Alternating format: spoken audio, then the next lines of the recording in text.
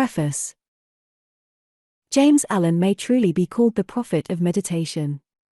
In an age of strife, hurry, religious controversy, heated arguments, ritual and ceremony, he came with his message of meditation, calling men away from the din and strife of tongues into the peaceful paths of stillness within their own souls, where the light that lighteth every man that cometh into the world ever burns steadily and surely for all who will turn their weary eyes from the strife without to the quiet within. Many of the meditations were written as he came down from the cairn in the early morning, where he spent those precious hours alone with God while the world slept. Others are gleaned from his many writings, published and unpublished, and are arranged for daily readings at his request, and, we believe, under his spiritual guidance. The book must ever be a stronghold of spiritual truth and blessing to all who read it, and especially to those who use it for daily meditation. Its great power lies in that it is the very heart of a good man, who lived every word he wrote. The beautiful half-tone portrait is a speaking likeness of the author. It was taken only 6 weeks before his translation, and has not been published before. We are indebted to Messrs. Putnam Sons, London and New York, and to Messrs. W. M. Ryder and Son, Limited, London, for their cordial expressions of pleasure that some of the meditations should be culled from the books published by them, viz., The Mastery of Destiny, and Above Life's Turmoil, Putnam, and From Passion to Peace, and Man, King of Mind, Body, and Circumstance, Ryder. Lily L. Allen. Bringaloo, Ilfracombe, England. The way front passion to peace is by overcoming oneself. January 1st. Frequently the man of passion is most eager to put others right, but the man of wisdom puts himself right. If one is anxious to reform the world, let him begin by reforming himself. The reformation of self does not end with the elimination of the sensual elements only, that is its beginning. It ends only when every vain thought and selfish aim is overcome. Short of perfect purity and wisdom, there is still some form of self-slavery or folly which needs to be conquered. On the wings of aspiration man rises from earth to heaven, from ignorance to knowledge, from the under darkness to the upper light. Without it he remains a groveling animal, earthly, sensual, unenlightened, and uninspired. Aspiration is the longing for heavenly things. Where is peace to be found? Where is the hiding place of truth? January 2nd. Let first things be put first, work before play, duty before enjoyment, and others before self. This is an excellent rule which cannot lead astray. To make a right beginning is halfway to victory. The athlete who makes a bad start may lose his prize. The merchant who makes a false start may lose his reputation, and the truth seeker who makes a wrong start may forego the crown of righteousness. To begin with pure thoughts, sterling rectitude, unselfish purpose, noble aims, and an incorruptible conscience, this is to start right, this it is to put first things first, so that all other things will follow in harmonious order, making life simple, beautiful, successful, and peaceful. The soul will cry out for its lost heritage. If one would find peace, he must come out of passion. January 3rd. So long as animal conditions taste sweet to a man, he cannot aspire, he is so far satisfied, but when their sweetness turns to bitterness, then in his sorrow he thinks of nobler things. When he is deprived of earthly joy, he aspires to the joy which is heavenly. It is when impurity turns to suffering that purity is sought. Truly aspiration rises, phoenix-like, from the dead ashes of repentance, but on its powerful pinions man can reach the heaven of heavens. The man of aspiration has entered the way which leads to peace, and surely he will reach that end if he stays not nor turns back. If he constantly renews his mind with glimpses of the heavenly vision, he will reach the heavenly state. That which can be conceived can be achieved. Our life is what we make it by our own thoughts and deeds. January 4th. Man attains in the measure that he aspires. His longing to be is the gauge of what he can be. To fix the mind is to foreordain the achievement. As man can experience and know all low things, so he can experience and know all high things.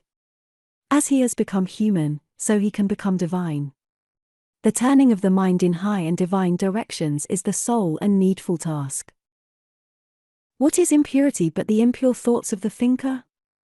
What is purity but the pure thoughts of the thinker? One man does not do the thinking of another. Each man is pure or impure of himself alone. The man of aspiration sees before him the pathway up the heavenly heights, and his heart already experiences a foretaste of the final peace. There is a life of victory over sin, and triumph over evil. When a man wishes and wills, he can find the good and the true. January 5th. The gates of heaven are forever open, and no one is prevented from entering by any will or power but his own. But no one can enter the kingdom of heaven so long as he is enamored of, and chooses, the seductions of hell, so long as he resigns himself to sin and sorrow. There is a larger, higher, nobler, diviner life than that of sinning and suffering, which is so common, in which, indeed, nearly all are immersed, a life of victory over sin, and triumph over evil, a life wise and happy, benign and tranquil, virtuous and peaceful. This life can be found and lived now, and he who lives it is steadfast in the midst of change, restful among the restless, peaceful, though surrounded by strife. Every moment is the time of choice, every hour is destiny. The lover of the pure life renews his mind daily. January 6th. As the energetic man of business is not daunted by difficulties, but studies how to overcome them, so the man of ceaseless aspiration is not crushed into submission by temptations, but meditates how he may fortify his mind, for the tempter is like a coward, he only creeps in at weak and unguarded points. The tempted one should study thoughtfully the nature and meaning of temptation, for until it is known it cannot be overcome. He who is to overcome temptation must understand how it arises in his own darkness and error, and must study, by introspection and meditation, how to disperse the darkness and supplant error by truth. A man must know himself if he is to know truth. Self-knowledge is the handmaid of self-conquest. Engage daily in holy meditation on truth and its attainment. As errors and impunities are revealed, purge them away. January 7th. Every step upward means the leaving of something behind and below. The high is reached only at the sacrifice of the low. The good is secured only by abandoning the evil. Knowledge is acquired only by the destruction of ignorance. Livery acquisition has its price, which must be paid to the uttermost farthing. Every animal, every creeping thing, possesses some gift, so power, which man, in his upward march, has laid down, which he has exchanged for some higher gift, or power. What great good men forfeit by clinging to old selfish habits! Behind every humble sacrifice a winged angel waits to bear us up the heights of knowledge and wisdom. Let him who has attained guard against falling back. Let him be careful in little things, and be well fortified against the entrance of sin. Aim, with ardor, for the attainment of a perfect life. The strife of the world in all its forms has its origin in one common cause, namely, individual selfishness. January 8th. All the varied activities of human life are rooted in, and draw their vitality from, one common source, the human heart. The cause of all suffering and all happiness resides, not in the outer activities of human life, but in the inner activities of the heart and mind, and every external agency is sustained by the life which it derives from human conduct. The man who cannot endure to have his errors and shortcomings brought to the surface and made known, but tries to hide them, is unfit to walk the highway of truth. He is not properly equipped to battle with and overcome temptation. He who cannot fearlessly face his lower nature cannot climb the rugged heights of renunciation. Each man comes under the laws of his own being, never under the laws of another. When the soul is most tried, its need is greatest. January 9th. Do not despair because of failure. From your particular failure there is a special greatness, a peculiar wisdom, to be gained, and no teacher can lead you to that greatness, that wisdom, more surely and swiftly than your experience of failure. In every mistake you make, in every fall you encounter, there is a lesson of vital import if you will but search it out, and he who will stoop to discover the good in that which appears to be disastrous will rise superior to every event, and will utilize his failures as winged steeds to bear him to a final and supreme success. Foolish men blame others for their lapses and sins, but let the truth-lover blame only himself. Let him acknowledge his complete responsibility for his own conduct. Where temptation is powerful, the greater and more enduring will be the victory. The great need of the soul is the need of that permanent. January 10th. The old must pass away before the new can appear. The old cottage must be demolished before the new mansion can appear upon its site. The old error must be destroyed before the new truth can come, the old self must be renounced before the new man can be born. When the old self of temper, impatience, envy, pride, and impurity has perished, then in its place will appear the new man of gentleness, patience, goodwill, humility, and purity. Let the old life of sin and sorrow pass, let the new life of righteousness and joy come in, then all that was old and ugly will be made new and beautiful. It is in the realization of this principle where the kingdom of heaven, the abiding home of the soul, resides, and which is the source and storehouse of every permanent blessing. A life of virtue is noble and excellent. It matters little what is without, for it is all a reflection of your own consciousness. January 11th.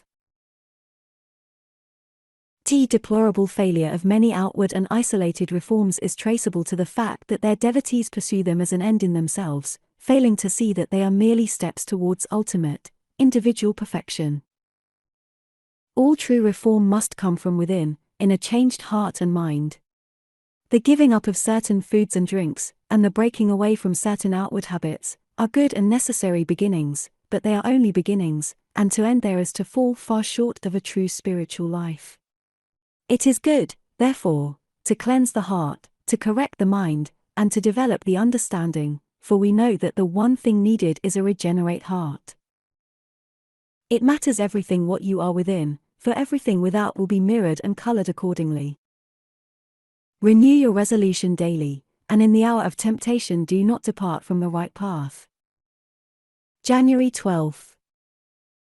Tiki days are lengthening. Each day now the sun rises a little higher, and the light lingers a little longer. So each day we can strengthen our character, each day we can open our heart a little more to the light of truth, and allow the sun of righteousness to shine more highly in our mind. The sun does not increase in volume or intensity, but the earth turns towards it, and receives more as it turns. All that there is of truth and good is now. It does not increase or diminish, but as we turn towards it we receive of its radiance and beneficence in ever-increasing abundance and power. As the artisan acquires skill in fashioning the articles of his craft by daily and diligent practice with his tools, so do you acquire skill in fashioning good deeds by daily and diligent practice of the truth. You can acquire truth only by practice. The wise purify their thoughts. January 13th. Every day is a new birth in time, holding out new beginnings, new possibilities, new achievements. The ages have witnessed the stars in their orbits, but this day hath no age witnessed. It is a new appearance, a new reality. It heralds a new life, a new order, a new society, a new age. It holds out new hopes, new opportunities, to all men. In it you can become a new man, a new woman. For you it can be the day of regeneration, renewal, rebirth. From the old past with its mistakes, failures, and sorrows, you can rise a new being, endued with power and purpose, and radiant with the inspiration of a new ideal. Be chaste in mind and body. Abandon sensual pleasures. Purge the mind of selfishness, and live a life of exalted purity. Be upright, gentle, and pure-hearted. Exert yourself ceaselessly in decreasing evil and accumulating good. January 14th. Victory of all kinds is preceded by a season of preparation. It can no more appear spontaneously and erratically than can a flower or a mountain. Like them, it is the culminating point in a process of growth, in a series of causes and effects. No mere wishing, no magic word, will produce worldly success. It must be achieved by an orderly succession of well-directed efforts. No spiritual victory will be achieved by him who imagines that it does not begin until the hour of temptation arrives. All spiritual triumphs are gained in the silent hour of meditation, and through a series of successes in lesser trials. The time of great temptation is the climax of a conquest that long preparation has made certain and complete. Fix your minds on the practice of virtue, and the comprehension and application of fixed and noble principles. The never-ending gladness awaits your homecoming. January 15th. As the falling rain prepares the earth for the future crops of grain and fruit, so the rains of many sorrows showering upon the heart prepare and mellow it for the coming of that wisdom that perfects the mind and gladdens the heart. As the clouds darken the earth but to cool and fructify it, so the clouds of grief cast a shadow over the heart to prepare it for nobler things. The hour of sorrow is the hour of reverence. It puts an end to the shallow sneer, the ribald jest, the cruel calumny. It softens the heart with sympathy, and enriches the mind with thoughtfulness. Wisdom is mainly recollection of all that was learned by sorrow. Do not think that your sorrow will remain, it will pass away like a cloud. Where self ends, grief passes away. Live sweetly and happily, as becomes the dignity of a true manhood and womanhood. January 16th. There is no greater happiness than to be occupied with good, whether it be good thoughts, good actions, or good employment, for every good thing is fraught with bliss, and evil cannot enter the heart or house that is tenanted by all that is good. The mind whose doors are guarded by good shuts out unhappiness as the well-sentried garrison shuts out the foe. Unhappiness can only enter through unguarded doors, and even then its power over the tenant is not complete unless it find him occupied with evil. Not to entertain evil thoughts, not to do bad actions, not to engage in worthless or questionable employment, but to resort to good in all things, this is the source of supreme happiness. Pure happiness is the rightful and happy condition of the soul. All things are orderly and sequential, being governed by the law of causation. January 17th. Do not trouble about results, or be anxious as to the future, but be troubled about personal shortcomings, and be anxious to remove them, for know this simple truth: wrong does not result from right, and a good present cannot give birth to a bad future. You are the custodian of your deeds, but not of the results which flow from them. The deeds of today bring the happiness or sorrow of tomorrow. Be therefore concerned about what you think and do, rather than about what may or may not come to you, for he whose deeds are good does not concern himself about results, and is freed from fear of future ill. Verily the law reigneth, and reigneth forever, and justice and love are its eternal ministers. Speak only words which are truthful and sincere. January 18th. The storm may rage without, but it cannot affect us if there is peace within. As by the fireside there is security from the fiercest storm, so the heart that is steadfast in the knowledge of truth abides in peace, though all around be strife and perturbation. The bitter opposition of men and the unrest of the world cannot make us bitter and restless unless we enter into and cooperate with it. Rather, if we have peace in our heart, will the outer turmoil cause our peace to deepen, to take firmer root, and to show forth more abundantly in works of peace for the softening of human hearts and the enlightening of human minds. Blessed is he who has no wrongs to remember, no injuries to forget, in whose pure heart no hateful thought about another can take root and flourish. He who speaks evil of another cannot find the way of peace. Purification is necessarily severe. All becoming is painful. January 19th. When a storm has subsided, and all is calm again, observe how all nature seems to pause in a restorative silence. A restful quiet pervades all things, so that even inanimate objects seem to participate in the recuperative repose. So when a too violent eagerness or a sudden burst of passion has spent itself, there comes a period of reflective thought, a time of calm, in which the mind is restored, and things are seen in their true outlines and right proportions. It is wise to take advantage of this quiet time by gaining a true knowledge of oneself, and forming a more kindly judgment of others. The hour of calm is the hour of restoration. Joy comes and fills the self-emptied heart, it abides with the peaceful, its reign is with the pure. Make your every thought, word, and deed sweet and pure. In the dark times of sorrow, men approach very near to truth. January 20th. When the tears flow, and the heart aches, remember then the sorrow of the world. When sorrow has overtaken you, remember then that it overtakes all, that none escape it, that it is the great fact in human life that makes religion a necessity. Think not that your pain is isolated and unjustly inflicted. It is but a fragment of the great pain of the world. It is the common experience of all. Perceiving this, let sorrow gently lead you into a deeper religion, a wider compassion, a tenderer regard for all men and all creatures. Let it bring you into greater love and deeper peace. Bear well in mind that nothing can overtake you that does not belong to you, and that is not for your eternal good. The end of sorrow is joy and peace. The sorrowless state is reached through sorrow. January 21st. As light displaces darkness, and quiet follows storm, so gladness displaces sorrow, and peace comes after pain. The deeper wisdom which flows from acquaintance with sorrow brings with it a holier and more abiding joy than that shallow excitement that preceded sorrow. Between the lesser joys of the senses and the greater joy of the spirit lies the dark veil of sorrow through which all earthly pilgrims pass, and having passed through it, the heavenly joy, the abiding gladness, is henceforth our companion. They who have passed from the earthly to the heavenly pilgrimage have lifted the dark veil of sorrow from the radiant face of truth.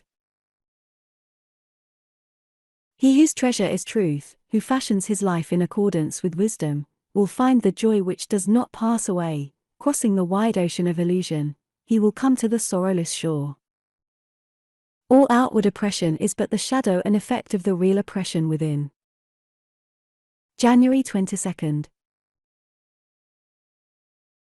In happiness and unhappiness, in joy and sorrow, in success and failure, in victory and defeat, in religion, business, circumstances, in all the issues of life, the determining factor is character.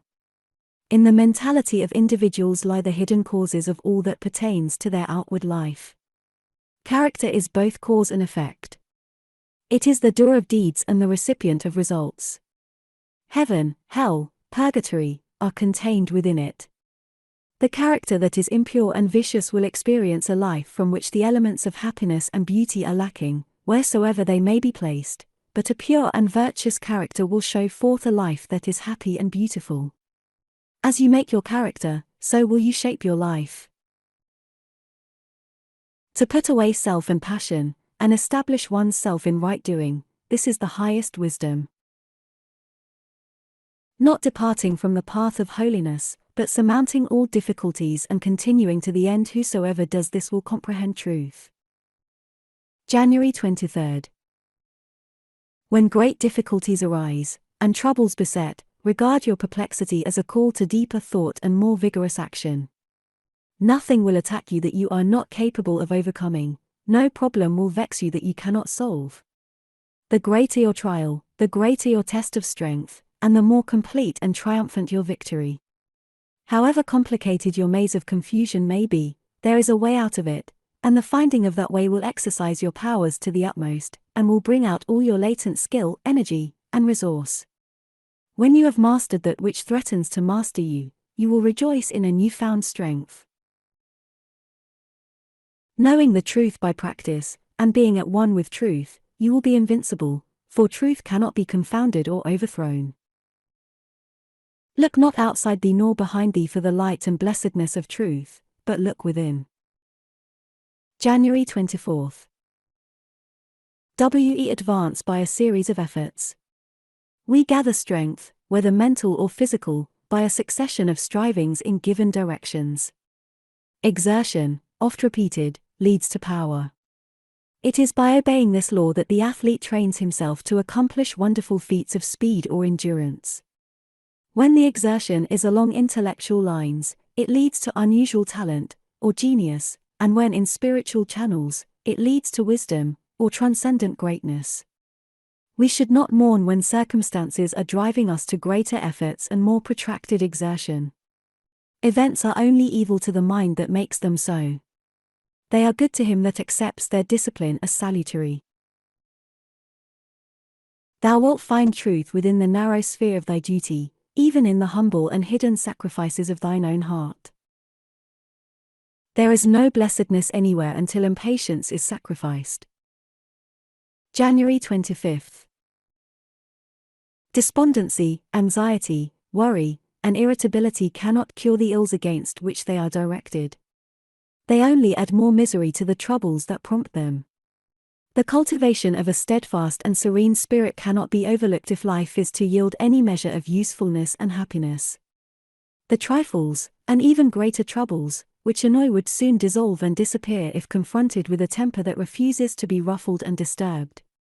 Personal aims, wishes, schemes, and pleasures will meet with checks, rebuffs, and obstacles, and it is in learning to meet these reverses in a wise and calm spirit that we discover the true and abiding happiness within our heart.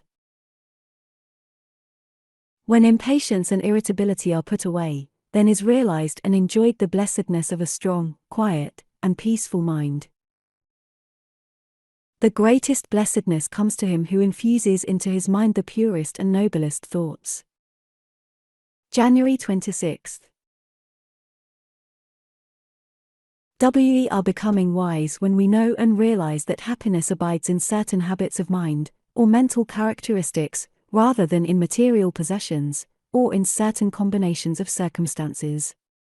It is a common delusion to imagine that if one only possessed this or that, a little more money, a little more leisure, this man's talent, or that man's opportunities, or if one had better friends, or more favorable surroundings, one would be happy with a perfect felicity. Alas!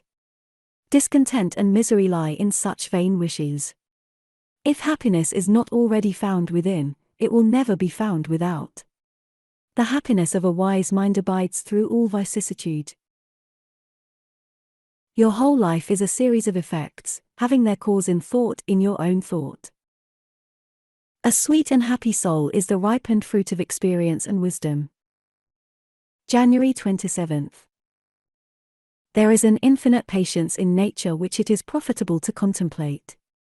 A comet may take 1,000 years to complete its orbit, the sea may occupy 10,000 years in wearing away the land, the complete evolution of the human race may occupy millions of years.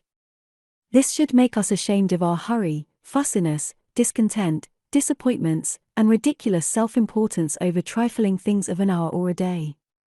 Patience is conducive to the highest greatness, the most far-reaching usefulness, and the profoundest peace.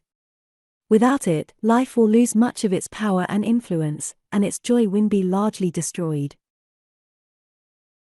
So with well-ordered strenuousness raise thou thy structure of success.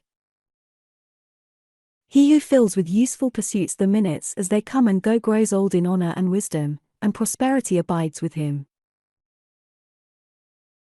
No pure thought, no unselfish deed, can fall short of its felicitous results, and every such result is a happy consummation. January 28th. If today is cold and gloomy, is that a cause for despair? Do we not know that there are warm, bright days ahead? Already the birds are beginning to sing, and the tremulous trill in their little throats is prophetic of the approaching love of a new spring, and of the bounty of a summer that as yet is but a sleeping germ in the womb of this gloomy day, but whose birth is sure, and its full growth certain. No effort is vain. The spring of all your aspirations is near, very near, and the summer of your unselfish deeds will surely come to pass. Self shall depart, and truth shall take its place. The changeless one, the indivisible, shall take up his abode in me, and cleanse the white robe of the heart invisible. Go to your task with love in your heart, and you will go to it light-hearted and cheerful. All evil is corrective and remedial, and is therefore not permanent. January 29th. By earnest self-examination strive to realize, and not merely hold as a theory, that evil is a passing phase, a self-created shadow, that all your pains, sorrows, and misfortunes have come to you by a process of undeviating and absolutely perfect law, have come to you because you deserve and require them, and that by first enduring, and then understanding them, you may be made stronger, wiser, nobler. When you have fully entered into this realization, you will be in a position to mold your own circumstances, to transmute all evil into good, and to weave, with a master hand, the fabric of your destiny. Cease to be a disobedient child in the school of experience, and begin to learn, with humility and patience, the lessons that are set for your ultimate perfection. Mediation centered upon divine realities is the very essence and soul of prayer. January 30th. Tell me what that is upon which you most frequently and intensely think, that to which, in your silent hours, your soul most naturally turns, and I will tell you to what place of pain or peace you are traveling, and whether you are growing into the likeness of the divine or the bestial. There is an unavoidable tendency to become literally the embodiment of that quality upon which one most constantly thinks. Let, therefore, the object of your meditation be above and not below, so that every time that you revert to it in thought you will be lifted up. Let it be pure and unmixed with any selfish element, so shall your heart become purified and drawn nearer to truth, and not defiled and dragged more hopelessly into error. Meditation is the secret of all growth in spiritual life and knowledge. If you ceaselessly think upon that which is pure and unselfish, you will surely become pure and unselfish. January 31st. If you are daily praying for wisdom, for peace, for loftier purity, and a fuller realization of truth, and that for which you pray is still far from you, it means that you are praying for one thing, whilst living out in thought and act another. If you will cease from such waywardness, taking your mind off those things, the selfish clinging to which debars you from the possession of the stainless realities for which you pray, if you will no longer ask God to grant you that which you do not deserve, or to bestow upon you that love and compassion which you refuse to bestow upon others, but will commence to think and act in the spirit of truth, you will day by day be growing into those realities, so that ultimately you will become one with them. Enter the path of meditation, and let the supreme object of your meditation be truth. Unrest and pain and sorrow are the shadows of life. February 1st. Is there no way of escape from pain and sorrow? Are there no means by which the bonds of evil may be broken? Is permanent happiness and abiding peace a foolish dream? No, there is a way, and I speak it with gladness, by which evil may be slain forever. There is a process by which every adverse condition or circumstance can be put on one side forever, never to return, and there is a practice by which unbroken and unending peace and bliss can be partaken of and realized. And the beginning of the way which leads to this glorious realization is the acquirement of a right understanding of the nature of evil. It is not sufficient to deny or ignore evil, it must be understood. Men remain in evil because they are not willing or prepared to learn the lesson which it came to teach them. You must get outside yourself, and must begin to examine and understand yourself. February 2nd. Evil, when rightly understood, is found to be, not an unlimited power or principle in the universe, but a passing phase of human experience, and it therefore becomes a teacher to those who are willing to learn.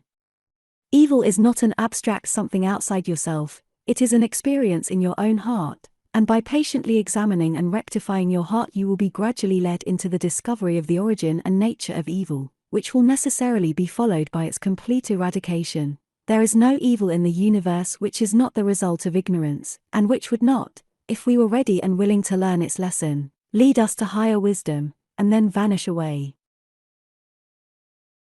Every soul attracts its own, and nothing can possibly come to it that does not belong to it. What you are, so is your world. February 3rd. All that you positively know is contained in your own experience. All that you ever will know must pass through the gateway of experience, and so become part of yourself. Your own thoughts, desires, and aspirations comprise your world, and, to you, all that there is in the universe of beauty, and joy, and bliss, or of ugliness, and sorrow, and pain, is contained within yourself. By your own thoughts you make or mar your life, your world, your universe. As you build within by the power of thought, so will your outward life and circumstances shape themselves accordingly. Whatsoever you harbor in the inmost chambers of your heart will, sooner or later, by the inevitable law of reaction, shape itself in your outward life. Every soul is a complex combination of gathered experiences and thoughts, and the body is but an improvised vehicle for its manifestation. To them that seek the highest good all things subserve the wisest ends.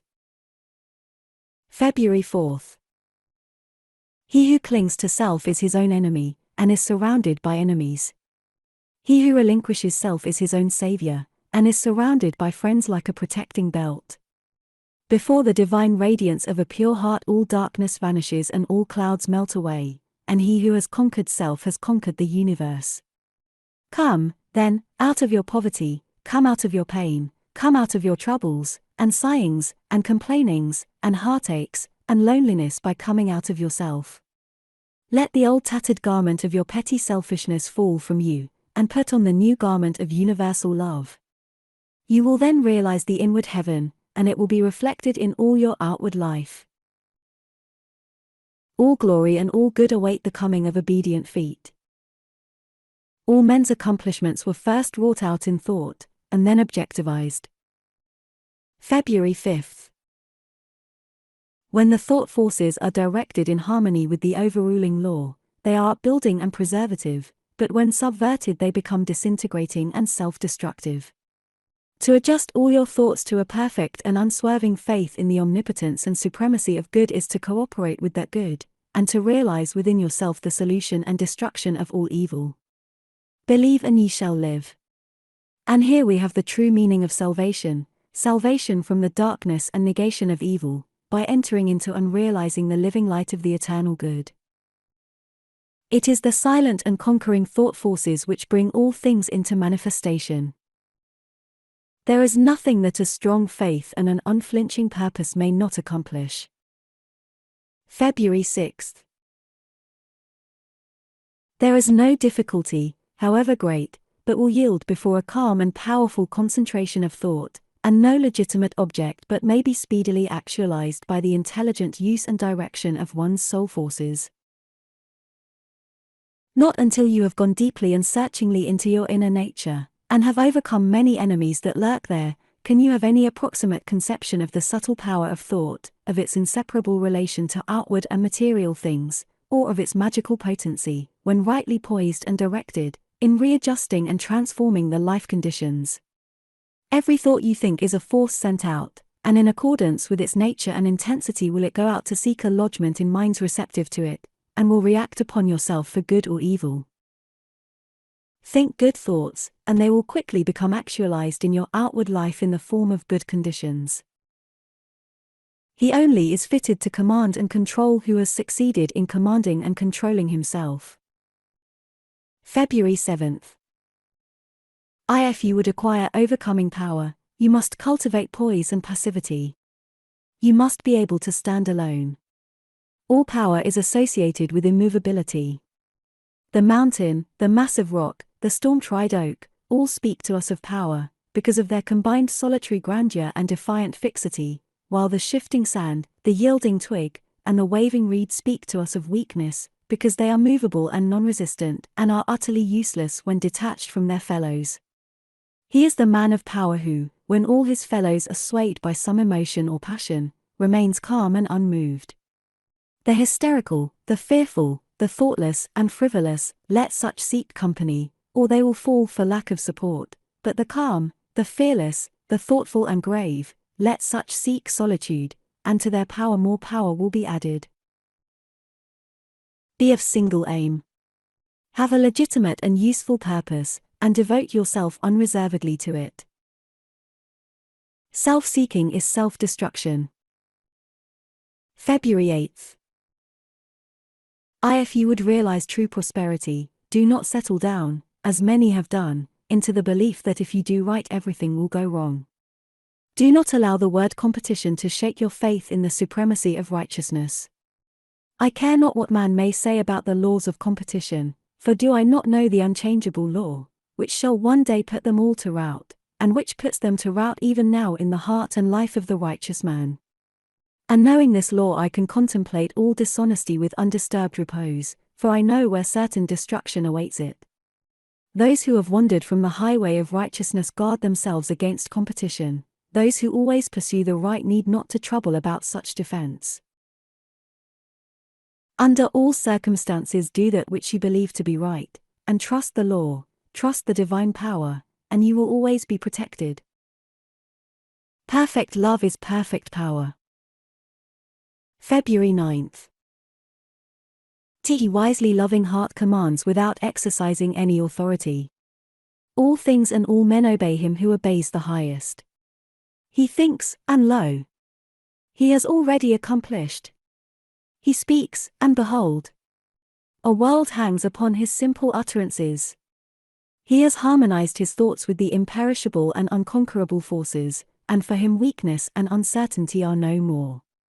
His every thought is a purpose, his every act an accomplishment. He moves with the great law, not setting his puny personal will against it, and he thus becomes a channel through which the divine power can flow in unimpeded and beneficent expression. He has thus become power itself. Perfect love is perfect wisdom. If you really seek truth, you will be willing to make the effort necessary for its achievement. February 10th. At the outset, meditation must be distinguished from idle reverie. There is nothing dreamy and unpractical about it. It is a process of searching and uncompromising thought which allows nothing to remain but the simple and naked truth. Thus meditating you will no longer strive to build yourself up in your prejudices, but, forgetting self, you will remember only that you are seeking the truth. And so you will remove, one by one, the errors which you have built around yourself in the past, and will patiently wait for the revelation of truth which will come when your errors have been sufficiently removed. Let the supreme object of your meditation be truth. As the flower opens its petals to receive the morning light, so open your soul more and more to the glorious light of truth. February 11th. Spiritual meditation and self-discipline are inseparable. You will, therefore, commence to meditate upon yourself so as to try and understand yourself, for, remember, the great object you will have in view will be the complete removal of all your errors in order that you may realize truth. You will begin to question your motives, thoughts, and acts, comparing them with your ideal, and endeavoring to look upon them with a calm and impartial eye. In this manner you will be continually gaining more of that mental and spiritual equilibrium without which men are but helpless straws upon the ocean of life. Soar upward on the wings of aspiration, be fearless, and believe in the loftiest possibilities. A beginning is a cause, and, as such it must be followed by an effect. February 12th. The nature of an initial impulse will always determine the body of its results. A beginning also presupposes an ending, a consummation, achievement, or goal. A gate leads to a path, and the path leads to some particular destination, so a beginning leads to results, and results lead to a completion. There are right beginnings and wrong beginnings, which are followed by effects of a like nature. You can, by careful thought, avoid wrong beginnings and make right beginnings, and so escape evil results and enjoy good results. In aiming at the life of blessedness, one of the simplest beginnings to be considered and rightly made is that which we all make every day, namely, the beginning of each day's life. The effect will always be of the same nature as the cause. Wisdom in the common details of everyday existence. February 13th. Everything in the universe is made of little things, and the perfection of the great is based upon the perfection up of the small. If any detail of the universe were imperfect, the whole would be imperfect. If any particle were omitted, the aggregate would cease to be. Without a grain of dust there would be no world, and the whole is perfect because the grain of dust is perfect. Neglect of the small is confusion of the great. The snowdrop is as perfect as the star, the dewdrop is as symmetrical as the planet, the microbe is not less mathematically proportioned than the man. By laying stone upon stone, plumbing and fitting each with perfect adjustment, the temple at last stands forth in all its architectural beauty. When the parts are made perfect, the whole will be without blemish. To neglect small tasks, or to execute them in a perfunctory manner, is a mark of weakness and folly. February 14th.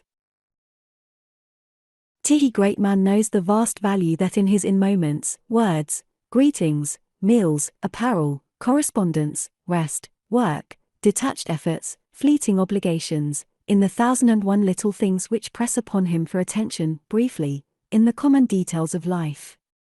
He sees everything as divinely apportioned, needing only the application of dispassionate thought and action on his part to render life blessed and perfect. He neglects nothing, does not hurry, seeks to escape nothing but error and folly, attends to every duty as it is presented to him, and does not postpone and regret. By giving himself unreservedly to his nearest duty, he attains to that combined childlike simplicity and unconscious power which is greatness. There is no way to strength and wisdom but by acting strongly and wisely in the present moment. He who masters the small becomes the rightful possessor of the great. February 15th.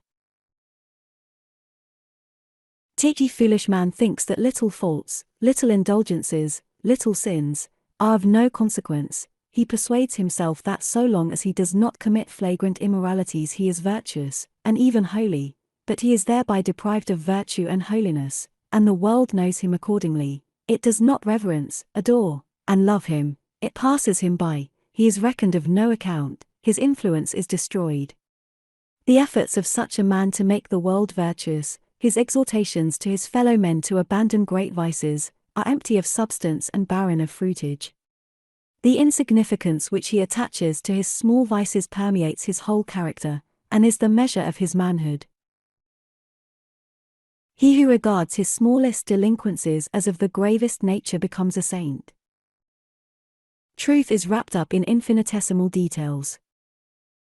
February 16th.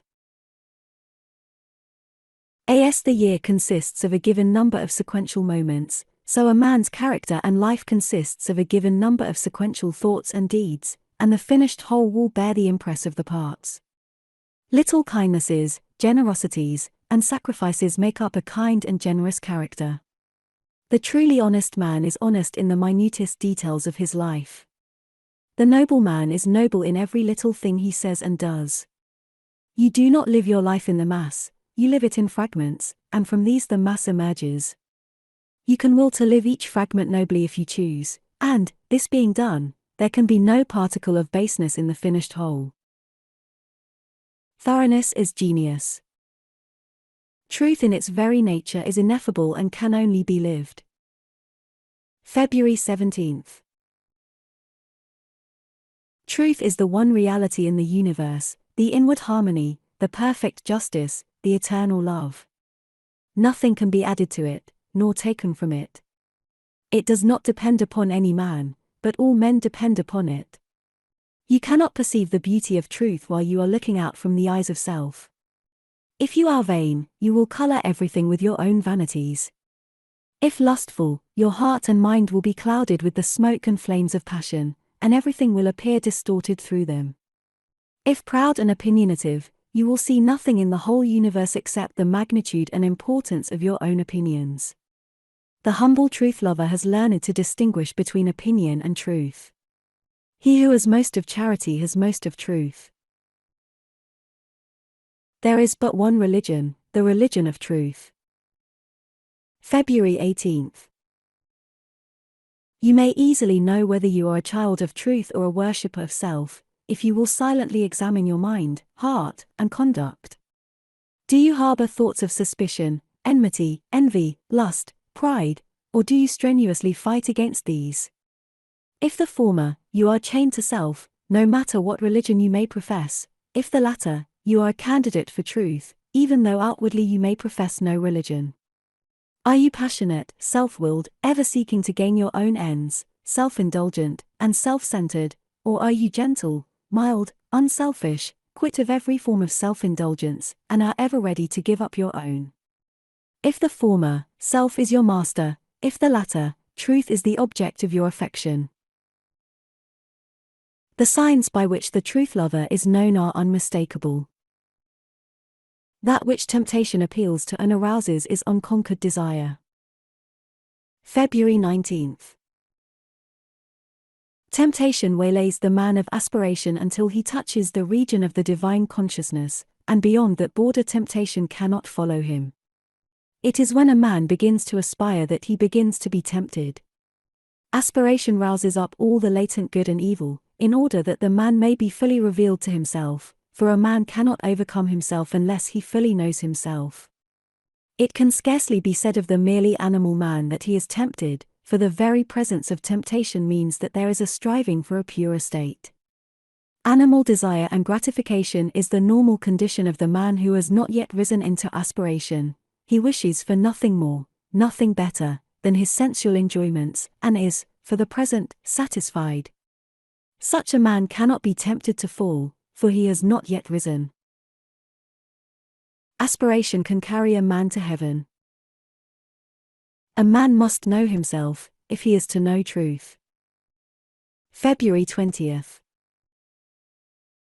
Let the tempted one know this, that he himself is both tempter and tempted, that all his enemies are within, that the flatterers which seduce, the taunts which stab, and the flames which burn, all spring from that inner region of ignorance and error in which he has hitherto lived, and knowing this, let him be assured of complete victory over evil.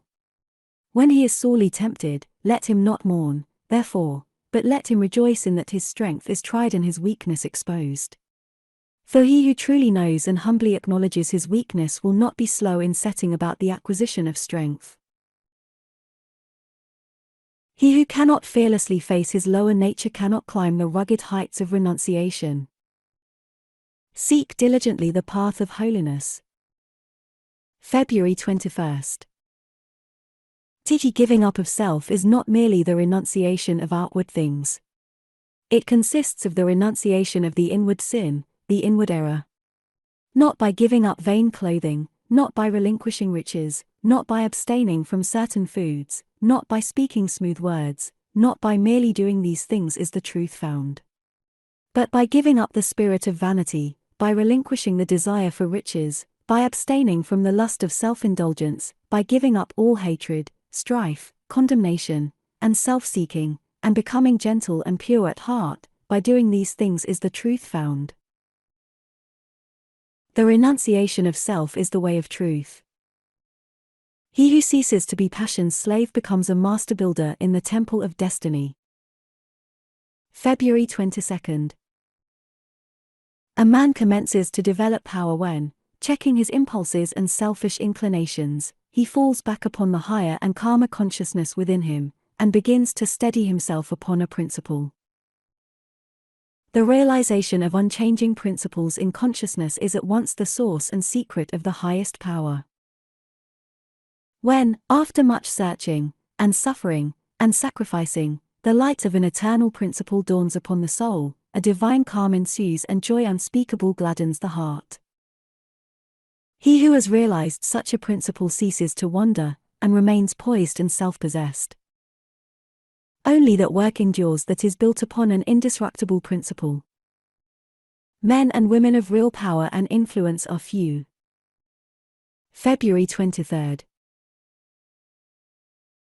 It is easy for a man, so long as he is left in the enjoyments of his possessions, to persuade himself that he believes in and adheres to the principles of peace, brotherhood, and universal love, But if, when his enjoyments are threatened, or he imagines they are threatened, he begins to clamor loudly for war, he shows that he believes in and stands upon, not peace, brotherhood, and love, but strife, selfishness, and hatred. He who does not desert his principles when threatened with the loss of every earthly thing, even to the loss of reputation and life, is the man of power, is the man whose every word endures, is the man whom the afterworld honors, reveres, and worships.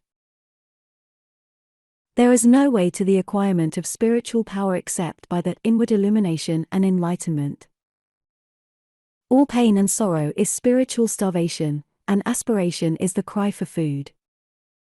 February 24th. Man's essential being is inward, invisible, spiritual, and as such it derives its life, its strength, from within, not from without. Outward things are channels through which its energies are expended, but for renewal it must fall back on the inward silence. In so far as man seeks to drown this silence in the noisy pleasures of the senses, and endeavors to live in the conflicts of outward things, just so much does he reap the experiences of pain and sorrow, which, becoming at last intolerable, drive him back to the feet of the inward Comforter, to the shrine of the peaceful solitude within. It is in solitude only that a man can be truly revealed to himself. Inward harmony is spiritual power. February 25th. Take the principle of divine love, and quietly and diligently meditate upon it with the object of arriving at a thorough understanding of it. Bring its searching light to bear upon all your habits, your actions, your speech and intercourse with others, your every secret thought and desire. As you persevere in this course, the divine love will become more and more perfectly revealed to you, and your own shortcomings will stand out in more and more vivid contrast, spurring you on to renewed endeavor, and having once caught a glimpse of the incomparable majesty of that imperishable principle, you will never again rest in your weakness, your selfishness, your imperfection, but will pursue that love until you have relinquished every discordant element, and have brought yourself into perfect harmony with it. Make no stay, no resting place, until the inmost garment of your soul is bereft of every stain. In solitude a man gathers strength to meet the difficulties and temptations of life. February 26th. Just as the body requires rest for the recuperation of its forces, so the spirit requires solitude for the renewal of its energies.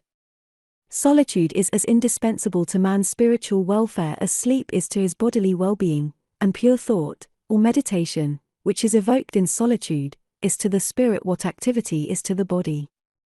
As the body breaks down when deprived of the needful rest and sleep, so do the spirits of men break down when deprived of the necessary silence and solitude.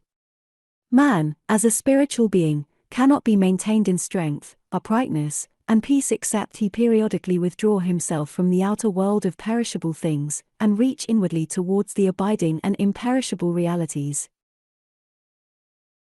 He who loves truth, who desires and seeks wisdom, will be much alone. Human loves are reflections of the divine love. February 27th. Men, clinging to self, and to the comfortless shadows of evil, are in the habit of thinking of divine love as something belonging to a God who is out of reach, as something outside themselves, and that must forever remain outside. Truly, the love of God is ever beyond the reach of self, but when the heart and mind are emptied of self, then the selfless love, the supreme love, the love that is of God, or good, becomes an inward and abiding reality.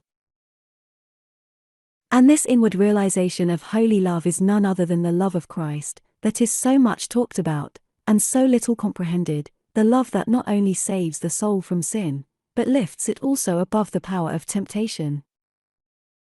Divine love knows neither sorrow nor change. Let a man learn to stand alone. February 28th. If a man can find no peace within himself, where shall he find it? If he dreads to be alone with himself, what steadfastness shall he find in company? If he can find no joy in communion with his own thoughts, how shall he escape misery in his contact with others? The man who has yet found nothing within himself upon which to stand will nowhere find a place of constant rest. Without is change, and decay, and insecurity, within is all surety and blessedness. The soul is sufficient of itself. Where the need is, there is the abundant supply. Your eternal dwelling place is within. Be rich in yourself, be complete in yourself. Find your center of balance and succeed in standing alone. February 29th. Until you can stand alone, looking for guidance neither to spirits nor mortals, gods nor men, but guiding yourself by the light of the truth within you, you are not unfettered and free, not altogether blessed. But do not mistake pride for self-reliance. To attempt to stand upon the crumbling foundation of pride is to be already fallen. No man depends upon others more than the proud man. His happiness is entirely in the hands of others. But the self-reliant man stands, not upon personal pride, but on an abiding law, principle, ideal, reality, within himself. Upon this he poises himself, refusing to be swept from his strong foothold either by the waves of passion within or the storms of opinion without.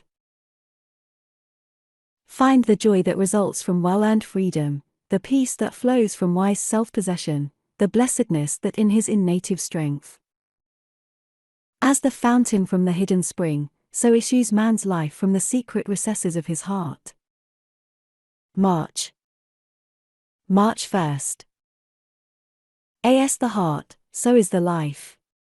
The within is ceaselessly becoming the without. Nothing remains unrevealed. That which is hidden is but for a time, it ripens and comes forth at last. Seed, tree, blossom, and fruit is the fourfold order of the universe. From the state of a man's heart proceed the conditions of his life, his thoughts blossom into deeds, and his deeds bear the fruitage of character and destiny. Life is ever unfolding from within, and revealing itself to the light, and thoughts engendered in the heart at last reveal themselves in words, actions, and things accomplished. Mind clothes itself in garments of its own making. There is no nobler work or higher science than that of self-perfection. March 2nd. Let man realize that life in its totality proceeds from the mind, and lo, the way of blessedness is open to him. For he will then discover that he possesses the power to rule his mind, and to fashion it in accordance with his ideal. So will he elect to strongly and steadfastly walk those pathways of thought and action which are altogether excellent. To him life will become beautiful and sacred, and, sooner or later, he will put to flight all evil, confusion, and suffering, for it is impossible for a man to fall short of liberation, enlightenment, and peace who guards with unwearying diligence the gateway of his heart. He who aims at the possession of a calm, wise, and seeing mind engages in the most sublime task that man can undertake. A thought constantly repeated at last becomes a fixed habit. March 3rd. It is in the nature of the mind to acquire knowledge by the repetition of its experiences. A thought which it is very difficult, at first, to hold and to dwell upon, at last becomes, by constantly being held in the mind, a natural and habitual condition. Just as a boy, when commencing to learn a trade, cannot even handle his tools aright, much less use them correctly, but after long repetition and practice plies them with perfect ease and consummate skill, so a state of mind at first apparently impossible of realization is, by perseverance and practice, at last acquired and built into the character as a natural and spontaneous condition. In this power of the mind to form and reform its habits, its conditions, is contained the basis of man's salvation, and the open door to perfect liberty by the mastery of sin. When the heart is pure, all outward things are pure. Every sin may be overcome. March 4th. A man's life, in its totality, proceeds from his mind, and his mind is a combination of habits, which he can, by patient effort, modify to any extent, and over which he can gain complete ascendancy and control. Let a man realize this, and he has at once obtained possession of the key which shall open the door to his complete emancipation. But emancipation from the ills of life, which are the ills of one's mind, is a matter of steady growth from within, and not a sudden acquisition from without. Hourly and daily must the mind be trained to think stainless thoughts, and to adopt right and dispassionate attitudes, until he has wrought out of it the ideal of his holiest dreams. The higher life is a higher living in thought, word, and deed. Without the right performance of duty, the higher virtues cannot be known. March 5th. All duty should be regarded as sacred, and its faithful and unselfish performance one of the leading rules of conduct. All personal and selfish considerations should be extracted and cast away from the doing of one's duty, and when this is done, duty ceases to be irksome, and becomes joyful. Duty is only irksome to him who craves some selfish enjoyment or benefit for himself. Let the man who is chafing under the irksomeness of his duty look to himself, and he will find that his wearisomeness proceeds, not from the duty itself, but from his selfish desire to escape it. He who neglects duty, be it great or small, or of a public or private nature, neglects virtue, and he who in his heart rebels against duty rebels against virtue. The virtuous man concentrates his mind on the perfect doing of his own duty. Man is the doer of his own deeds, as such he is the maker of his own character. March 6th.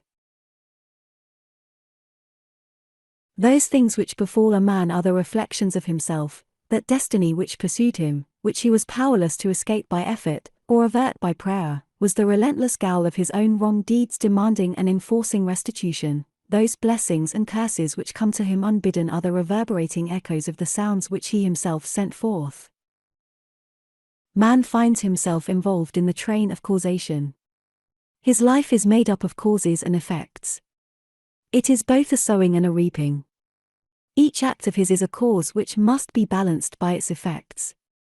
He chooses the cause, this is free will; he cannot choose, alter, or avert the effect, this is fate. Thus free will stands for the power to initiate causes, and destiny is involvement in effects. Character is destiny. Every form of unhappiness springs from a wrong condition of mind. March 7th. All sin is ignorance. It is a condition of darkness and undevelopment. The wrong thinker and the wrongdoer is in the same position in the school of life as is the ignorant pupil in the school of learning. He has yet to learn how to think and act correctly, that is, in accordance with law. The pupil in learning is not happy so long as he does his lessons wrongly, and unhappiness cannot be escaped while sin remains unconquered. Life is a series of lessons. Some are diligent in learning them, and they become pure, wise, and altogether happy. Others are negligent, and do not apply themselves, and they remain impure, foolish, and unhappy. Happiness is mental harmony. If one would find peace, he must come out of passion. March 8th. Selfishness, or passion, not only subsists in the gross forms of greed and glaringly ungoverned conditions of mind, it informs also every hidden thought which is subtly connected with the assumption and glorification of one as self, and it is most deceiving and subtle when it prompts one to dwell upon the selfishness of others, to accuse them of it and to talk about it. The man who continually dwells upon the selfishness in others will not thus overcome his own selfishness. Not by accusing others do we come out of selfishness, but by purifying ourselves. The way from passion to peace is not by hurling painful charges against others, but by overcoming one as self. By eagerly striving to subdue the selfishness of others, we remain passion-bound. By patiently overcoming our own selfishness we ascend into freedom. The ascending pathway is always at hand. It is the way of self-conquest. Aspiration, the rapture of the saints. March 9th. Oh, when the wings of aspiration man rises from earth to heaven, from ignorance to knowledge, from the under darkness to the upper light. Without it he remains a groveling animal, earthly, sensual, unenlightened, and uninspired. Aspiration is the longing for heavenly things, for righteousness, compassion, purity, love as distinguished from desire, which is the longing for earthly things, for selfish possessions, personal dominance, low pleasures, and sensual gratifications. For one to begin to aspire means that he is dissatisfied with his low estate, and is aiming at a higher condition. It is a sure sign that he is roused out of his lethargic sleep of animality, and has become conscious of nobler attainments and a fuller life. Aspiration makes all things possible. The man of aspiration sees before him the pathway up to the heavenly heights. March 10th. When the rapture of aspiration touches the mind, it at once refines it, and the dross of its impurities begins to fall away. While aspiration holds the mind, no impurities can enter it, for the impure and the pure cannot at the same moment occupy the thought. But the effort of aspiration is at first spasmodic and short-lived. The mind falls back into its habitual error and must be constantly renewed. To thirst for righteousness, to hunger for the pure life, to rise in holy rapture on the wings of angelic aspiration, this is the right road to wisdom, this is the right striving for peace, this is the right beginning of the way divine. The lover of the pure life renews his mind daily with the invigorating glow of aspiration. Error is sifted away. The gold of truth remains. March 11th. Spiritual transmutation consists in an entire reversal of the ordinary self-seeking attitude of mind towards men and things, and this reversal brings about an entirely new set of experiences. Thus the desire for a certain pleasure is abandoned, cut off at its source, and not allowed to have any place in the consciousness, but the mental force which that desire represented is not annihilated, it is transferred to a higher region of thought, transmuted into a purer form of energy. The law of conservation of energy obtains universally in mind as in matter, and the force shut off in lower directions is liberated in higher realms of spiritual activity. The clear and cloudless heights of spiritual enlightenment. The early stage of transmutation is painful but brief, for the pain is soon transformed into pure spiritual joy. March 12th. Along the saintly way towards the divine life, the midway region of transmutation is the country of sacrifice, it is the plain of renunciation. Old passions, old desires, old ambitions, and thoughts, are cast away and abandoned, but only to reappear in some more beautiful, more permanent, more eternally satisfying form. As valuable jewels, long guarded and cherished, are thrown tearfully into the melting pot, yet are remolded into new and perfect adornments, so the spiritual alchemist, at first loath to part company with long-cherished thoughts and habits, at last gives them up, to discover, a little later, to his joy, that they have come back to him in the form of new faculties, rarer powers, and purer joys, spiritual jewels newly burnished, beautiful, and resplendent. The wise man meets passion with peace, hatred with love, and returns good for evil. The present is the synthesis of the entire past, the net result of all that a man has ever thought and done is contained within him. March 13th. It is this knowledge of the perfect law working through and above all things, of the perfect justice operating in and adjusting all human affairs, that enables the good man to love his enemies, and to rise above all hatred, resentment, and complaining, for he knows that only his own can come to him, and that, though he be surrounded by persecutors, his enemies are but the blind instruments of a faultless retribution, and so he blames them not, but calmly receives his accounts, and patiently pays his moral debts. But this is not all, he does not merely pay his debts, he takes care not to contract any further debts. He watches himself and makes his deeds faultless. Characteristics of fixed habits of mind, the results of deeds. Heaven and hell are in this world. March 14th. Nothing comes unbidden, where the shadow is, there also is the substance. That which comes to the individual is the product of his own deeds. As cheerful industry leads to greater industry and increasing prosperity, and labor shirked or undertaken discontentedly leads to a lesser degree of labor and decreasing prosperity, so with all the varied conditions of life as we see them, they are the effects of deeds, destinies wrought by the thoughts and deeds of each particular individual. So also with the vast variety of characters, they are the ripening and ripened growth of the sowing of deeds, a sowing not confined solely to this visible life, but going backward through that infinite life which traverses the portals of innumerable births and deaths, and which also will extend into the illimitable future, reaping its own harvests, eating the sweet and bitter fruits of its own deeds. Life is a great school for the development of character. Purification of the heart by repetitive thought on pure things. March 15th. Man is a thought being, and his life and character are determined by the thoughts in which he habitually dwells. By practice, association, and habit, thoughts tend to repeat themselves with greater and greater ease and frequency, and so fix the character in a given direction by producing that automatic action which is called habit. By daily dwelling upon pure thoughts, the man of meditation forms the habit of pure and enlightened thinking which leads to pure and enlightened actions, and well-performed actions. By the ceaseless repetition of pure thoughts, he at last becomes one with those thoughts, and is a purified being, manifesting his attainment in pure actions. Attainment of divine knowledge by embodying such purity in practical life. He who will control himself will put an end to all his sufferings. March 16th.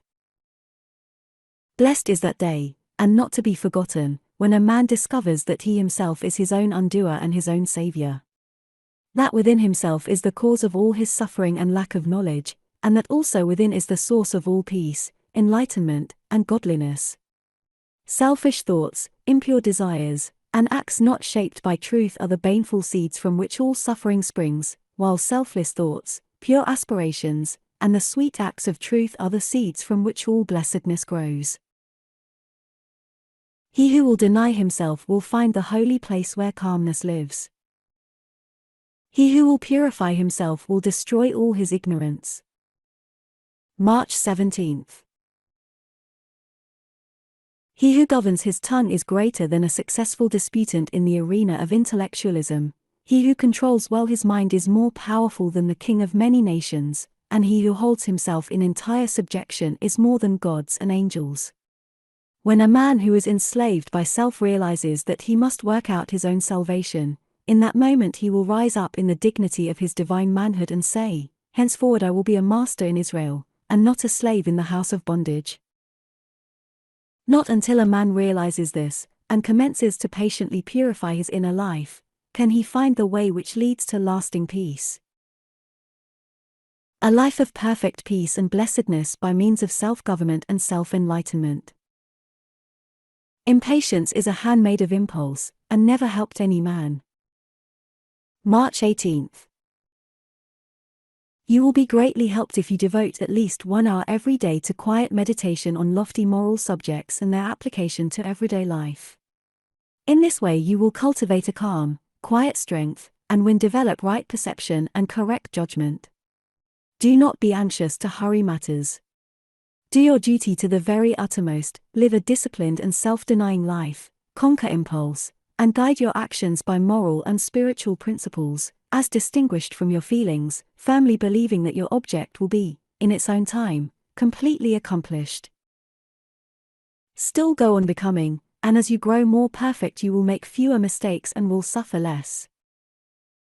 The diadem of the King of Truth is a righteous life, his scepter is the scepter of peace, and his throne is in the hearts of mankind. March 19th. In every heart there are 2 kings, but one is a usurper and tyrant, he is named Self, and his thoughts and deeds are those of lust, hatred, passion, and strife. The other, the rightful monarch, is named Truth, and his thoughts and deeds are those of purity and love, meekness and peace. Brother, sister, to what monarch dost thou bow? What king hast thou crowned in thy heart? Well is it with thy soul if thou canst say, I bow down to the monarch of truth, in my inmost heart I have crowned the King of Peace. Blessed indeed and immortal shall he be who shall find in the inward and heavenly places the King of righteousness, and shall bow his heart to him. Power resides in blamelessness of heart. All earthly things are symbols. It is by the eradication of the inward errors and impurities alone that a knowledge of truth can be gained. There is no other way to wisdom and peace. March 20th. Tihi peace which passeth understanding is a peace which no event or circumstance can shake or mar, because it is not merely a passing calm between two storms, but is an abiding peace that is born of knowledge. Men have not this peace, because they do not understand, because they do not know, and they do not understand and know because they are blinded and rendered ignorant by their own errors and impurities, and whilst they are unwilling to give these up, they cannot but remain entirely ignorant of impersonal principles. Whilst a man loves his lusts, he cannot love wisdom. If we could suffer, even partly, through others, our sufferings would be unjust. March 21st.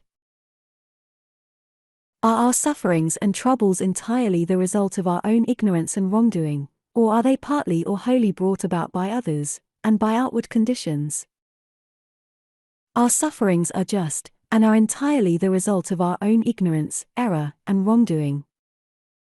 Ye suffer from yourselves, none else compels. If this were not so, if a man could commit an evil deed and escape, the consequences of that deed being visited upon an innocent person, then there would be no law of justice, and without such a law the universe could not, even for a single moment, exist. All would be chaos. Upon the surface, men appear to suffer through others, but it is only an appearance which a deeper knowledge dispels. Man is not the result of outward conditions are the result of man. In the knowledge of truth there is freedom. March 22nd. Men suffer because they love self, and do not love righteousness, and loving self they love their delusions, and it is by these that they are bound. There is one supreme liberty of which no man can be deprived by any but himself, the liberty to love and to practice righteousness. This includes all other liberties. It belongs to the whipped and chained slave equally as to the king, and he who will enter into this liberty will cast from him every chain. By this the slave will walk out from the presence of his oppressor, who will be powerless to stay him. By this the king will cease to be defiled by his surrounding luxuries, and will be a king indeed. No outward oppressor can burden the righteous heart. Joy is to the sinless. March 23rd. Teach ye wise man knows. For him anxiety, fear, disappointment, and unrest have ceased, and under whatever condition or circumstance he may be placed his calmness will not be broken, and he will bend and adjust everything with capacity and wisdom. Nothing will cause him grief. When friends yield up the body of flesh, he knows that they still are, and does not sorrow over the shell they have discarded. None can injure him, for he has identified himself with that which is unaffected by change. The knowledge which brings peace, then, is the knowledge of unchangeable principles arrived at by the practice of pure goodness, righteousness, becoming one with which a man becomes immortal, unchangeable, indestructible. Peace is to the pure. Love, meekness, gentleness, self-accusation, forgiveness, patience, compassion, reproof, these are the works of the Spirit. March 24th. Teach ye flesh flatters, the Spirit reproves. The flesh blindly gratifies, the Spirit wisely disciplines. The flesh loves secrecy, the Spirit is open and clear. The flesh remembers the injury of a friend, the Spirit forgives the bitterest enemy. The flesh is noisy and rude, the Spirit is silent and gracious. The flesh is subject to moods, the Spirit is always calm. The flesh incites to impatience and anger, the Spirit controls with patience and serenity. The flesh is thoughtless, the Spirit is thoughtful. Hatred, pride, harshness, accusing others, revenge, anger, cruelty, and flattery, these are the works of the flesh. You can only help others in so far as you have uplifted and purified yourself. March 25th. A truth is first perceived, and afterwards realized. The perception may be instantaneous, the realization is almost invariably a process of gradual unfoldment. You will have to learn to love, regarding yourself as a child, and as you make progress in learning, the divine will unfold within you. You can only learn to love by constantly meditating upon love as a divine principle, and by adjusting, day by day, all your thought, and words, and acts to it. Watch yourself closely, and when you think, or say, or do anything which is not born of pure unselfish love, resolve that you will henceforth guard yourself in that direction. By so doing you will every day grow purer, tenderer, holier, and soon you will find it easy to love, and will realize the divine within you. When love is perfected and revealed in the heart, Christ is known. Follow faithfully where the inward light leads you. March 26th. It is well to become conscious of your shortcomings, for, having realized them, and feeling the necessity of overcoming them, you will, sooner or later, rise above them into the pure atmosphere of duty and unselfish love. You should not picture dark things in the future, but if you think of the future at all, think of it as bright. Above all, do your duty each day, and do it cheerfully and unselfishly, and then each day will bring its own measure of joy and peace, and the future will hold much happiness for you. The best way to overcome your faults is to perform all your duties faithfully, without thinking of any gain to yourself, and to do all you can to make others happy, speaking kindly to all, doing kind things when you can, and not retaliating when others do or say unkind things. Put your whole heart into the present, living it, minute by minute, hour by hour, and day by day, self-governed and pure. The righteous man is invincible. No enemy can possibly overcome him. March 27th. The righteous man, having nothing to hide, committing no acts which require stealth, and harboring no thoughts and desires which he would not like others to know, is fearless and unashamed. His step is firm, his body upright, and his speech direct, and without ambiguity. He looks everybody in the face. How can he fear any who wrongs none? How can he be ashamed before any who deceives none? And ceasing from all wrong, he can never be wronged, ceasing from all deceit, he can never be deceived. It is impossible for evil to overcome good, so the righteous man can never be brought low by the unrighteous. He cannot be afflicted by weariness and unrest whose heart is at peace with all. It is better to love than to accuse and denounce. March 28th. There is that outburst of passion which is called righteous indignation, and it appears to be righteous, but looked at from a higher conception of conduct it is seen to be not righteous. There is a certain stamp of nobility about indignation at wrong or injustice, and it is certainly far higher and nobler than indifference, but there is a loftier nobility still, by which it is seen that indignation is never necessary, and where love and gentleness take its place, they overcome the wrong much more effectually.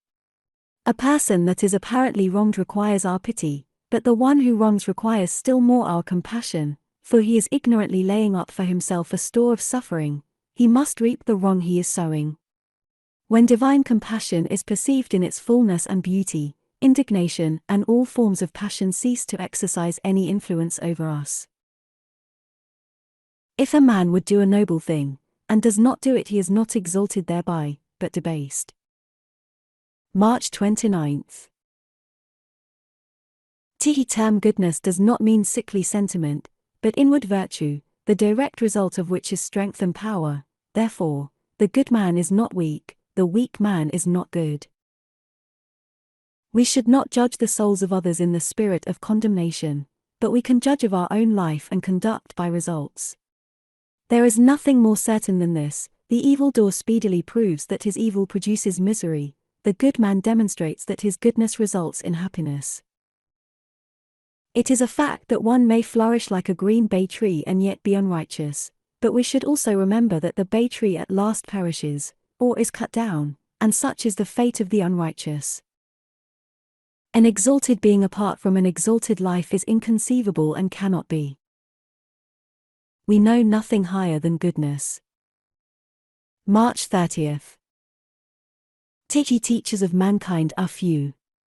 1,000 years may pass by without the advent of such a one, but when the true teacher does appear, the distinguishing feature by which he is known is his life. His conduct is different from other men, and his teaching is never derived from any man or book, but from his own life.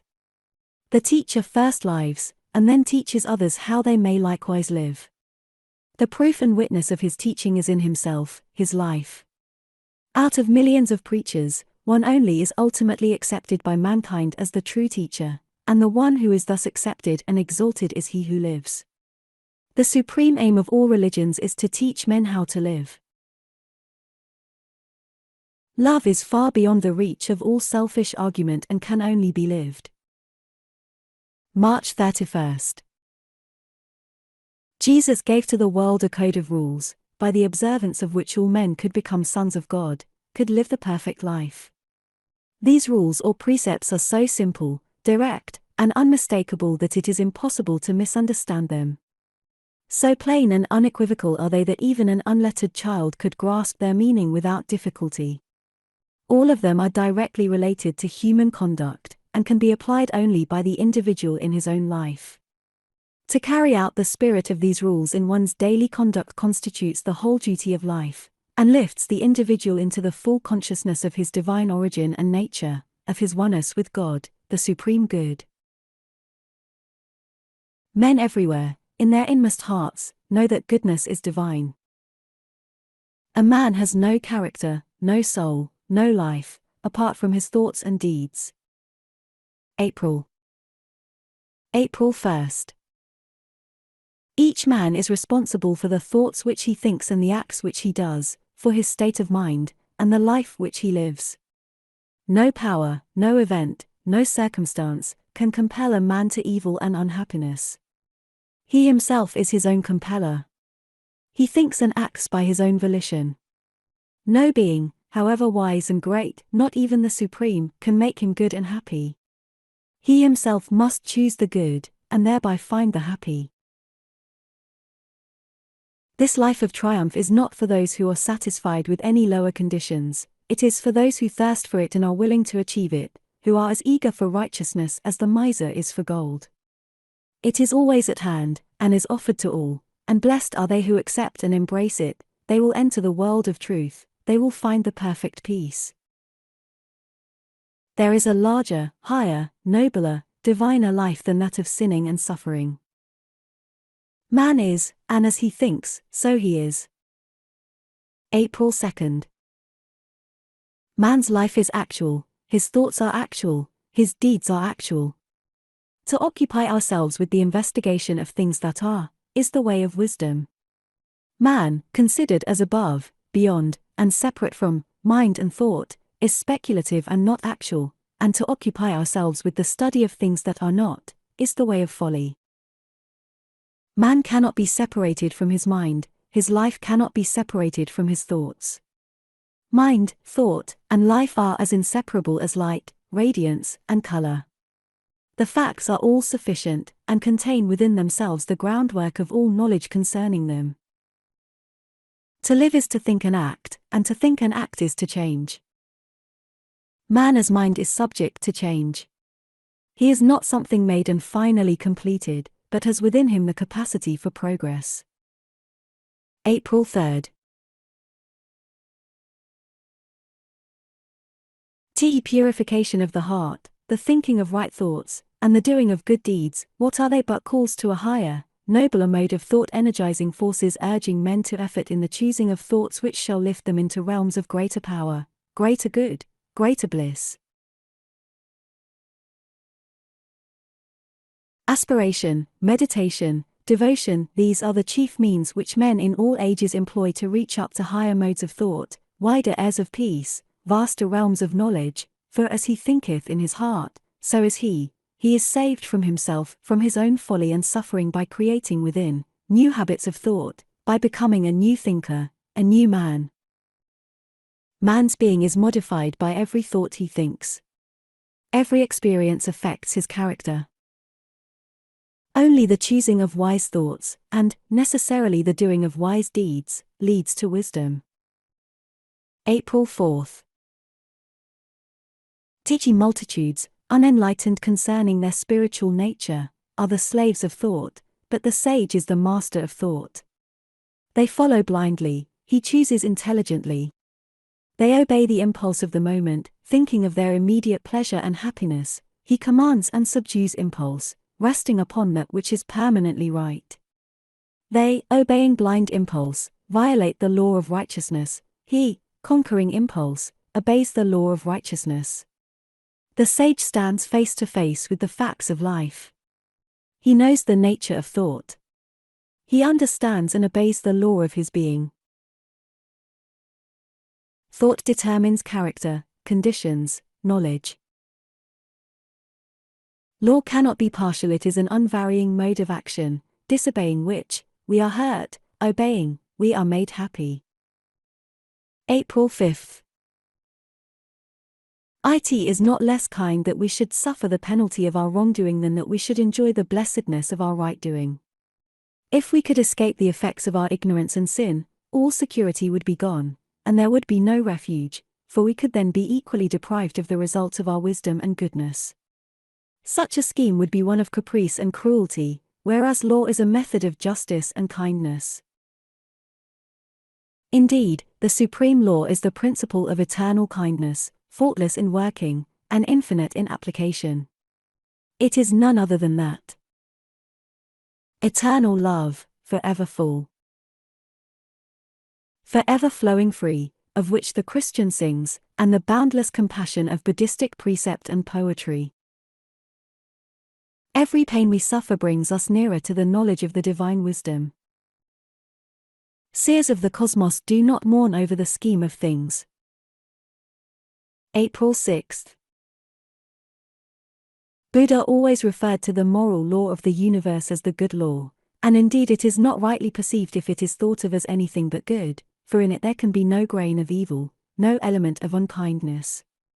It is no iron-hearted monster crushing the weak and destroying the ignorant, but a soothing love and brooding compassion shielding the tenderest from harm, and protecting the strongest from a too destructive use of their strength. It destroys an evil, it preserves an good. It enfolds the tiniest seedling in its care, and it destroys the most colossal wrong with a breath. To perceive it, is the beatific vision, to know it, is the beatific bliss, and they who perceive and know it are at peace, they are glad for evermore. The wise man bends his will and subjects his desire to the divine order. Rise above the allurements of sin, and enter the divine consciousness, the transcendent life. April 7th. There comes a time in the process of transmutation when, with the decrease of evil and the accumulation of good, there dawns in the mind a new vision, a new consciousness, a new man. And when this is reached, the saint has become a sage, he has passed from the human life to the divine life. He is born again and there begins for him a new round of experiences, he wields a new power, a new universe opens out before his spiritual gaze. This is the stage of transcendence, this I call the transcendent life. When transcendence is attained, then the limited personality is outgrown, and the divine life is known, evil is transcended, and good is all in all. As passion is the keynote of the self-life, so serenity is the keynote of the transcendent life. When perfect good is realized and known, then calm vision is acquired. April 8th. The transcendent life is ruled, not by passions, but by principles. It is founded, not upon fleeting impulses, but upon abiding laws. In its clear atmosphere, the orderly sequence of all things is revealed, so that there is seen to be no more room for sorrow, anxiety, or regret. While men are involved in the passions of self, they load themselves with cares, and trouble over many things, and more than all else do they trouble over their own little, burdened, pain-stricken personality, being anxious for its fleeting pleasures, for its protection and preservation, and for its eternal safety and continuance. Now in the life that is wise and good all this is transcended. Personal interests are replaced by universal purposes, and all cares, troubles, and anxieties concerning the pleasure and fate of the personality are dispelled like the feverish dreams of a night. Universal good is seen. Evil is an experience, and not a power. April 9th. If it, evil, were an independent power in the universe, it could not be transcended by any being. But though not real as a power, it is real as a condition, an experience, for all experience is of the nature of reality. It is a state of ignorance, of undevelopment, and as such it recedes and disappears before the light of knowledge, as the intellectual ignorance of the child vanishes before the gradually accumulating learning, or as darkness dissolves before the rising light. The painful experiences of evil pass away as the new experiences of good enter into and possess the field of consciousness. The transcendent man is he who is above and beyond the dominion of self. He has transcended evil. Whatsoever happens to the good man cannot cause him perplexity or sorrow, for he knows its cause and issue. April 10th. Looking back on the self-life which he has transcended, the divinely enlightened man sees that all the afflictions of that life were his schoolmasters teaching him, and leading him upward, and that in the measure that he penetrated their meaning, and lifted himself above them, they departed from him. Their mission to teach him having ended, they left him triumphant master of the field, for the lower cannot teach the higher, ignorance cannot instruct wisdom, evil cannot enlighten good, nor can the pupil set lessons for the master. That which is transcended cannot reach up to that which transcends. Evil can only teach in its own sphere, where it is regarded as a master. In the sphere of good it has no place, no authority. The strong traveler on the high road of truth knows no such thing as resignation to evil, he knows only obedience to good. He is bravo who conquers another, but he who conquers himself is supremely noble. April 11th. By the way of self-conquest is the perfect peace achieved. Man cannot understand it, cannot approach it, until he sees the supreme necessity of turning away from the fierce fighting of things without, and entering upon the noble warfare against evils within. He is already on the saintly way who has realized that the enemy of the world is within, and not without, that his own ungoverned thoughts are the source of confusion and strife, that his own unchastened desires are the violators of his peace, and of the peace of the world. If a man has conquered lust and anger, hatred and pride, selfishness and greed, he has conquered the world. He who is victorious over another may in turn be defeated, but he who overcomes himself will never be subdued. Force and strife work upon the passions and fears, but love and peace reach and reform the heart. April 12th. He who is overcome by force is not thereby overcome in his heart. He may be a greater enemy than before, but he who is overcome by the spirit of peace is thereby changed at heart. He that was an enemy has become a friend. The pure-hearted and wise have peace in their hearts, it enters into their actions, they apply it in their lives. It is more powerful than strife, it conquers where force would fail. Its wings shield the righteous. Under its protection, the harmless are not harmed. It affords a secure shelter from the heat of selfish struggle. It is a refuge for the defeated, a tent for the lost, and a temple for the pure. When divine good is practiced, life is bliss. Bliss is the normal condition of the good man. He who has realized the love that is divine has become a new man. April 13th. And this love, this wisdom, this peace, this tranquil state of mind and heart, may be attained to, may be realized, by all who are willing and ready to and who are prepared to humbly enter into a comprehension of all that the giving up of self involves. There is no arbitrary power in the universe, and the strongest chains of fate by which men are bound are self-forged. Men are chained to that which causes suffering because they desire to be so, because they love their chains, because they think their little dark prison of self is sweet and beautiful, and they are afraid that if they desert that prison they will lose all that is real and worth having. Ye suffer from yourselves, none else compels, none other holds ye that ye live and die.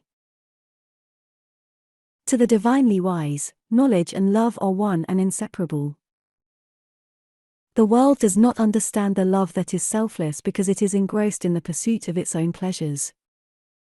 April 14th. As the shadow follows the form, and as smoke comes after fire, so effect follows cause, and suffering and bliss follow the thoughts and deeds of men. There is no effect in the world around us but has its hidden or revealed cause, and that cause is in accordance with absolute justice. Men reap a harvest of suffering because in the near or distant past they have sown the seeds of evil. They reap a harvest of bliss also as a result of their own sowing of the seeds of good. Let a man meditate upon this, let him strive to understand it, and he will then begin to sow only seeds of good, and will burn up the tares and weeds which he has formerly grown in the garden of his heart. It is toward the complete realization of this divine love that the whole world is moving. He who purifies his own heart is the world's greatest benefactor. April 15th. The world is, and will be for many years to come, shut out from that golden age which is the realization of selfless love. You, if you are willing, may enter it now, by rising above your selfish self, if you will pass from prejudice, hatred, and condemnation to gentle unforgiving love. Where hatred, dislike, and condemnation are, selfless love does not abide. It resides only in the heart that has ceased from all condemnation. He who knows that love is at the heart of all things, and has realized the all-sufficing power of that love, has no room in his heart for condemnation. Let men and women take this course, and lo! The golden age is at hand. Only the pure in heart see God. April 16th. He whose heart is centered in the supreme love does not brand and classify men, does not seek to convert men to his own views, nor to convince them of the superiority of his methods. Knowing the law of love, he lives it, and maintains the same calm attitude of mind and sweetness of heart towards all. The debased and the virtuous, the foolish and the wise, the learned and the unlearned, the selfish and the unselfish, receive alike the benediction of his tranquil thought. You can only attain to this supreme knowledge, this divine love, by unremitting endeavor in self-discipline, and by gaining victory after victory over yourself. Enter into the new birth, and the love that does not die will be awakened within you, and you will be at peace. Where there is pure spiritual knowledge, love is perfected and fully realized. April 17th. Train your mind in strong, impartial, and gentle thought, train your heart in purity and compassion, train your tongue to silence and to true and stainless speech, so shall you enter the way of holiness and peace, and shall ultimately realize the immortal love. So living, without seeking to convert, you will convince, without arguing, you will teach, not cherishing ambition, the wise will find you out, and without striving to gain men's opinions, you will subdue their hearts. For love is all-conquering, all-powerful, and the thoughts, and deeds, and words of love can never perish.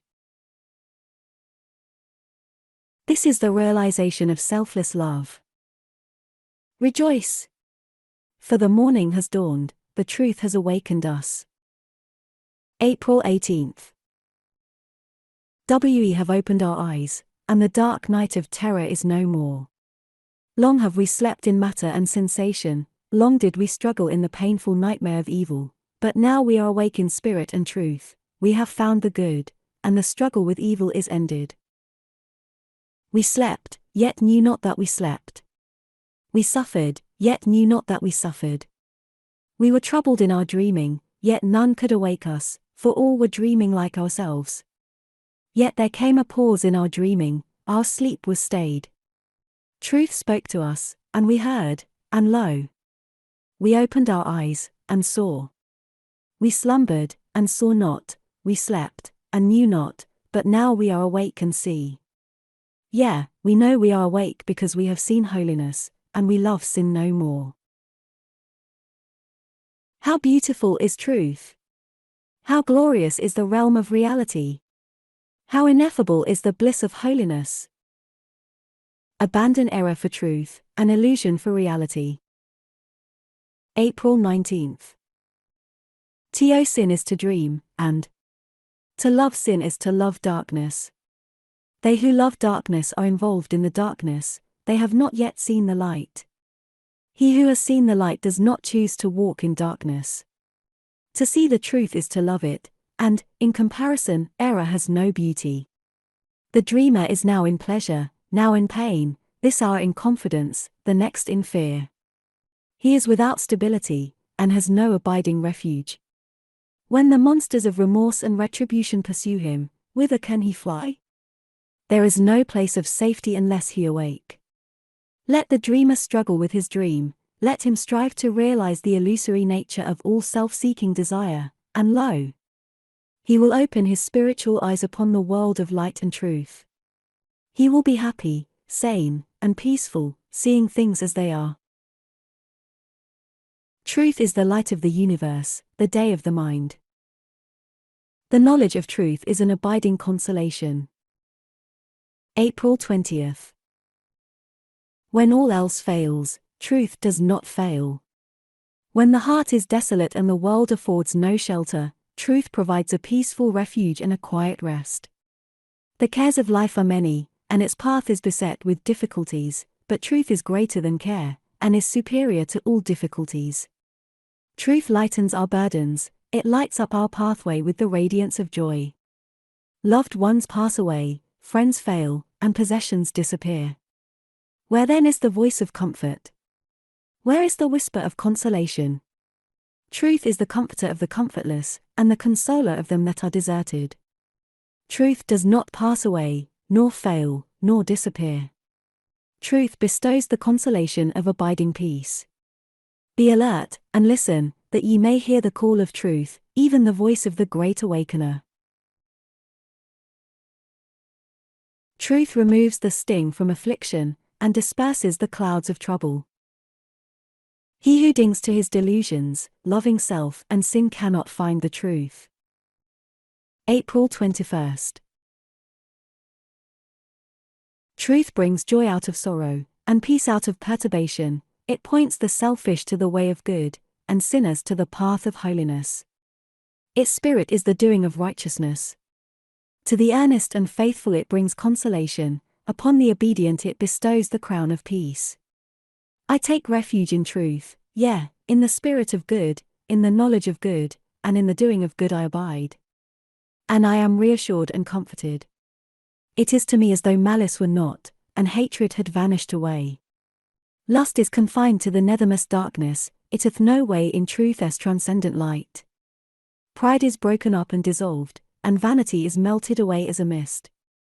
I have set my face towards the perfect good, and my feet in the blameless way, and because of this I am consoled. I am strengthened and comforted, having found refuge in truth. A pure heart and a blameless life avail. They are filled with joy and peace. April 22nd. Our good deeds remain with us, they save and protect us. Evil deeds are error. Our evil deeds follow us, they overthrow us in the hour of temptation. The evil door is not protected from sorrow, but the good door is shielded from all harm. The fool says unto his evil deed, remain thou hidden, be thou unexposed, but his evil is already published, and his sorrow is sure. If we are in evil, what shall protect us? What keep us from misery and confusion? Nor man nor woman, nor wealth, nor power, nor heaven nor earth, shall keep us from confusion. From the results of evil there is no escape, no refuge and no protection. If we are in good, what shall overtake us? What bring us to misery and confusion? Nor man nor woman, nor poverty, nor sickness, nor heaven nor earth, shall bring us to confusion. There is a straight way and a quiet rest. Be glad and not sorrowful, all ye who love truth. For your sorrows shall pass away, like the mists of the morning. April 23rd. Disciple, teacher of teachers, instruct thou me. Master, ask, and I will answer. Disciple, I have read much, but am ignorant still, I have studied the doctrines of the schools, but have not become wise thereby, I know the scriptures by heart, but peace is hidden from me. Point out to me, O Master, the way of knowledge. Reveal to me the highway of divine wisdom, lead thou thy child into the path of peace. Master, the way of knowledge, O disciple, is by searching the heart. The highway of wisdom is by the practice of righteousness, and by a sinless life is found the way of peace. Behold where love eternal rests concealed. The deathless love that seems so far away. E'en in the lowly heart, it stands revealed to him who lives the sinless life today. Great is the conquest which thou hast entered upon, even the mighty conquest of thyself. Be faithful and thou shalt overcome. April 24th. Disciple, lead me, O Master. For my darkness is very great. Will the darkness lift, O Master? Will trial end in victory, and will there be an end to my many sorrows? Master, when thy heart is pure the darkness will disappear. When thy mind is freed from passion, thou wilt reach the end of trial, and when the thought of self-preservation is yielded up, there will be no more cause for sorrow. Thou art now upon the way of discipline and purification, all my disciples must walk that way. Before thou canst enter the white light of knowledge, before thou canst behold the full glory of truth, all thy impurities must be purged away, thy delusions all dispelled, and thy mind fortified with endurance. Relax not thy faith in truth, forget not that truth is eternally supreme, remember that I, the Lord of truth, am watching over thee. Be faithful, and endure, and I will teach thee all things. Blessed is he who obeys the truth, he shall not remain comfortless. April 25th. Disciple, what are the greater and the lesser powers? Master, hear me again, O disciple. Walking faithfully the path of discipline and purification, not abandoning it, but submitting to its austerities, thou wilt acquire the 3 lesser powers of discipleship, thou wilt also receive the 3 greater powers. And the greater and the lesser powers will render thee invincible. Self-control, self-reliance, and watchfulness, these are the 3 lesser powers. Steadfastness, patience, gentleness, these are the 3 greater powers. When thy mind is well controlled, and in thy keeping, when thou reliest upon no external aid, but upon truth alone, and when thou art ceaselessly watchful over thy thoughts and actions, then thou wilt approach the supreme light. Thy darkness will pass away forever, and joy and light will wait upon thy footsteps. Be strenuous in effort, patient in endurance, strong in resolution. April 26th. Be why these 4 things is the heart defiled, the craving for pleasure, the clinging to temporal things, the love of self, the lust for personal continuance. From these 4 defilements spring all sins and sorrows. Wash thou thy heart, put away sensual cravings, detach thy mind from the wish for possessions, abandon self-defense and self-importance. Thus putting away all cravings, thou wilt attain to satisfaction, detaching thy mind from the love of perishable things, thou wilt acquire wisdom, abandoning the thought of self, thou wilt come to peace. He who is pure is free from desire, he does not crave for sensual excitements, he sets no value on perishable things, he is the same in riches and poverty, in success or failure, in victory or defeat, in life or death. His happiness remains, his rest is sure. Hold fast to love, and let it shape thy doing. Instruct me in the doing which is according to the eternal, so that I may be watchful, and fail not. April 27th. The unrighteous man is swayed by his feelings, likes and dislikes are his masters, prejudices and partialities blind him, desiring and suffering, craving and sorrowing, self-control he knows not, and great is his unrest. The righteous man is master of his moods, likes and dislikes he has abandoned as childish things, prejudice and partiality he has put away. Desiring nothing, he does not suffer, not craving enjoyment, sorrow does not overtake him, perfect in self-control, great peace abides with him. Do not condemn, resent, or retaliate, do not argue, or become a partisan. Maintain thy calmness with all sides, be just, and speak the truth. Act in gentleness, compassion, and charity. Be infinitely patient. Hold fast to love, and let it shape thy doing. Have goodwill to all without distinction. Think equally of all, and be disturbed by none. Be thoughtful and wise, strong and kind-hearted. Be watchful, that no thought of self creep in again and stain thee. April 28th. Think of thyself as abolished. In all thy doing think of the good of others and of the world, and not of pleasure or reward to thyself. Thou art no longer separate and divided from men, thou art one with all. No longer strive against others for thyself, but sympathize with all. Regard no man as thine enemy, for thou art the friend of all men. Be at peace with all. Pour out compassion on all living things, and let boundless charity adorn thy words and deeds. Such is the glad way of truth, such is the doing which is according to the eternal. Ruled with joy is the right door, he acts from principles which do not change and pass away. He is one with the eternal, and has passed beyond unrest. The peace of the righteous man is perfect, it is not disturbed by change and impermanence. Freed from passion, he is equal-minded, calm, and does not sorrow, he sees things as they are, and is no more confused. Open thine eyes to the eternal light. Knowledge is for him who seeks. Wisdom crowneth him who strives, peace in sinless silence speaks, all things perish, truth survives. April 29th.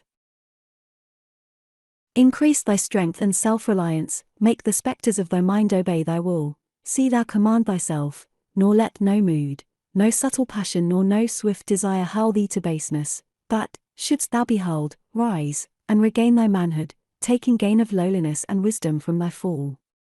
Strive ever for the mastery of thy mind, and glean some good from every circumstance that shall confront thee, make thy store of strength richer for ills encountered and o'ercome. Submit to naught but nobleness, rejoice like a strong athlete straining for the prize, when thy full strength is tried. Follow where virtue leads high and still higher, listen where pureness pleads, quench not her fire. Lo! He shall see reality, who cometh upward, cleansed from all desire. Deliverance shall him entrance who strives with sifts and sorrows, tears and pains, till he attains. April 30th. Be not the slave of lusts and cravings and indulgences, of disappointments, miseries, and griefs, fears, doubts, and lamentations, but control thyself with calmness, master that in thee, which masters others, and which heretofore has mastered thee. Let not thy passions rule, but rule thy passions, subjugate thyself, till passion is transmuted into peace, and wisdom crown thee, so shalt thou attain. And, by attaining, know. Look thou within. Lo!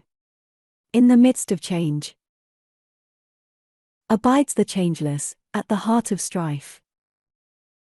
The perfect peace reposes at the root of all the restless striving of the world is passion.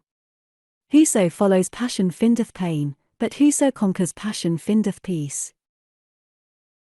I am ignorant, yet strive to know, nor will I cease to strive till I attain. Comfort ye. The heights of blessed vision ye shall reach. May 1st. Ear-laws, I know that sorrow follows passion, know that grief and emptiness, and heartaches wait upon all earthly joys, so am I sad. Yet truth must be, and being, can be found. And though I am in sorrow, this I know, I shall be glad when I have found the truth. Prophet, there is no gladness like the joy of truth. The pure in heart swim in a sea of bliss, that evermore nor sorrow knows, nor pain. For who can see the cosmos and be sad? To know is to be happy, they rejoice. Who have attained perfection, these are they. Who live, and know, and realize the truth. He findeth truth who findeth self-control. Not in any of the three worlds can the soul find lasting satisfaction, apart from the realization of righteousness. May 2nd. Every soul, consciously or unconsciously, hungers for righteousness, and every soul seeks to gratify that hunger in its own particular way, and in accordance with its own particular state of knowledge. The hunger is one, and the righteousness is one, but the pathways by which righteousness is sought are many. They who seek consciously are blessed, and shall shortly find that final and permanent satisfaction of soul which righteousness alone can give, for they have come into a knowledge of the true path. They who seek unconsciously, although for a time they may bathe in a sea of pleasure, are not blessed, for they are carving out for themselves pathways of suffering, over which they must walk with torn and wounded feet, and the soul will cry out for its lost heritage, the eternal heritage of the righteous. Blessed are they who earnestly and intelligently seek. Glorious, radiant, free, detached from the tyranny of self. May 3rd. The journey to the kingdom may be a long and tedious one, or it may be short and rapid. It may occupy a minute, or it may take 1,000 ages. Everything depends on the faith and belief of the searcher. The majority cannot enter in because of their unbelief, for how can men realize righteousness when they do not believe in it, nor in the possibility of its accomplishment? Neither is it necessary to leave the outer world, and one's duties therein. Nay, it can only be found through the unselfish performance of one's duty. But all who believe, and aspire to achieve, will sooner or later arrive at victory, if, amid all their worldly duties, they faint not, nor lose sight of the ideal goodness, and continue, with unshaken resolve, to press on to perfection. The outward life harmonizes itself with the inward music. The regulation and purification of conduct. May 4th. The whole journey from the kingdom of strife to the kingdom of love resolves itself into a process which may be summed up in the following words: the regulation and purification of conduct. Such a process must, if assiduously pursued, necessarily lead to perfection. It will also be seen that as the man obtains the mastery over certain forces within himself, he arrives at a knowledge of all the laws which operate in the realm of all these forces, and by watching the ceaseless working of cause and effect within himself, until he understands it, he then understands it in its universal adjustments in the body of humanity. The process is also one of simplification of the mind, a sifting away of all but the essential gold in character. He lives no longer for himself, he lives for others, and so living, he enjoys the highest bliss, the deepest peace. Apart from the earnest striving to live out the teachings of Jesus, there can be no true life. May 5th. A good man is the flower of humanity, and to daily grow purer, nobler, more godlike, by overcoming some selfish tendency, is to be continually drawing nearer to the divine heart. He that would be my disciple, let him deny himself daily, is a statement which none can misunderstand or misapply, howsoever he may ignore it. Nowhere in the universe is there any substitute for goodness, and until a man has this, he has nothing worthy or enduring. To the possession of goodness there is only one way, and that is, to give up all and everything that is opposed to goodness. Every selfish desire must be eradicated, every impure thought must be yielded up, every clinging to opinion must be sacrificed, and it is in the doing of this that constitutes the following of Christ. That which is above all creeds, beliefs, and opinions is a loving and self-sacrificing heart. To dwell in love always and towards all is to live the true life, is to have life itself. May 6th. Jesus so lived, and all men may so live, if they will humbly and faithfully carry out his precepts. So long as they refuse to do this, clinging to their desires, passions, and opinions, they cannot be ranked as his disciples, they are the disciples of self. Verily, verily, I say unto you, Whosoever committeth sin is the servant of sin, is the searching declaration of Jesus. Let men cease to delude themselves with the belief that they can retain their bad tempers, their lusts, their harsh words and judgments, their personal hatreds, their petty contentions and darling opinions, and yet have Christ. All that divides man from man, and man from goodness, is not of Christ, for Christ is love. Sin and Christ cannot dwell together, and he who accepts the Christ life of pure goodness ceases from sin. When Christ is disputed about, Christ is lost. May 7th. It is no less selfish and sinful to cling to opinion than to cling to impure desire.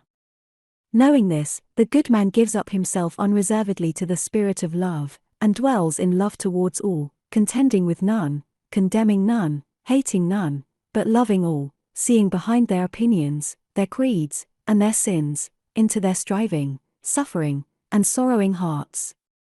He that loveth his life shall lose it. Eternal life belongs to him who will obediently relinquish his petty, narrowing, sin-loving, strife-producing personal self, for only by so doing can he enter into the large, beautiful, free, and glorious life of abounding love. Herein is the path of life, for the strait gate is the gate of goodness. The narrow way is the way of renunciation, or self-sacrifice. A man can learn nothing unless he regards himself as a learner. May 8th.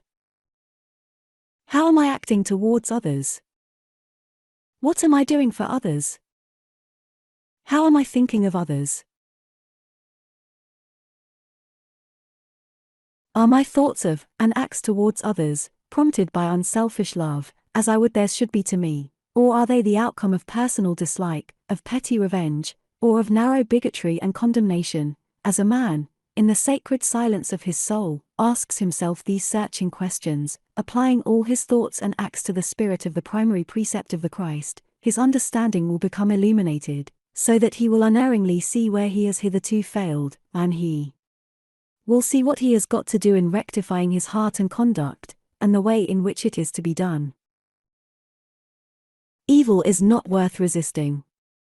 The practice of the good is supremely excellent.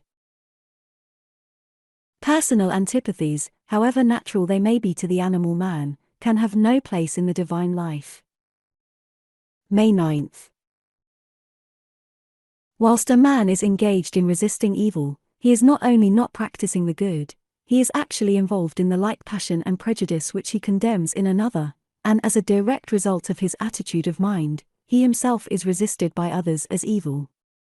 Resist a man, a party, a religion, a government, as evil, and you yourself will be resisted as evil. He who considers it as a great evil that he should be persecuted and condemned, let him cease to persecute and condemn. Let him turn away from all that he has hitherto regarded as evil, and begin to look for the good. So deep and far-reaching is this precept that the practice of it will take a man far up the heights of spiritual knowledge and attainment. He who will keep the precepts of Jesus will conquer himself, and will become divinely illuminated. Humanity is essentially divine. May 10th. So long has man dwelt in the habitations of sin that he has at last come to regard himself as native to it, and as being cut off from the divine source, which he believes to be outside and away from him. Man is primarily a spiritual being, and as such, is of the nature and substance of the eternal Spirit, the unchangeable reality, which men call God. Goodness, not sin, is his rightful condition, perfection, not imperfection, is his heritage, and this a man may enter into and realize now if he will grant the condition, which is the denial or abandonment of self, that is, of his feverish desires, his proud will, his egotism and self-seeking, all that which St. Paul calls the natural man. Jesus, in his divine goodness, knew the human heart, and he knew that it was good. He who would find how good at heart men are, let him throw away all his ideas and suspicions about the evil in others, and find and practice the good within himself. May 11th. Man has within him the divine power by which he can rise to the highest heights of spiritual achievement, by which he can shake off sin and shame and sorrow, and do the will of the Father, the supreme good, by which he can conquer all the powers of darkness within, and stand radiant and free, by which he can subdue the world, and scale the lofty pinnacles of God. This can man, by choice, by resolve, and by his divine strength, accomplish, but he can only accomplish it in and by obedience. He must choose meekness and lowliness of heart, he must abandon strife for peace, passion for purity, hatred for love, self-seeking for self-sacrifice, and must overcome evil with good. This is the holy way of truth, this is the safe and abiding salvation, this is the yoke and burden of the Christ. The gospel of Jesus is a gospel of living and doing. May 12th. That Jesus was meek, and lowly, and loving, and compassionate, and pure is very beautiful, but it is not sufficient. It is necessary that you also should be meek, and lowly, and loving, and compassionate, and pure. That Jesus subordinated his own will to the will of the Father, it is inspiring to know, but it is not sufficient. It is necessary that you, too, should likewise subordinate your will to that of the overruling good. The grace and beauty and goodness that were in Jesus can be of no value to you, cannot be understood by you, unless they are also in you, and they can never be in you until you practice them, for, apart from doing, the qualities which constitute goodness do not, as far as you are concerned, exist. Pure goodness is religion, and outside it there is no religion. They are the doors of the Father's will who shape their conduct to the divine precepts. May 13th. To us and to all there is no sufficiency, no blessedness, no peace to be derived from the goodness of another, not even the goodness of God, not until the goodness is done by us, not until it is, by constant effort, incorporated into our being, can we know and possess its blessedness and peace. Therefore, thou who adorest Jesus for his divine qualities, practice those qualities thyself, and thou too shalt be divine.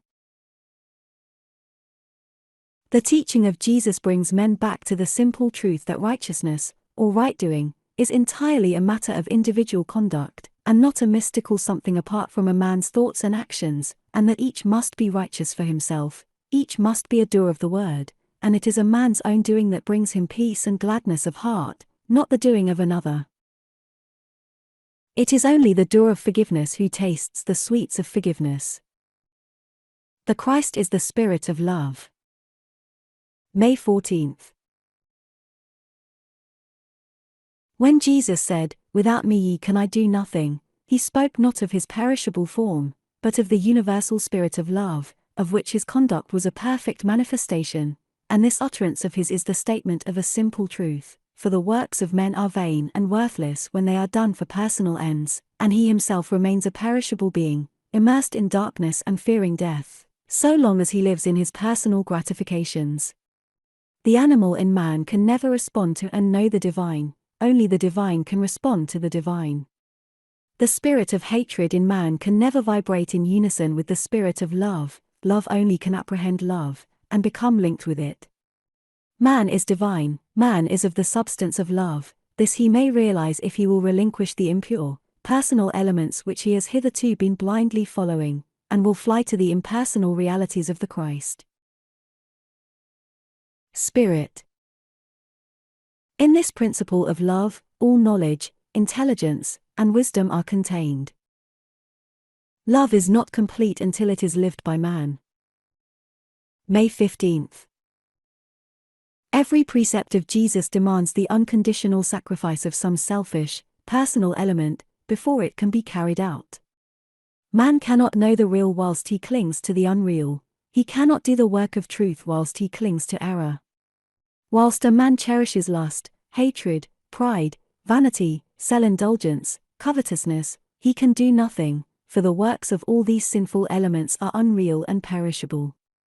Only when he takes refuge in the spirit of love within, and becomes patient, gentle, pure, pitiful, and forgiving, does he the works of righteousness, and bears the fruits of life. The vine is not a vine without its branches, and even then it is not complete until those branches bear fruit. Daily practicing love towards all in heart and mind and deed, Harboring no injurious or impure thoughts, he discovers the imperishable principles of his being. Man's only refuge from sin is sinless love.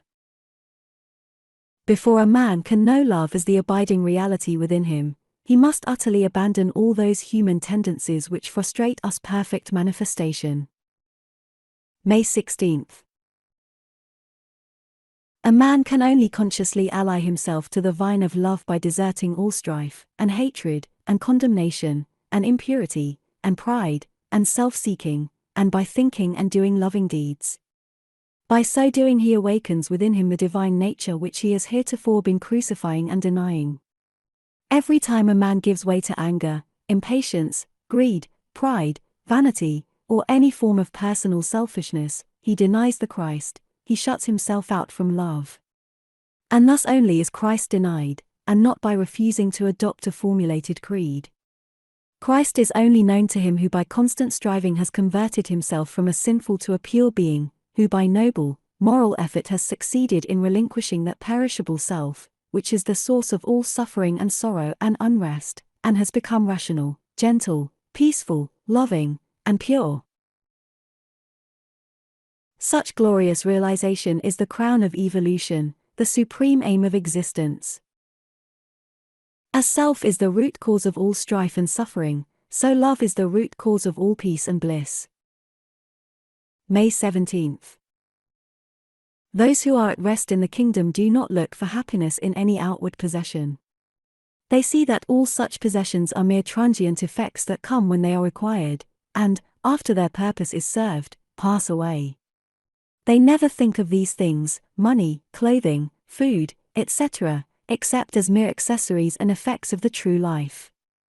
They are, therefore, freed from all anxiety and trouble, and, resting in love, they are the embodiment of happiness. Standing upon the imperishable principles of purity, compassion, wisdom, and love, they are immortal, and know they are immortal, they are one with God, the supreme good, and know they are one with God. Seeing the realities of things, they can find no room anywhere for condemnation. All men are essentially divine, though unaware of their divine nature. All so-called evil is seen to be rooted in ignorance. May 18th. Let it not be supposed that the children of the kingdom live in ease and indolence. These two sins are the first that have to be eradicated when the search for the kingdom is entered upon. They live in a peaceful activity, in fact, they only truly live, for the life of self, with its train of worries, griefs, and fears, is not real life.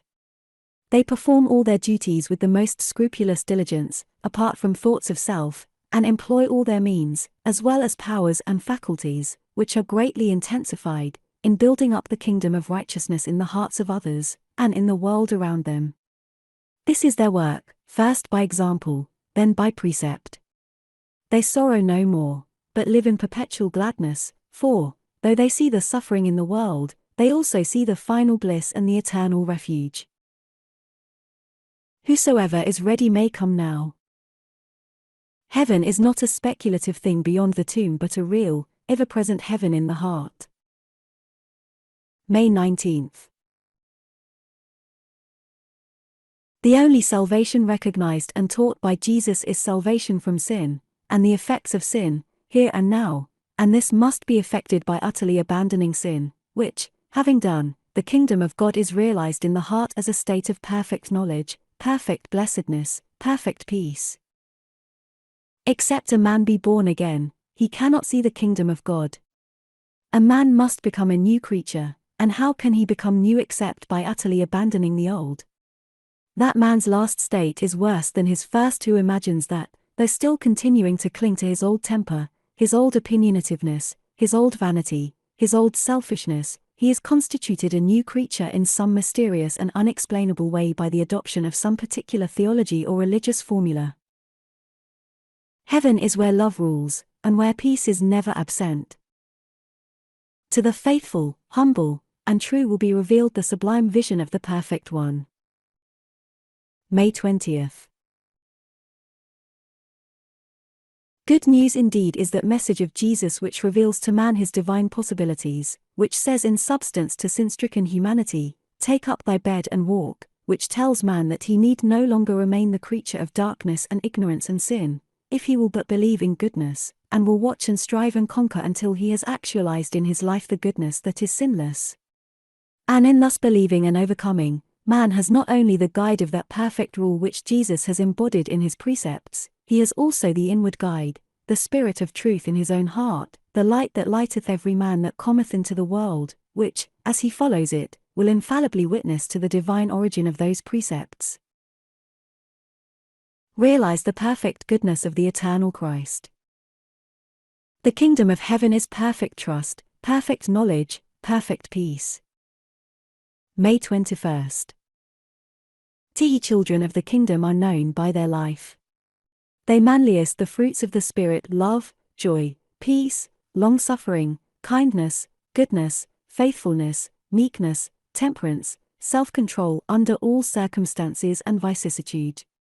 They are entirely free from anger, fear, suspicion, jealousy, caprice, anxiety, and grief. Living in the righteousness of God, they manifest qualities which are the very reverse of those which obtain in the world, and which are regarded by the world as foolish. They demand no rights, they do not defend themselves, do not retaliate, do good to those who attempt to injure them, manifest the same gentle spirit towards those who oppose and attack them, as towards those who agree with them, do not pass judgment on others, condemn no man and no system, and live at peace with all. That kingdom is in the heart of every man and woman. Find the kingdom by daily effort and patient work. May 22nd.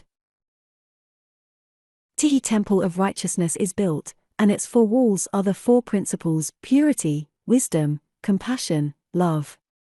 Peace is its roof, its floor is steadfastness, its entrance door is selfless duty, its atmosphere is inspiration, and its music is the joy of the perfect. It cannot be shaken, and, being eternal and indestructible, there is no more need to seek protection in taking thought for the things of the morrow. And the kingdom of heaven being established in the heart, the obtaining of the material necessities of life is no more considered, for, having found the highest, all these things are added as effect to cause, the struggle for existence has ceased, and the spiritual, mental, and material needs are daily supplied from the universal abundance. Pay the price, the unconditional abandonment of self. All things are possible now, and only now. May 23rd. Now is the reality in which time is contained. It is more and greater than time, it is an ever-present reality. It knows neither past nor future, and is eternally potent and substantial. Every minute, every day, every year is a dream as soon as it has passed, and exists only as an imperfect and unsubstantial picture in the memory, if it be not entirely obliterated. Past and future are dreams, now is a reality. All things are now, all power, all possibility, all action is now. Not to act and accomplish now is not to act and accomplish at all. To live in thoughts of what you might have done, or in dreams of what you mean to do, this is folly, but to put away regret, to anchor anticipation, and to do and to work now, this is wisdom. Man has all power now. Cease to tread every byway that tempts thy soul into the shadowland. May 24th. Man has all power now, but not knowing this, he says, "I will be perfect next year," or, "in so many years," or "in so many lives." The dwellers in the kingdom of God, who live only in the now, say, "I am perfect now," and refraining from all sin now, and ceaselessly guarding all the portals of the mind, not looking to the past nor to the future, nor turning to the left or right, they remain eternally holy and blessed. Now is the accepted time, now is the day of salvation. Say to yourself, "I will live in my ideal now, I will be my ideal now, and all that tempts me away from my ideal I will not listen to, I will listen only to the voice of my ideal." Thus resolving, and thus doing, you shall not depart from the highest, and shall eternally manifest the truth. Manifest thy native and divine strength now. Be resolute. Be of single purpose. Renew your resolution daily. May 25th. In the hour of temptation do not depart from the right path. Avoid excitement. When passions are aroused, restrain and subdue them. When the mind would wander, bring it back to rest on higher things. Do not think I can get truth from the teacher, or from the books. You can acquire truth only by practice. The teacher and the books can do no more than give instructions, and you must apply them. Those only who practice faithfully the rules and lessons given, and rely entirely upon their own efforts, will become enlightened. The truth must be earned. Do not be led away by phenomenal appearances, or seek communications with spirits, or the dead, but attain to virtue, wisdom, and knowledge of the supreme law by the practice of truth. Trust the teacher, trust the law, trust the path of righteousness. Put away all wavering and doubt, and practice the lessons of wisdom with unlimited faith. Avoid exaggerations. The truth is sufficient. May 26th. Speak only words which are truthful and sincere. Do not deceive either by word, look, or gesture. Avoid slander as you would a deadly snake, lest you be caught in its toils. He who speaks evil of another cannot find the way of peace. Put away all dissipations of idle gossip. Do not talk about the private affairs of others, or discuss the ways of society, or criticize the eminent. Do not recriminate, or accuse others of offenses, but meet all offenses with blameless conduct. Do not condemn those who are not walking in the righteous path, but protect them with compassion, walking the path yourself. Quench the flame of anger with the pure water of truth. Be modest in your words, and do not utter, or participate in, coarse, frivolous, or unseemly jests. Gravity and reverence are marks of purity and wisdom.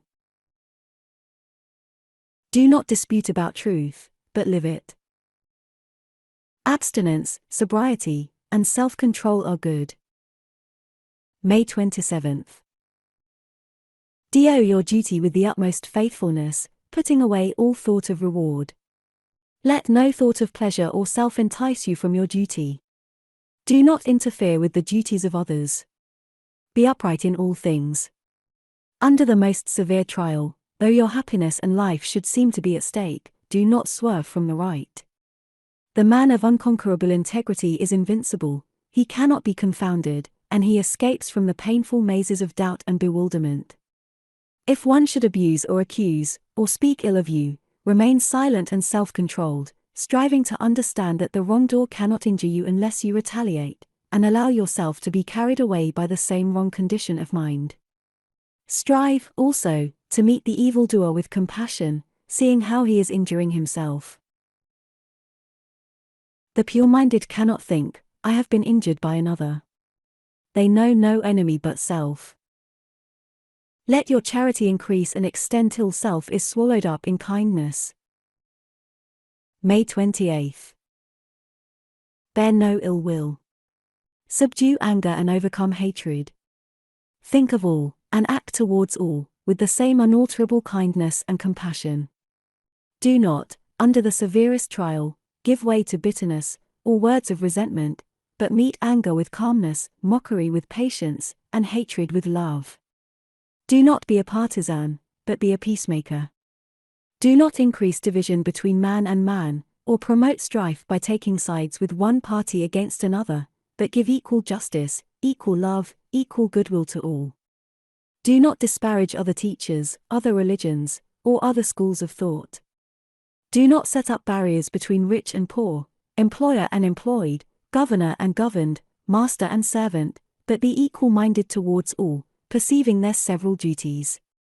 By constantly controlling the mind, subduing bitterness and resentment, and striving to acquire a steadfast kindness, the spirit of goodwill will at last be born. Be strong, energetic, steadfast. Be right-minded, intelligent, and clear-seeing. May 29th. Bring reason to bear on all things. Test all things. Be eager to know and understand. Be logical in thought. Be consistent in word and action. Bring the searchlight of knowledge to bear on your condition of mind, in order to simplify it and remove its errors. Question yourself with searching scrutiny. Let go of belief, hearsay, and speculation, and lay hold on knowledge. He who stands upon knowledge acquired by practice is filled with a sublime yet lowly confidence, and is able to speak the word of truth with power. Master the task of discrimination. Learn to distinguish between good and evil, to perceive the facts of life, and understand them in their relation one to another. Awake the mind to see the orderly sequence of cause and effect in all things, both mental and material. Thus will be revealed the worthlessness of pleasure-seeking and sin, and the glory and gladness of a life of sublime virtue and spotless purity. Truth is, there is no chaos. Train your mind to grasp the great law of causation, which is unfailing justice. May 30th.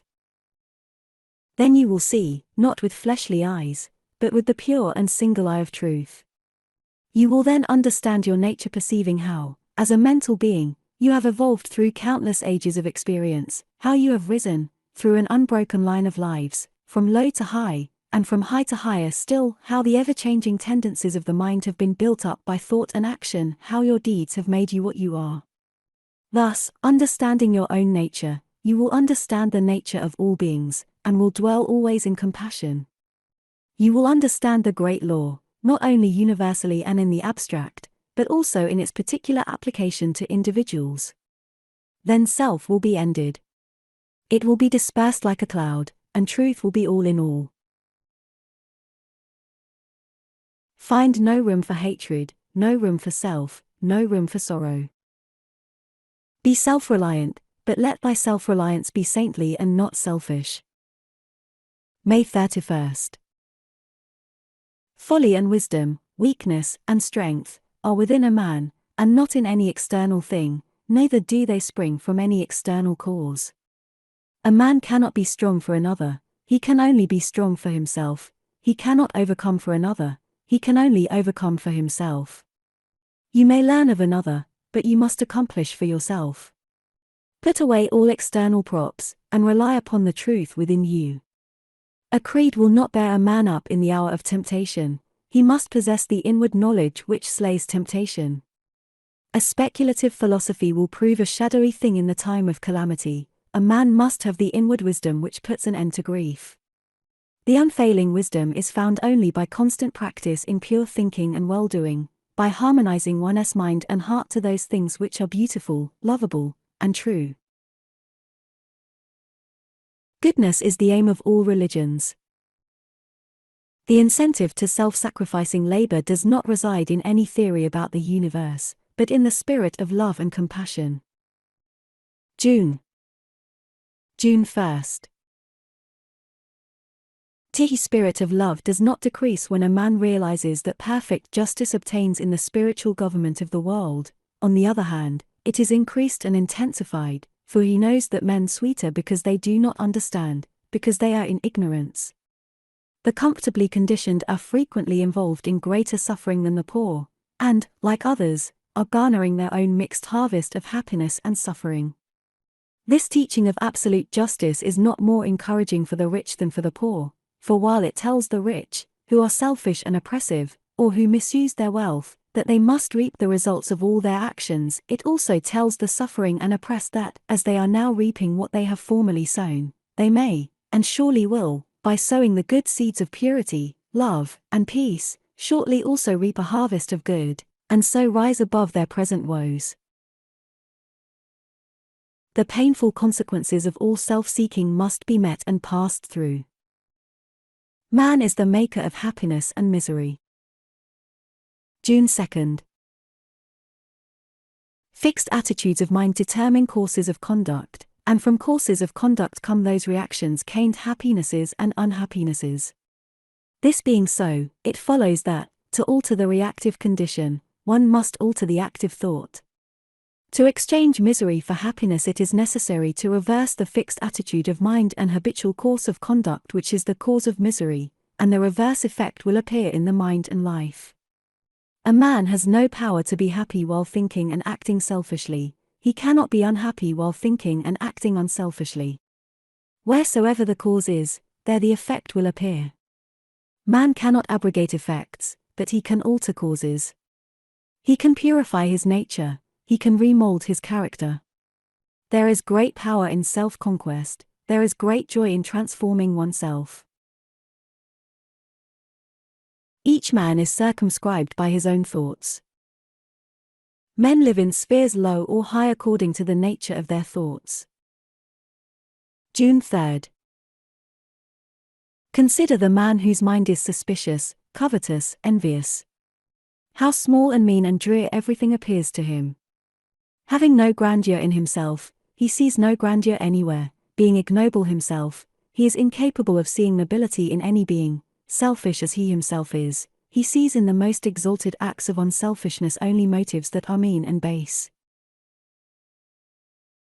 Consider again the man whose mind is unsuspecting, generous, magnanimous.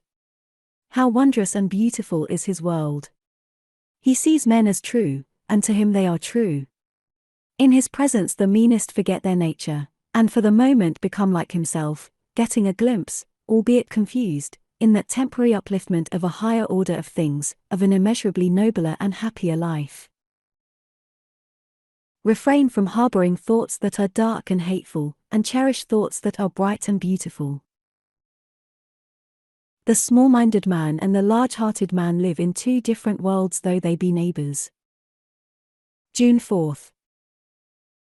The kingdom of heaven is not taken by violence, but he who conforms to its principles receives the password. The ruffian moves in a society of ruffians, the saint is one of an elect brotherhood whose communion is divine music. All men are mirrors reflecting according to their own surface.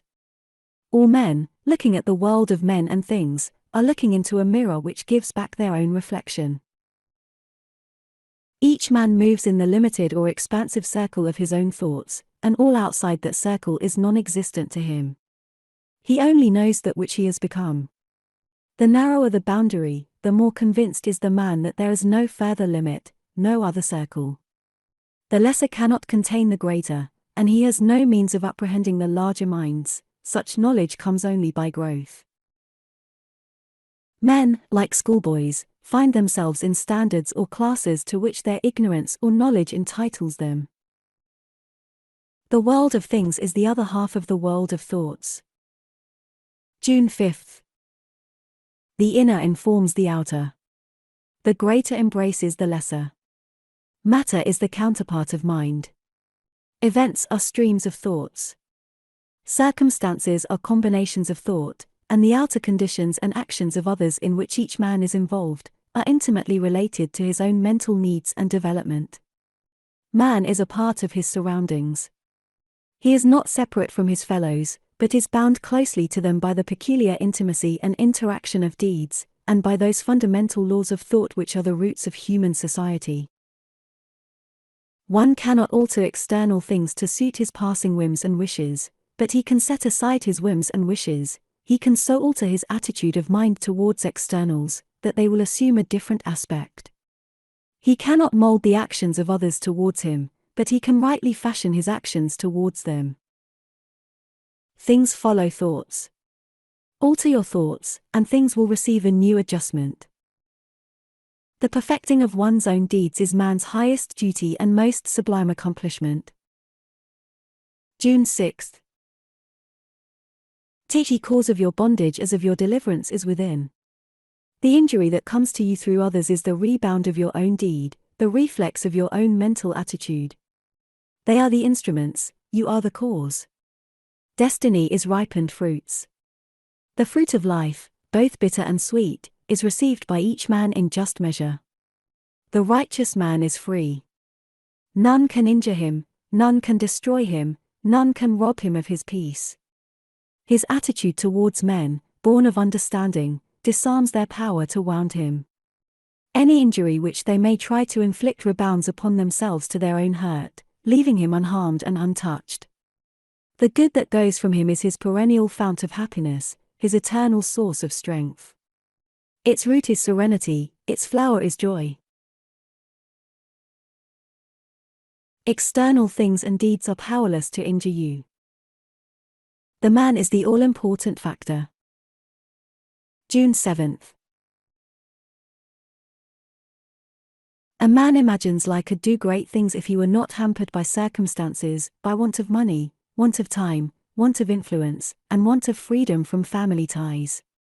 In reality, the man is not hindered by these things at all. He, in his mind, ascribes to them a power which they do not possess, and he submits, not to them, but to his opinions about them, that is, to a weak element in his nature.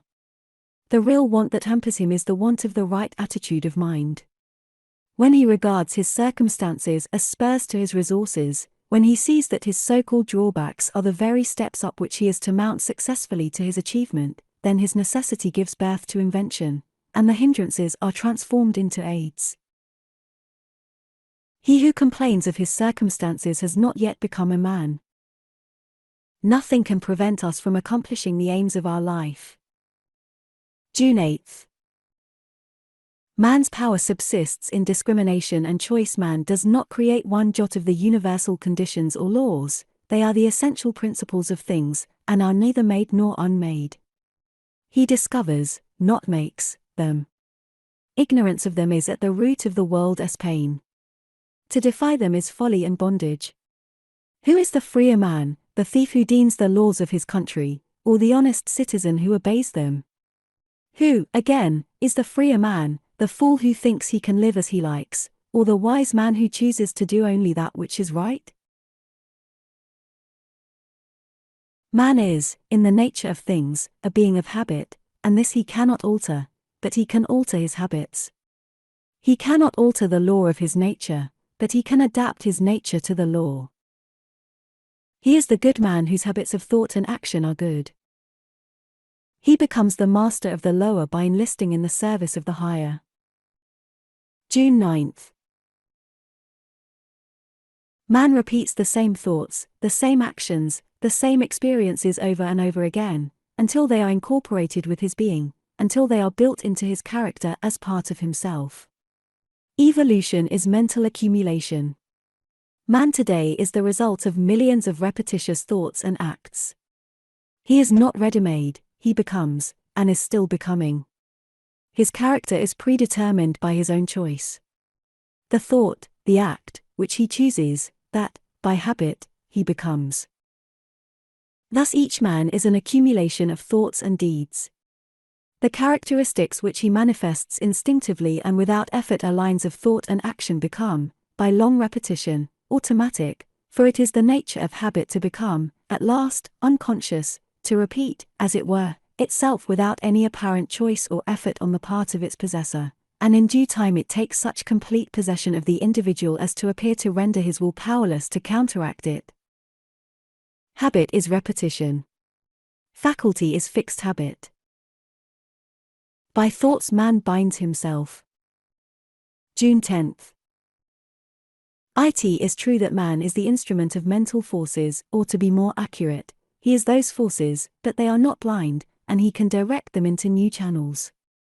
In a word, he can take himself in hand and reconstruct his habits, for though it is also true that he is born with a given character, that character is the product of numberless lives during which it has been slowly built up by choice and effort, and in this life it will be considerably modified by new experiences. No matter how apparently helpless a man has become under the tyranny of a bad habit, or a bad characteristic, and they are essentially the same, he can, so long as sanity remains, break away from it and become free. A changed attitude of mind changes the character, the habits, the life. The body is the image of the mind. June 11th. One who sutlers in body will not necessarily at once be cured when he begins to fashion his mind on moral and harmonious principles. Indeed, for a time, while the body is bringing to a crisis, and throwing off the effects of former inharmonies, the morbid condition may appear to be intensified. As a man does not gain perfect peace immediately he enters upon the path of righteousness, but must, except in rare instances, pass through a painful period of adjustment, neither does he, with the same rare exception, at once acquire perfect health. Time is required for bodily as well as mental readjustment, and even if health is not reached, it will be approached. If the mind be made robust, the bodily condition will take a secondary and subordinate place, and will cease to have that primary importance which so many give to it. Mental harmony, or moral wholeness, makes for bodily health. Reach out into a comprehension of the infinite. June 12. Whilst vainly imagining that the pleasures of earth are real and satisfying, pain and sorrow continually remind man of their unreal and unsatisfying nature. Ever striving to believe that complete satisfaction is to be found in material things, he is conscious of an inward and persistent revolt against this belief, which revolt is at once a refutation of his essential mortality, and an inherent and imperishable proof that only in the immortal, the eternal, the infinite, can he find abiding satisfaction and unbroken peace.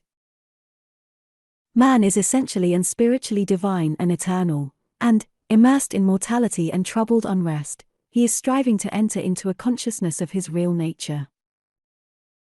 The common ground of faith, the root and spring of all religion, the heart of love. The restful reality of the eternal heart. June 13.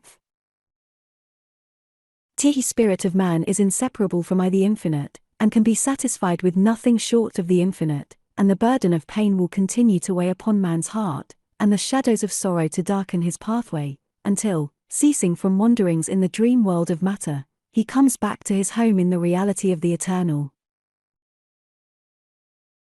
As the smallest drop of water detached from the ocean contains all the qualities of the ocean, so man, detached in consciousness from the infinite, contains within himself its likeness, and as the drop of water must, by the law of nature, ultimately find its way back to the ocean and lose itself in its silent depths, so must man, by the unfailing law of his nature, at last return to his source, and lose himself in the heart of the infinite. To become one with the infinite is the goal of man. Enter into perfect harmony with the eternal law, which is wisdom, love, and peace. June 14. This divine state is, and must ever be, incomprehensible to the merely personal. Personality, separateness, selfishness, are one and the same, and are the antithesis of wisdom and divinity. By the unqualified surrender of the personality, separateness and selfishness cease, and man enters into the possession of his divine heritage of immortality and infinity. Such surrender of the personality is regarded by the worldly and selfish mind as the most grievous of all calamities, the most irreparable loss, yet it is the one supreme and incomparable blessing, the only real and lasting gain. The mind unenlightened upon the inner laws of being and upon the nature and destiny of its own life clings to transient appearances, things which have in them no enduring substantiality, and so clinging, perishes, for the time being, amid the shattered wreckage of its own illusions. Love is universal, supreme, all-sufficing. This is the realization of selfless love. When a man's soul is clouded with selfishness in any or every form, he loses the power of spiritual discrimination, and confuses the temporal with the eternal. June 15. Men cling to and gratify the flesh as though it were going to last forever, and though they try to forget the nearness and inevitably of its dissolution, the dread of death and of the loss of all that they cling to clouds their happiest hours, and the chilling shadow of their own selfishness follows them like a remorseless.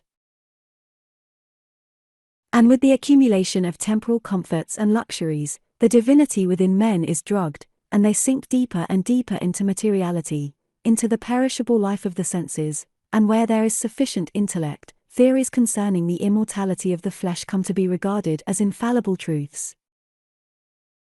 The perishable in the universe can never become permanent, the permanent can never pass away. Man cannot immortalize the flesh. June 16. All nature in its myriad forms of life is changeable, impermanent, unenduring. Only the informing principle of nature endures. Nature is many, and is marked by separation. The informing principle is one, and is marked by unity. By overcoming the senses and the selfishness within, which is the overcoming of nature, man emerges from the chrysalis of the personal and illusory, and wings himself into the glorious light of the impersonal, the region of truth, out of which all perishable forms come. Let men, therefore, practice self-denial, let them conquer their animal inclinations, let them refuse to be enslaved by luxury and pleasure, let them practice virtue, and grow daily into higher and ever higher virtue, until at last they grow into the divine. Only by realizing the God state of consciousness does man enter into immortality. This only is true service, to forget oneself in love towards all. June 17th. Whoever fights ceaselessly against his own selfishness, and strives to supplant it with all-embracing love, is a saint, whether he live in a cottage or in the midst of riches and influence, or whether he preaches or remains obscure. To the worldling, who is beginning to aspire towards higher things, the saint, such as a sweet Saint Francis of Assisi, or a conquering Saint Anthony, is a glorious and inspiring spectacle. To the saint, an equally enrapturing sight is that of the sage, sitting serene and holy, the conqueror of sin and sorrow, no more tormented by regret and remorse, and whom even temptation can never reach. And yet even the sage is drawn on by a still more glorious vision, that of the Saviour actively manifesting his knowledge in selfless works, and rendering his divinity more potent for good by sinking himself in the throbbing, sorrowing heart of mankind. Only the work that is impersonal can live. Where duties, howsoever humble, are done without self-interest, and with joyful sacrifice, there is true service and enduring work. June 18th. It is given to the world to learn one great and divine lesson, the lesson of absolute unselfishness. The saints, sages, and saviors of all time are they who have submitted themselves to this task, and have learned and lived it. All the scriptures of the world are framed to teach this one lesson, all the great teachers reiterate it. It is too simple for the world which, scorning it, stumbles along in the complex ways of selfishness. To search for this righteousness is to walk the way of truth and peace, and he who enters this way will soon perceive that immortality which is independent of birth and death, and will realize that in the divine economy of the universe the humblest effort is not lost. The world will not have finished its long journey until every soul has entered into the blissful realization of its own divinity. A pure heart is the end of all religion and the beginning of divinity. In the external universe there is ceaseless turmoil, change, and unrest. At the heart of all things there is undisturbed repose. In this deep silence dwelleth the eternal. June 19th. As there are depths in the ocean which the fiercest storm cannot reach, so there are silent, holy depths in the heart of man which the storms of sin and sorrow can never disturb. To reach this silence and to live consciously in it is peace. Discord is rife in the outward world, but unbroken harmony holds sway at the heart of the universe. The human soul reaches blindly toward the harmony of the sinless state, and to reach this state and to live consciously in it is peace. Come away, for a while, from external things, from the pleasure of the senses, from the arguments of the intellect, from the noise and the excitements of the world, and withdraw yourself into the inmost chamber of your heart, and there, free from the sacrilegious intrusion of all selfish desires, you will find a holy calm, a blissful repose. The faultless eye of truth will open within you, and you will see things as they really are. Become as little children. Hatred severs human lives, fosters persecution, and hurls nations into ruthless war. June 20th. Men cry peace. Peace. Where there is no peace, but, on the contrary, discord, disquietude, and strife. Apart from that wisdom which is inseparable from self-renunciation, there can be no real and abiding peace. The peace which results from social comfort, passing gratification, or worldly victory is transitory in its nature, and is burnt up in the heat of fiery trial. Only the peace of heaven endures through all trial, and only the selfless heart can know the peace of heaven. Holiness alone is undying peace. Self-control leads to it, and the ever-increasing light of wisdom guides the pilgrim on his way. It is partaken of in a measure as soon as the path of virtue is entered upon, but it is only realized in its fullness when self disappears in the consummation of a stainless life. This inward peace, this silence, this harmony, this love is the kingdom of heaven. Realize the light that never fades. June 21st. O reader. You would realize the joy that never ends, and the tranquility that cannot be disturbed, if you would leave behind forever your sins, your sorrow, your anxieties, and perplexities, if, I say, you would partake of this salvation, this supremely glorious life, then conquer yourself. Bring every thought, every impulse, every desire into perfect obedience to the divine power resident within you. There is no other way to peace but this, and if you refuse to walk it, your much praying and your strict adherence to ritual will be fruitless and unavailing, and neither gods nor angels can help you. Only to him that overcometh is given the white stone of the regenerate life, on which is written the new and ineffable name. The holy place within you is your real and eternal self, it is the divine within you. Spiritual principles can only be acquired after long discipline in the pursuit and practice of virtue. June 22nd. His schoolmaster never attempts to teach his pupils the abstract principles of mathematics at the commencement. He knows that by such a method teaching would be vain, and learning impossible. He first places before them a very simple sum, and, having explained it, leaves them to do it. When, after repeated failures and ever-renewed effort, they have succeeded in doing it correctly, a more difficult task is set them, and then another, and not until the pupils have, through many years of diligent application, mastered all the lessons in arithmetic does he attempt to unfold to them the underlying mathematical principles. Thus practice ever precedes knowledge even in the ordinary things of the world, and in spiritual things, in the living of the higher life, this law is rigid in its exactions. Truth can only be arrived at by daily and hourly doing the lessons of virtue. June 23rd. In a properly governed household the child is first taught to be obedient, and to conduct itself properly under all circumstances. The child is not even told why it must do this, but is commanded to do it, and only after it has so far succeeded in doing what is right and proper is it told why it should do it. No father would attempt to teach his child the principles of ethics before exacting from it the practice of filial duty and social virtue.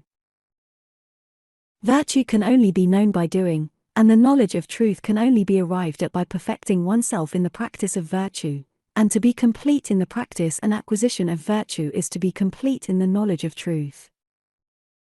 Undaunted by failure, and made stronger by difficulties. Learn the lessons of virtue, and thus build up in the strength of knowledge, destroying ignorance and the ills of life. June 24th. Where love is, God is, and where goodness lives, there Christ abides, and he who daily strives 'gainst self and selfishness, shaping his mind for truth and purity, shall surely find the Master's presence in his inmost heart. God shall be one with him, and not apart, who overcomes himself, and makes his life godlike and holy, banishing all strife.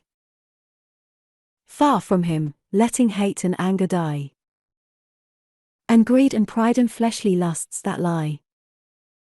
To God and goodness, great shall be his peace. Happy and everlasting his release from pain and sorrow who doth conquer sin. To the pure heart comes God and dwells therein. He only who the path of good hath trod hath found the life that's hid with Christ in God. Make pure thy heart, and thou wilt make thy life rich, sweet, and beautiful, unmarred by strife. Stimulate the mind to watchfulness and reflection. June 25th. It will be seen that the first step in the discipline of the mind is the overcoming of indolence. This is the easiest step, and until it is perfectly accomplished the other steps cannot be taken. The clinging to indolence constitutes a complete barrier to the path of truth. Indolence consists in giving the body more ease and sleep than it requires, in procrastinating, and in shirking and neglecting those things which should receive immediate attention. This condition of laziness must be overcome by rousing up the body at an early hour, giving it just the amount of sleep it requires for complete recuperation, and by doing, promptly and vigorously, every task and duty, no matter how small, as it comes along. The heart must be purified of sensual and gustatory lust. A listless mind could not achieve any kind of success. June 26. Success is rooted in a subtle mental brooding along a given line. It subsists in an individual characteristic, or combination of characteristics, and not in a particular circumstance, or set of circumstances. The circumstances appear, it is true, and form part of the success, but these would be useless without the mind that can penetrate and utilize them. At the root of every success there is some form of well-husbanded and well-directed energy. There has been some persistent brooding of the mind upon a project. Success is like a flower, it may appear more or less suddenly, but it is the finished product of a long series of efforts, of preparatory stages. Men see the success, but the preparation for it, the innumerable mental processes that led up to it, are hidden from them. Without exertion nothing can be accomplished. In order to achieve the higher forms of success, a man must give up anxiety, hurry, and fussiness. June 27. Pressing forward persistently along a given way is sure to lead to a destination that is definitely associated with that way. Frequent going aside, or turning back, will render effort fruitless, no destination will he reach, success will remain afar off. Effort, and the more effort, and then effort again, is the keynote of success. As the simple old saying has it, if at first you don't succeed, try again. All the precepts of successful business men are precepts of doing, all the precepts of the wise teachers are precepts of doing. To cease to do is to cease to be of any use in the economy of life. Doing means effort, exertion. Transmute the energy that wears and breaks down into that deeper and less obtrusive kind that preserves and builds up. The silent, calm people will manifest a more enduring form of success than those who are noisy and restless. June 28.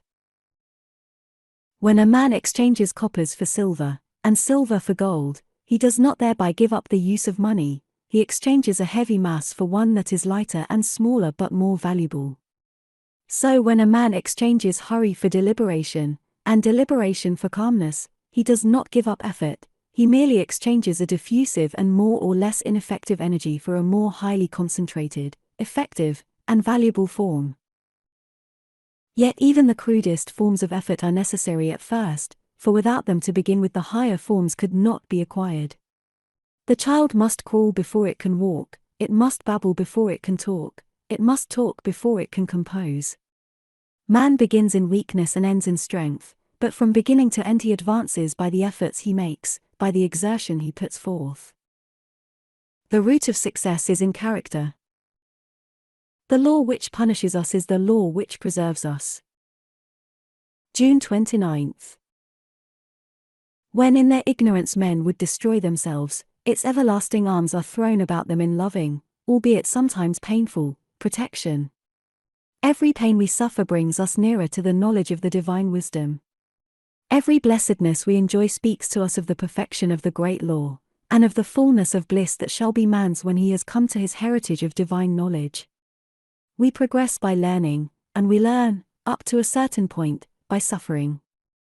When the heart is mellowed by love, the law of love is perceived in all its wonderful kindness. When wisdom is acquired, peace is assured. We cannot alter the law of things, which is of sublime perfection, but we can alter ourselves so as to comprehend more and more of that perfection, and make its grandeur ours. To wish to bring down the perfect to the imperfect is the crown of folly, but to strive to bring the imperfect up to the perfect is the height of wisdom. Seers of the cosmos do not mourn over the scheme of things. June 30th. Seers of the cosmos see the universe as a perfect whole, and not as an imperfect jumble of parts. The great teachers are men of abiding joy and heavenly peace. The blind captive of unholy desire may cry, "Ah, love, could you and I with him conspire to grasp this sorry scheme of things entire, would we not shatter it to bits, and then remold it nearer to the heart's desire?"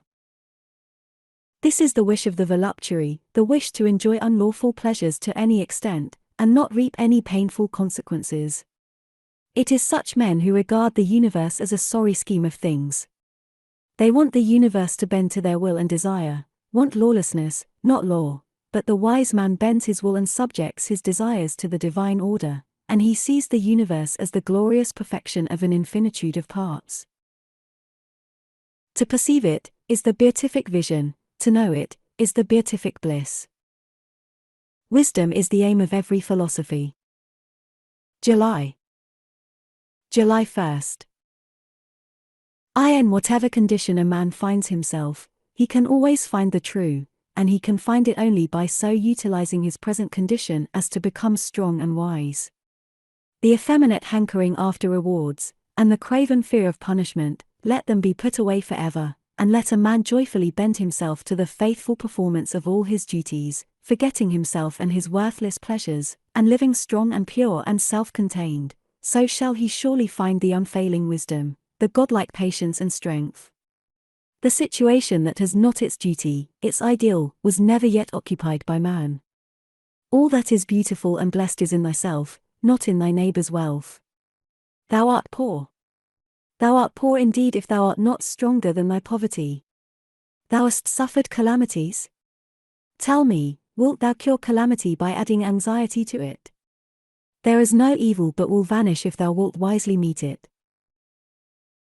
Canst thou mend a broken vase by weeping over it? The might of meekness. July 2nd. Teach ye man who conquers another by force is strong, the man who conquers himself by meekness is mighty. He who conquers another by force will himself likewise be conquered, he who conquers himself by meekness will never be overthrown, for the human cannot overcome the divine. The meek man is triumphant in defeat. Socrates lives the more by being put to death, in the crucified Jesus the risen Christ is revealed, and Stephen, in receiving his stoning, defies the hurting power of stones. That which is real cannot be destroyed, but only that which is unreal. When a man finds that within him which is real, which is constant, abiding, changeless, and eternal, he enters into that reality, and becomes meek. All the powers of darkness will come against him, but they will do him no hurt, and will at last depart from him. Meekness is a divine quality, and as such is all-powerful. Nothing is hidden from him who overcomes himself. July 3rd. Into the cause of causes shalt thou penetrate, and lifting, one after another, every veil of illusion, shalt reach at last the inmost heart of being. Thus becoming one with life, thou shalt know all life, and, seeing into causes, and knowing realities, thou shalt be no more anxious about thyself, and others, and the world, but shalt see that all things that are engines of the great law. Canopied with gentleness, thou shalt bless where others curse, love where others hate, forgive where others condemn, yield where others strive, give up where others grasp, lose where others gain. And in their strength they shall be weak, and in thy weakness thou shalt be strong, yea, thou shalt mightily prevail. Therefore, when heaven would save a man, it enfolds him with gentleness. He that hath not unbroken gentleness hath not truth. How can he fear any who wrongs none? July 4th. The righteous man is invincible. No enemy can possibly overcome or confound him, and he needs no other protection than that of his own integrity and holiness. As it is impossible for evil to overcome good, so the righteous man can never be brought low by the unrighteous. Slander, envy, hatred, malice can never reach him, nor cause him any suffering, and those who try to injure him only succeed ultimately in bringing ignominy upon themselves. The righteous man having nothing to hide, committing no acts which require stealth, and harboring no thoughts and desires which he would not like others to know, is fearless and unashamed. His step is firm, his body upright, and his speech direct and without ambiguity. He looks everybody in the face. How can he be ashamed before any who deceives none? Ceasing from all wrong you can never be wronged, ceasing from all deceit you can never be deceived. The universe is preserved because love is at the heart of it. July 5th. Children of light who abide in the kingdom of heaven see the universe, and all that it contains, as the manifestation of one law, the law of love. They see love as the molding, sustaining, protecting, and perfecting power immanent in all things animate and inanimate. To them love is not merely and only a rule of life, it is the law of life, it is life itself. Knowing this, they order their whole life in accordance with love, not regarding their own personality. By thus practicing obedience to the highest, to divine love, they become conscious partakers of the power of love, and so arrive at perfect freedom as masters of destiny. Love is perfect harmony, pure bliss, and contains, therefore, no element of suffering. Let a man think no thought and do no act that is not in accordance with pure love, and suffering shall no more trouble him. Love is the only preserving power. To know love is to know that there is no harmful power in the whole universe. July 6th. If a man would know love, and partake of its undying bliss, he must practice it in his heart, he must become love. He who always acts from the spirit of love is never deserted, is never left in a dilemma or difficulty, for love, impersonal love, is both knowledge and power. He who has learned how to love has learned how to master every difficulty, how to transmute every failure into success, how to clothe every event and condition in garments of blessedness and beauty. The way to love is by self-mastery, and, traveling that way, a man builds himself up in knowledge as he proceeds. Arriving at love, he enters into full possession of body and mind, by right of the divine power which he has earned. Perfect love casteth out fear. Perfect love is perfect harmlessness. And he who has destroyed in himself all thoughts of harm, and all desire to harm, receives the universal protection. By self-enlightenment is perfect freedom found. July 7th. There is no bondage in the heavenly life. There is perfect freedom. This is its great glory. This supreme freedom is gained only by obedience. He who obeys the highest cooperates with the highest, and so masters every force within himself and every condition without. A man may choose the lower and neglect the higher, but the higher is never overcome by the lower. Herein lies the revelation of freedom. Let a man choose the higher and abandon the lower, he shall then establish himself as an overcomer, and shall realize perfect freedom. To give the reins to inclination is the only slavery, to conquer oneself is the only freedom. The slave to self loves his chains, and will not have one of them broken for fear he would be depriving himself of some cherished delight. He thus defeats and enslaves himself.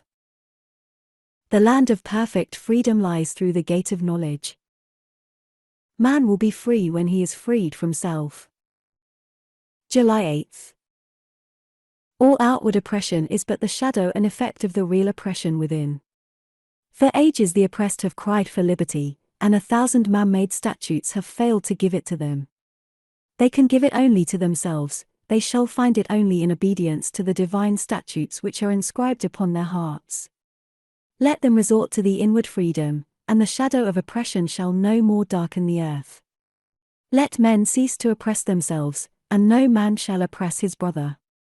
Men legislate for an outward freedom, yet continue to render such freedom impossible of achievement by fostering an inward condition of enslavement. They thus pursue a shadow without, and ignore the substance within. All outward forms of bondage and oppression will cease to be when man ceases to be the willing bondslave of passion, error, and ignorance. Freedom is to the free. The true, the beautiful, the great is always childlike, and is perennially fresh and young. July 9th. Tea great man is always the good man, he is always simple.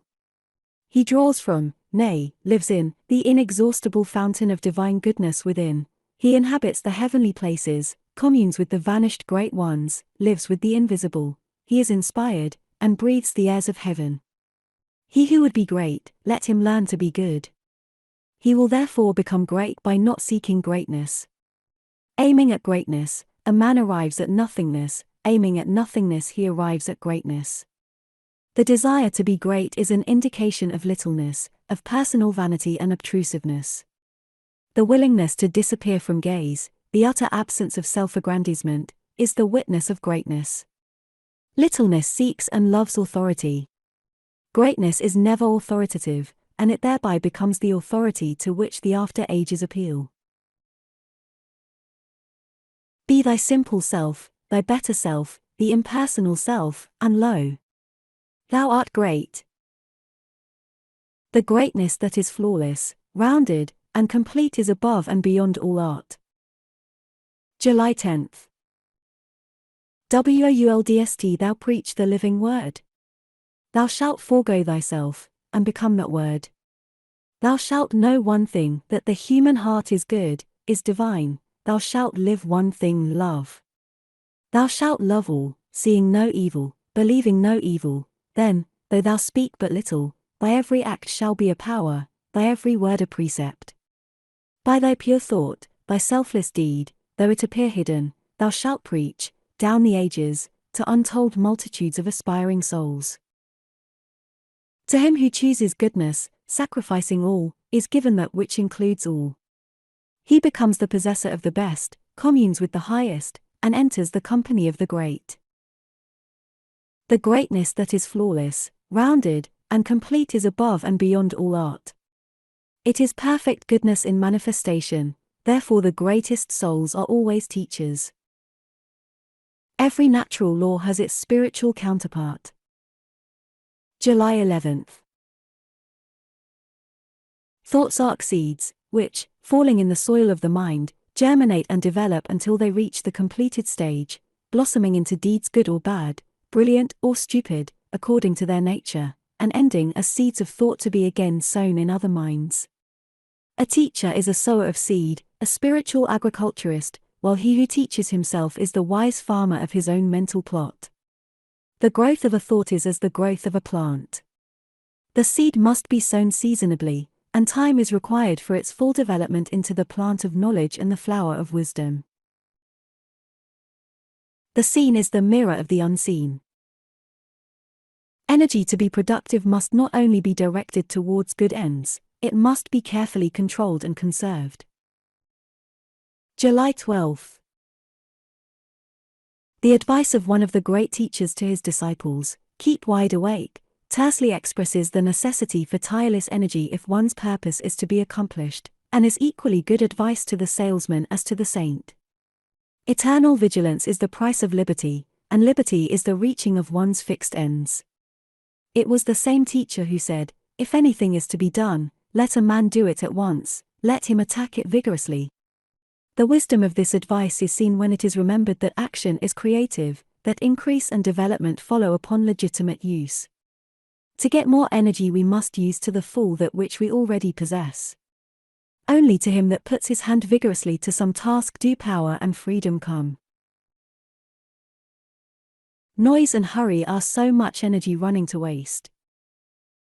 It is a great delusion that noise means power. July 13th. Where calmness is, there is the greatest power. Calmness is the sure indication of a strong, well-trained, patiently disciplined mind. The calm man knows his business, be sure of it. His words are few, but they tell. His schemes are well planned, and they work true, like a well-balanced machine. He sees a long way ahead, and makes straight for his object. The enemy, difficulty, he converts into a friend, and makes profitable use of him, for he has studied well how to agree with his adversary while he is in the way with him. Like a wise general, he has anticipated all emergencies. Indeed, he is the man who is prepared beforehand. In his meditations, in the counsels of his judgment, he has conferred with causes, and has caught the bent of all contingencies. He is never taken by surprise, is never in a hurry, is safe in the keeping of his own steadfastness, and is sure of his ground. Working steam is not heard. It is the escaping steam which makes a great noise. Energy is the first pillar in the temple of prosperity. July 14th. Calmness, as distinguished from the dead placidity of languor, is the acme of concentrated energy. There is a focused mentality behind it. In agitation and excitement, the mentality is dispersed. It is irresponsible, and is without force or weight. The fussy, peevish, irritable man has no influence. He repels, not attracts. He wonders why his easygoing neighbor succeeds, and is sought after, while he, who is always hurrying, worrying, and troubling, he miscalls it striving, fails, and is avoided. His neighbor, being a calmer man, not more easygoing but more deliberate, gets through more work, does it more skillfully, and is more self-possessed and manly. This is the reason of his success and influence. His energy is controlled and used, while the other man's energy is dispersed and abused. No energy means no capacity. The spendthrift can never become rich, but, if he begin with riches, must soon become poor. July 15th. The poor man who is to become rich must begin at the bottom, and must not wish, or try, to appear affluent by attempting something far beyond his means. There is always plenty of room and scope at the bottom, and it is a safe place from which to begin, as there is nothing below, and everything above. Many a young businessman comes at once to grief by swagger and display, which he foolishly imagines are necessary to success, but which, deceiving no one but himself, lead quickly to ruin. A modest and true beginning, in any sphere, will better ensure success than an exaggerated advertisement of one's standing and importance. The thrifty and prudent are on the way to riches. Vanity leading to excessive luxury in clothing is a vice which should be studiously avoided by virtuous people. July 16th. An obtrusive display in clothing and jewelry bespeaks a vulgar and empty mind. Modest and cultured people are modest and becoming in their dress, and their spare money is wisely used in further enhancing their culture and virtue. Education and progress are of more importance to them than needless, vain apparel, and literature, art, and science are encouraged thereby. A true refinement is in the mind and behavior, and a mind adorned with virtue and intelligence cannot add to its attractiveness, though it may detract from it, by an ostentatious display of the body. Simplicity in dress, as in other things, is the best. Money wasted can be restored, health wasted can be restored, but time wasted can never be restored. July 17th. The man who gets up early in order to think and plan, that he may weigh and consider and forecast, will always manifest greater skill and success in his particular pursuit than the man who lies in bed till the last moment, and only gets up in time to begin breakfast. An hour spent in this way before breakfast will prove of the greatest value in making one's efforts fruitful. It is a means of calming and clarifying the mind, and of focusing one's energies so as to render them more powerful and effective. The best and most abiding success is that which is made before 8 o'clock in the morning. He who is at his business at 6 o'clock will always, all other conditions being equal, be a long way ahead of the man who is in bed at 8. The day is not lengthened for any man. Wisdom is the highest form of skill. July 18th. There is one right way of doing everything, even the smallest, and 1,000 wrong ways. Skill consists in finding the one right way, and adhering to it. The inefficient bungle confusedly about among the 1,000 wrong ways, and do not adopt the right one when it is pointed out to them. They do this in some cases because they think, in their ignorance, that they know best, thereby placing themselves in a position where it becomes impossible to learn, even though it be only to learn how to clean a window or sweep a floor.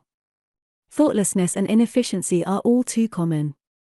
There is plenty of room in the world for thoughtful and efficient people. Employers of labor know how difficult it is to get the best workmanship. The good workman, whether with tools or brains, whether with speech or thought, will always find a place for the exercise of his skill. Skill is gained by thoughtfulness and attention. There is no striking a cheap bargain with prosperity. July 19th. As the bubble cannot endure, so the fraud cannot prosper. He makes a feverish spurt in the acquirement of money, and then collapses. Nothing is ever gained, ever can be gained, by fraud. It is but wrested for a time, to be again returned with heavy interest. But fraud is not confined to the unscrupulous swindler. All who are getting, or trying to get, money without giving an equivalent are practicing fraud, whether they know it or not. Men who are anxiously scheming how to get money without working for it are frauds, and mentally they are closely allied to the thief and swindler under whose influence they come, sooner or later, and who deprives them of their capital. Prosperity must be purchased, not only with intelligent labor, but with moral force. Sterling integrity tells wherever it is, and stamps its hallmark on all transactions. July 20th. To be complete and strong, integrity must embrace the whole man, and extend to all the details of his life, and it must be so thorough and permanent as to withstand all temptations to swerve into compromise. To fail in one point is to fail in all, and to admit, under stress, a compromise with falsehood, howsoever necessary and insignificant it may appear, is to throw down the shield of integrity, and to stand exposed to the onslaughts of evil. The man who works as carefully and conscientiously when his employer is away as when his eye is on him, will not long remain in an inferior position. Such integrity in duty, in performing the details of his work, will quickly lead him into the fertile regions of prosperity.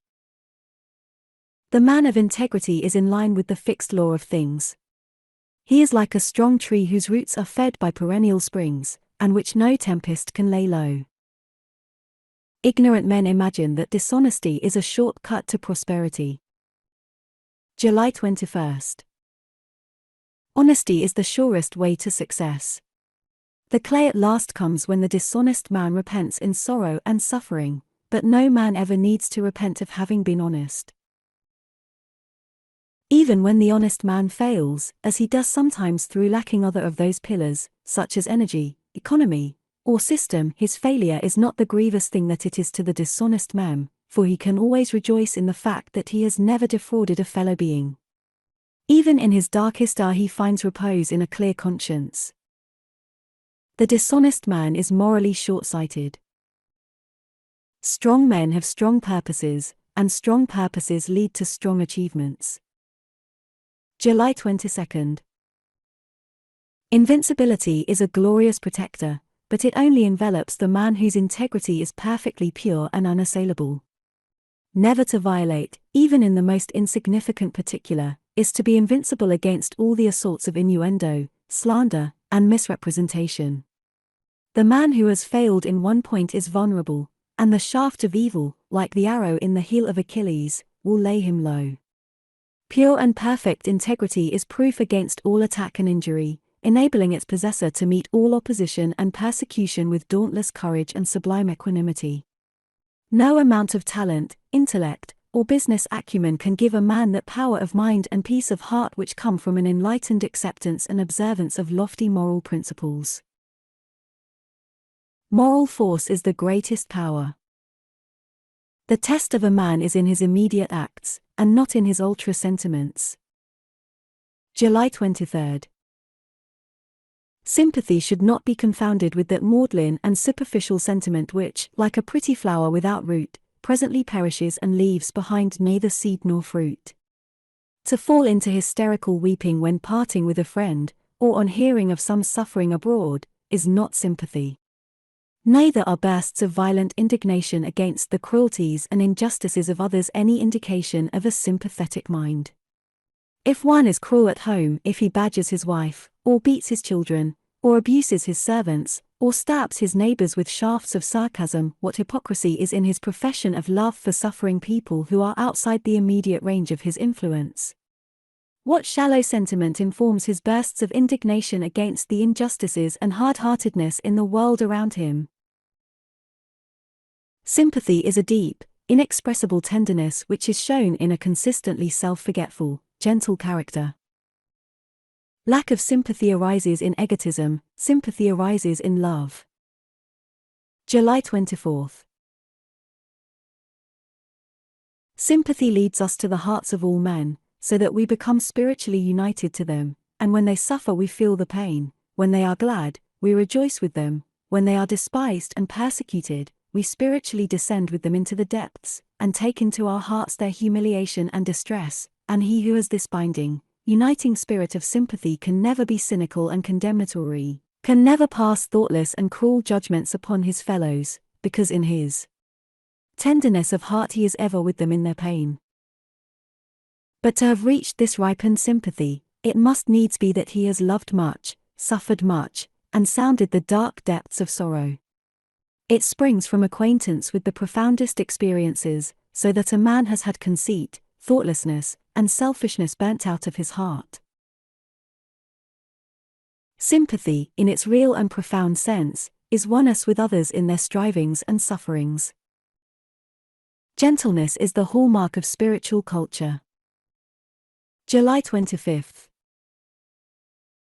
Let a man beware of greed, of meanness, of envy, of jealousy, of suspicion, for these things, if harbored, will rob him of all that is best in life, even all that is best in material things, as well as all that is best in character and happiness.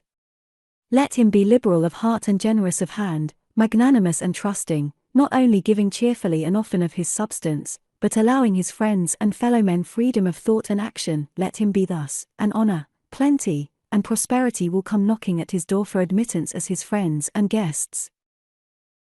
Gentleness is akin to divinity.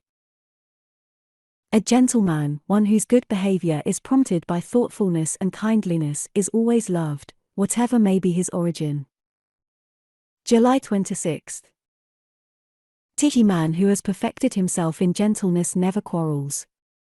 He never returns the hard word, he leaves it alone, or meets it with a gentle word, which is far more powerful than wrath. Gentleness is wedded to wisdom, and the wise man has overcome all anger in himself, and so understands how to overcome it in others. The gentleman is saved from most of the disturbances and turmoils with which uncontrolled men afflict themselves. While they are wearing themselves out with wasteful and needless strain, he is quiet and composed, and such quietness and composure are strong to win in the battle of life. Argument analyzes the outer skin, but sympathy reaches to the heart.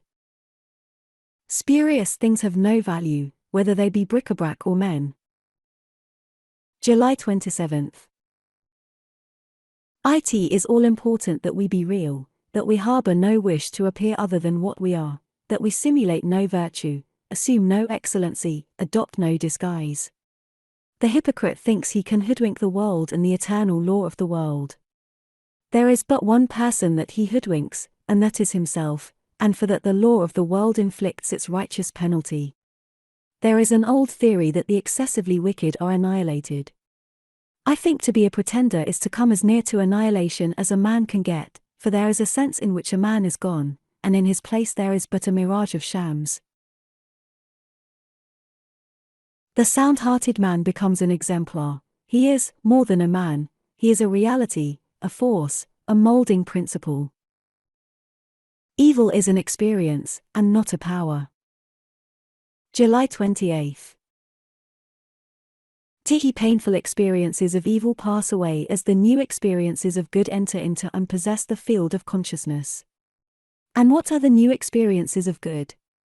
They are many and beautiful, such as the joyful knowledge of freedom from sin, the absence of remorse, deliverance from all the torments of temptation, ineffable joy in conditions and circumstances which formerly caused deep affliction, imperviousness to hurt by the actions of others, great patience and sweetness of character, serenity of mind under all circumstances, emancipation from doubt, fear, and anxiety, freedom from all dislike, envy, and enmity.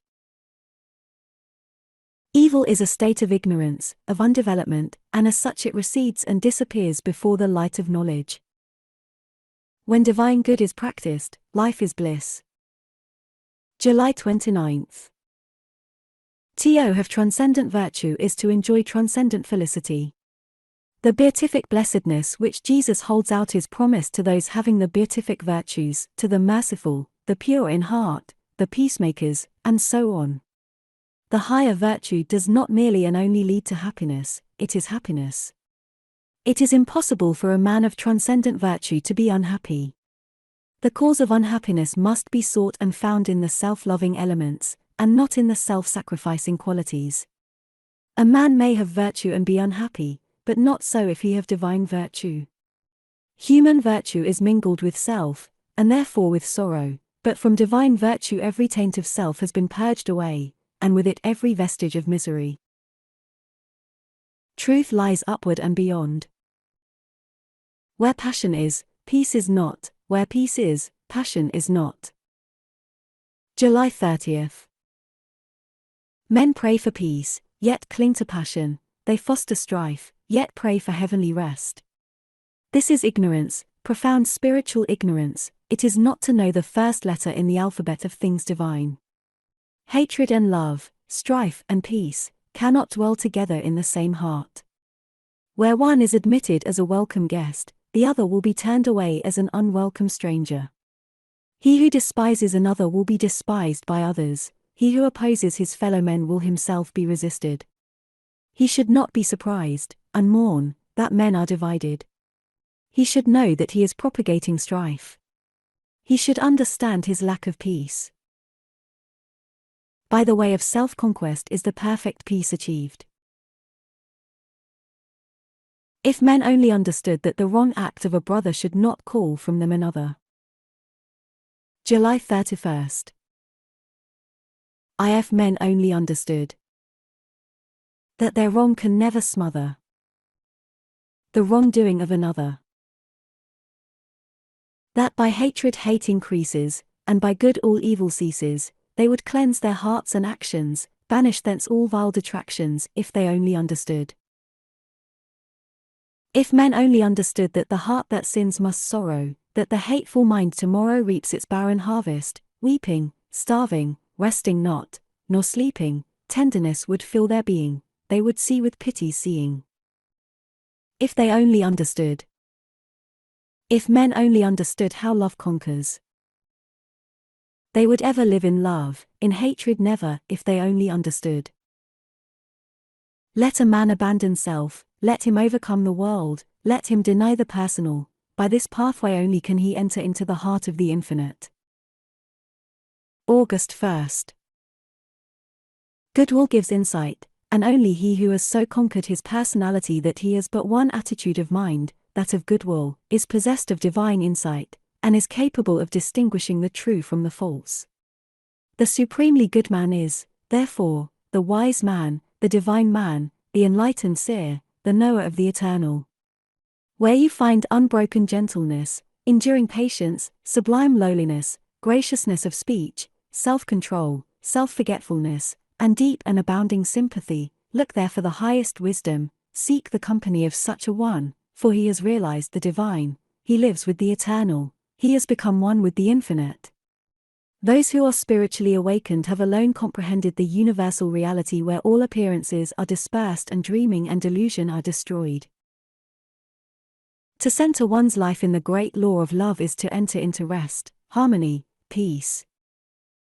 To enter into a realization of the infinite and eternal is to rise superior to time. August 2nd. To refrain from all participation in evil and discord, to cease from all resistance to evil, and from the omission of that which is good, and to fall back upon unswerving obedience to the holy calm within, is to enter into the inmost heart of things, is to attain to a living, conscious experience of that eternal and infinite principle which must ever remain a hidden mystery to the merely perceptive intellect. Until this principle is realized, the soul is not established in peace, and he who so realizes is truly wise, not wise with the wisdom of the learned, but with the simplicity of a blameless heart and of a divine manhood. There is one great law which exacts unconditional obedience, one unifying principle which is the basis of all diversity, one eternal truth wherein all the problems of earth pass away like shadows. To realize this law, this unity, this truth, is to enter into the infinite, is to become one with the eternal. Become established in immortality, heaven, and the Spirit, which make up the empire of light. August 3rd. Entering into the infinite is not a mere theory or sentiment. It is a vital experience which is the result of assiduous practice in inward purification. When the body is no longer to be, even remotely, the real man, when all appetites and desires are thoroughly subdued and purified, when the emotions are rested and calm, and when the oscillation of the intellect ceases and perfect poise is secured, then, and not till then, does consciousness become one with the infinite, not till then is childlike wisdom and profound peace secured. Men grow weary and grey over the dark problems of life, and finally pass away and leave them unsolved because they cannot see their way out of the darkness of the personality, being too much engrossed in its limitations. Seeking to save his personal life, man forfeits the greater impersonal life of truth. Clinging to the perishable, he is shut out from a knowledge of the eternal. Self and error are synonymous. August 4th. Error is involved in the darkness of unfathomable complexity, but eternal simplicity is the glory of truth. Love of self shuts men out from truth, and seeking their own personal happiness they lose the deeper, purer, and more abiding bliss. Says Carlyle, there is in man a higher than happiness. He can do without happiness, and instead thereof find blessedness. Love not pleasure, love God. This is the everlasting yeah, wherein all contradiction is solved, wherein whoso walks and works, it is well with him.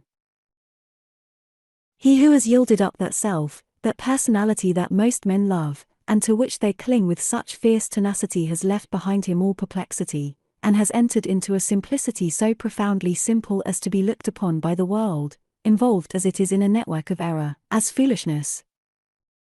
At rest in the infinite. The region of reality. Unchanging principle. August 5th.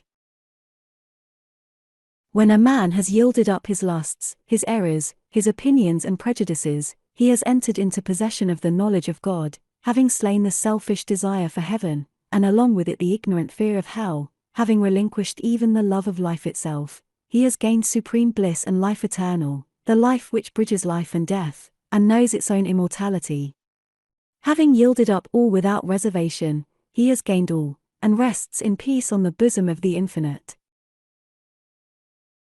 Only he who has become so free from self as to be equally content to be annihilated as to live, or to live as to be annihilated, is fit to enter into the infinite. Only he who, ceasing to trust his perishable self, has learned to trust in boundless measure the great law, the supreme good, is prepared to partake of undying bliss. By the surrender of self all difficulties are overcome. There is no more regret, nor disappointment, nor remorse, where all selfishness has ceased. August 6th. The spirit of love which is manifested as a perfect and rounded life is the crown of being and the supreme end of knowledge upon this earth. How does a man act under trial and temptation? Many men boast of being in possession of truth who are continually swayed by grief, disappointment, and passion, and who sink under the first little trial that comes along. Truth is nothing if not unchangeable, and in so far as a man takes his stand upon truth does he become steadfast in virtue, does he rise superior to his passions and emotions and changeable personality. Men formulate perishable dogmas, and call them truth. Truth cannot be formulated, it is ineffable, and ever beyond the reach of intellect. It can only be experienced by practice, it can only be manifested in a stainless heart and a perfect life. He who is patient, calm, and forgiving under all circumstances manifests the truth. Practice heart virtue, and search humbly and diligently for the truth. August 7th. Truth will never be proved by wordy arguments and learned treatises, for if men do not perceive the truth in infinite patience, undying forgiveness, and all-embracing compassion, no words can ever prove it to them. It is an easy matter for the passionate to be calm and patient when they are in the midst of calmness, or when they are alone. It is equally easy for the uncharitable to be gentle and kind when they are dealt kindly with, but he who retains his patience and calmness under all trial, who remains sublimely meek and gentle under the most trying circumstances, he, and he alone, is possessed of the spotless truth. And this is so because such lofty virtues belong to the divine, and can only be manifested by one who has attained to the highest wisdom, who has relinquished his passionate and self-seeking nature, who has realized the supreme and unchangeable law, and has brought himself into harmony with it.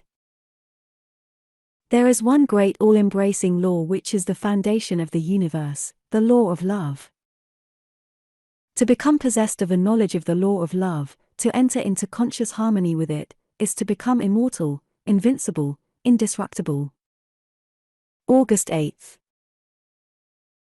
It is because of the effort of the soul to realize this law that men come again and again to live, to suffer, and to die, and when realized, suffering ceases, personality is dispersed, and the fleshly life and death are destroyed, for consciousness becomes one with the eternal. The law is absolutely impersonal, and its highest manifested expression is that of service. When the purified heart has realized truth, it is then called upon to make the last, the greatest, and holiest sacrifice, the sacrifice of the well-earned enjoyment of truth. It is by virtue of this sacrifice that the divinely emancipated soul comes to dwell amongst the lowliest and least, and to be esteemed the servant of all mankind. The spirit of love is alone singled out as worthy to receive the unstinted worship of posterity. Truth cannot be limited. August 9th. Glory alike of the saint, the sage, and the Saviour is this, that he has realized the most profound lowliness, the most sublime unselfishness, having given up all, even his own personality, all his works are holy and enduring, for they are freed from every taint of self.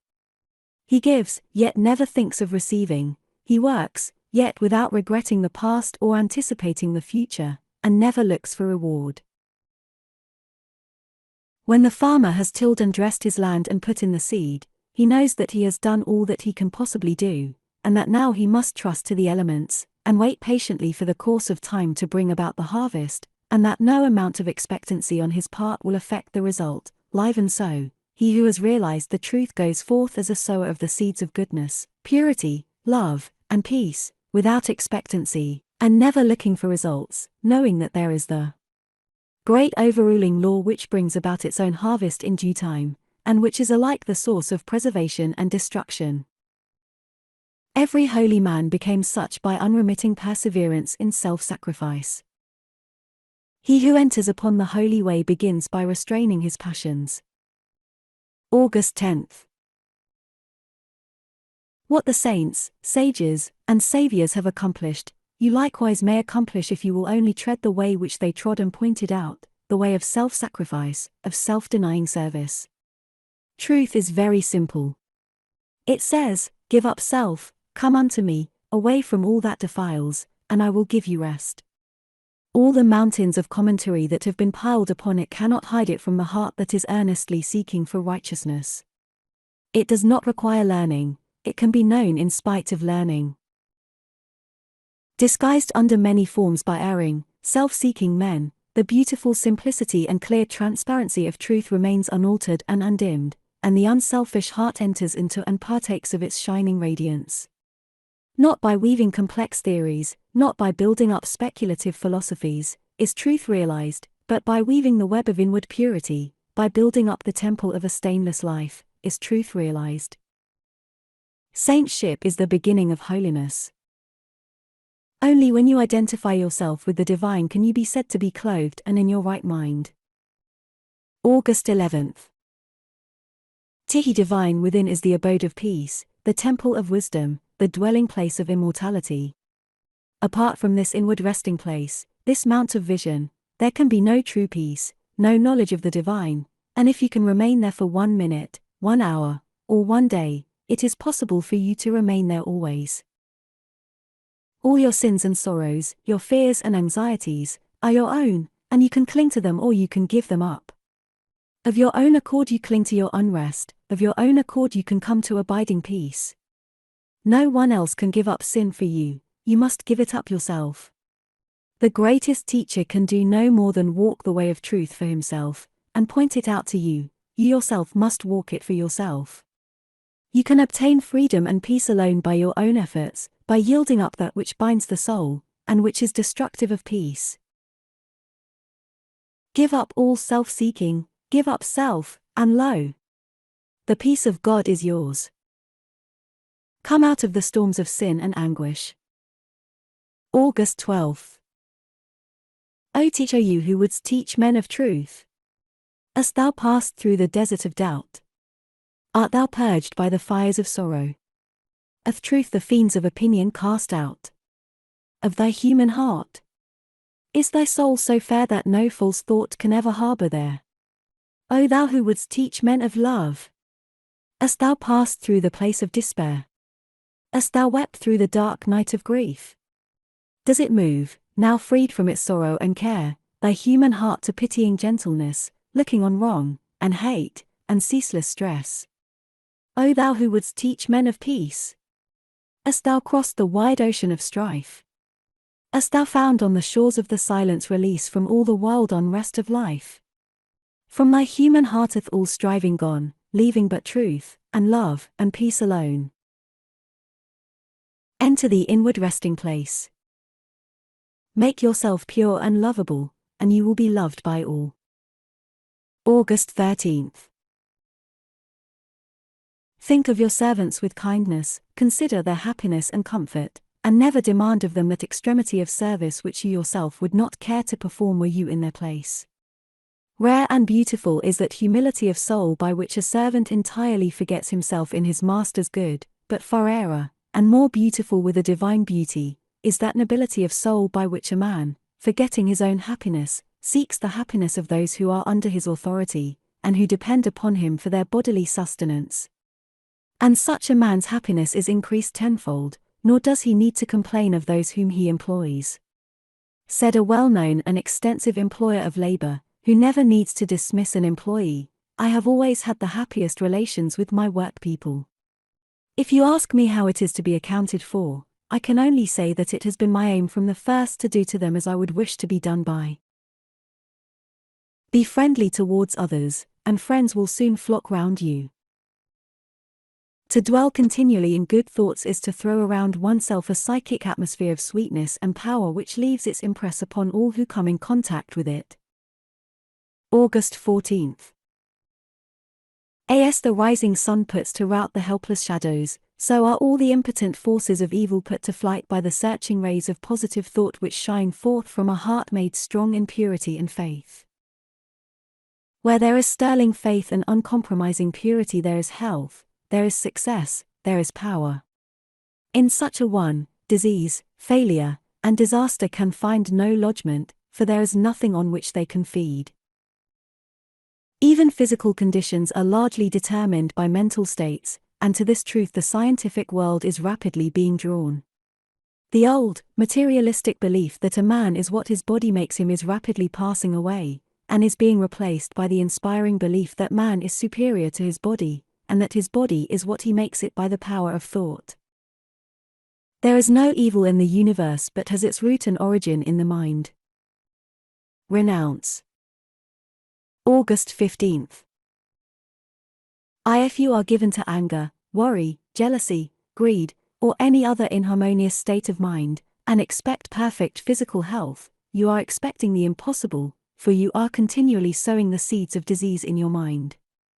Such conditions of mind are carefully shunned by the wise man, for he knows them to be far more dangerous than a bad drain or an infected house.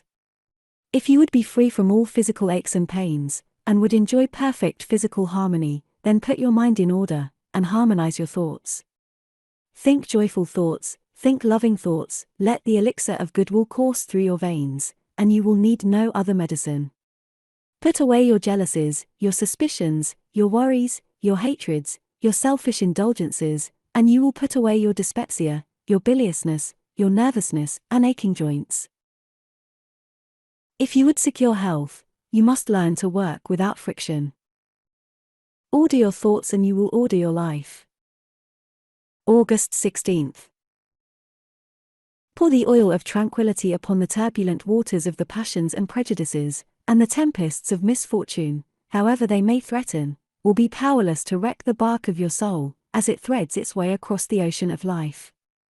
And if that bark be piloted by a cheerful and never-failing faith, its course will be doubly sure, and many perils will pass it by which would otherwise attack it. By the power of faith every enduring work is accomplished. Faith in the Supreme, faith in the overruling law, faith in your work, and in your power to accomplish that work. Here is the rock upon which you must build if you would achieve, if you would stand and not fall. Follow, under all circumstances, the highest promptings within you. Let your heart grow large and loving and unselfish, and great and lasting will be your influence and success. August 17th. Cultivate a pure and unselfish spirit, and combine with purity and faith singleness of purpose, and you are evolving from the elements enduring success of greatness and power.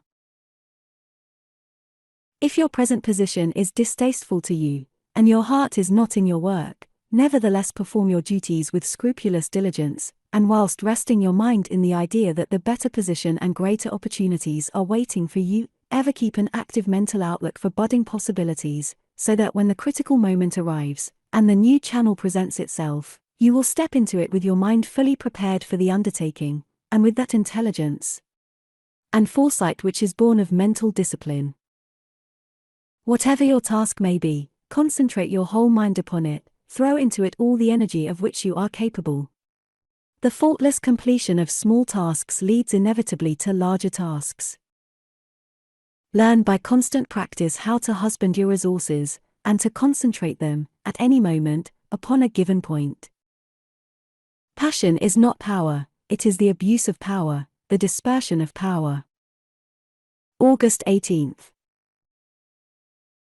When that young man, whom I knew, passing through continual reverses and misfortunes, was mocked by his friends and told to desist from further effort, and he replied, "The time is not far distant when you will marvel at my good fortune and success," he showed that he was possessed of that silent and irresistible power which has taken him over innumerable difficulties, and crowned his life with success.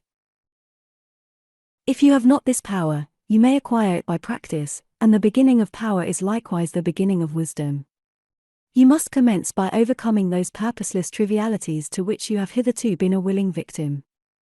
Boisterous and uncontrolled laughter, slander, and idle talk, and joking merely to raise a laugh, all these things must be put on one side as so much waste of valuable energy. Be of single aim, have a legitimate and useful purpose, and devote yourself unreservedly to it. Happiness is that inward state of perfect satisfaction which is joy and peace. August 19th. Tea satisfaction which results from gratified desire is brief and illusionary, and is always followed by an increased demand for gratification. Desire is insatiable as the ocean, and clamors louder and louder as its demands are attended to. It claims ever-increasing service from its deluded devotees, until at last they are struck down with physical or mental anguish, and are hurled into the purifying fires of suffering. Desire is the region of hell, and all torments are centered there. The giving up of desire is the realization of heaven, and all delights await the pilgrim there. I sent my soul through the invisible, some letter of that afterlife to spell, and by my soul returned to me, and whispered, I myself am heaven and hell. Heaven and hell are inward states. To seek selfishly is only to lose happiness. August 20th. Sink into self and all its gratifications, and you sink into hell. Rise above self into that state of consciousness which is the utter denial and forgetfulness of self, and you enter heaven.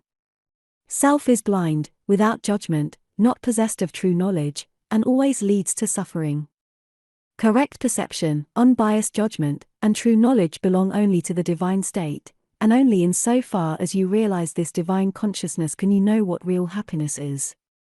So long as you persist in selfishly seeking for your own happiness, so long will happiness elude you, and you will be sowing the seeds of wretchedness. In so far as you succeed in losing yourself in the service of others, in that measure will happiness come to you, and you will reap a harvest of bliss. Abiding happiness will come to you when, ceasing to selfishly cling, you are willing to give up. Whatsoever you constantly meditate upon you will not only come to understand, but will grow more and more into its likeness. August 21st. Spiritual meditation is the pathway to divinity. It is the mystic ladder which reaches from earth to heaven, from error to truth, from pain to peace. Every saint has climbed it, every sinner must sooner or later come to it, and every weary pilgrim that turns his back upon self and the world, and sets his face resolutely towards the Father's home, must plant his feet upon its golden rounds. Without its aid you cannot grow into the divine state, the divine likeness, the divine peace, and the fadeless glories and unpolluting joys of truth will remain hidden from you. If you constantly dwell upon that which is selfish and debasing, you will ultimately become selfish and debased. If you would enter into possession of profound and abiding peace, come now and enter the path of meditation. August 22nd. Select some portion of the day in which to meditate, and keep that period sacred to your purpose. The best time is the very early morning when the spirit of repose is upon everything. All natural conditions will then be in your favor, the passions, after the long bodily fast of the night, will be subdued, the excitements and worries of the previous day will have died away, and the mind, strong and yet restful, will be receptive to spiritual instruction. Indeed, one of the first efforts you will be called upon to make will be to shake off lethargy and indulgence, and if you refuse you will be unable to advance, for the demands of the spirit are imperative. The sluggard and the self-indulgent can have no knowledge of truth. The direct outcome of your meditations will be a calm, spiritual strength. August 23rd. If you are given to hatred or anger, you will meditate upon gentleness and forgiveness, so as to become acutely alive to a sense of your harsh and foolish conduct. You will then begin to dwell in thoughts of love, of gentleness, of abounding forgiveness, and as you overcome the lower by the higher, there will gradually, silently steal into your heart a knowledge of the divine law of love with an understanding of its bearing upon all the intricacies of life and conduct. And in applying this knowledge to your every thought, word, and act, you will grow more and more gentle, more and more loving, more and more divine. And thus with every error, every selfish desire, every human weakness, by the power of meditation is it overcome, and as each sin, each error, is thrust out, a fuller and clearer measure of the light of truth illumines the pilgrim soul. Great is the overcoming power of holy thought. Meditation will enrich the soul with saving remembrance in the hour of strife, of sorrow, or of temptation. August 24th. By the power of meditation, you grow in wisdom, you will relinquish, more and more, your selfish desires which are fickle, impermanent, and productive of sorrow and pain, and will take your stand, with increasing steadfastness and trust, upon unchangeable principles, and will realize heavenly rest. The use of meditation is the requirement of a knowledge of eternal principles, and the power which results from meditation is the ability to rest upon and trust those principles, and so become one with the eternal. The end of meditation is, therefore, direct knowledge of truth, God, and the realization of divine and profound peace. Strive to rise, by the power of meditation, above all selfish clinging to partial gods or party creeds, above dead formalities and lifeless ignorance. Remember that you are to grow into truth by steady perseverance. Believe that a life of perfect holiness is possible. August 25th. So believing, so aspiring, so meditating, divinely sweet and beautiful will be your spiritual experiences, and glorious the revelations that will enrapture your inward vision. As you realize the divine love, the divine justice, the perfect law of good, or God, great will be your bliss and deep your peace. Old things will pass away, and all things will become new. The veil of the material universe, so dense and impenetrable to the eye of error, so thin and gauzy to the eye of truth, will be lifted and the spiritual universe will be revealed. Time will cease, and you will live only in eternity. Change and mortality will no more cause you anxiety and sorrow, for you will become established in the unchangeable, and will dwell in the very heart of immortality. He who believes climbs rapidly the heavenly hills. Where self is, truth is not, where truth is, self is not. August 26th. Upon the battlefield of the human soul, two masters are ever contending for the crown of supremacy, for the kingship and dominion of the heart, the master of self, called also the prince of this world, and the master of truth, called also the Father God. The master self is that rebellious one whose weapons are passion, pride, avarice, vanity, self-will, implements of darkness. The master truth is that meek and lowly one whose weapons are gentleness, patience, purity, sacrifice, humility, love, instruments of light. In every soul the battle is waged, and as a soldier cannot engage at once in two opposing armies, so every heart is enlisted either in the ranks of self or of truth. There is no half and half course. Jesus, the manifested Christ, declared that no man can serve two masters, for either he will hate the one and love the other, or else he will hold to the one and despise the other. Ye cannot serve God and mammon. You cannot perceive the beauty of truth while you are looking out through the eyes of self. The lovers of truth worship truth with the sacrifice of self. August 27th. Do you seek to know and to realize truth? Then you must be prepared to sacrifice, to renounce to the uttermost, for truth in all its glory can only be perceived and known when the last vestige of self has disappeared.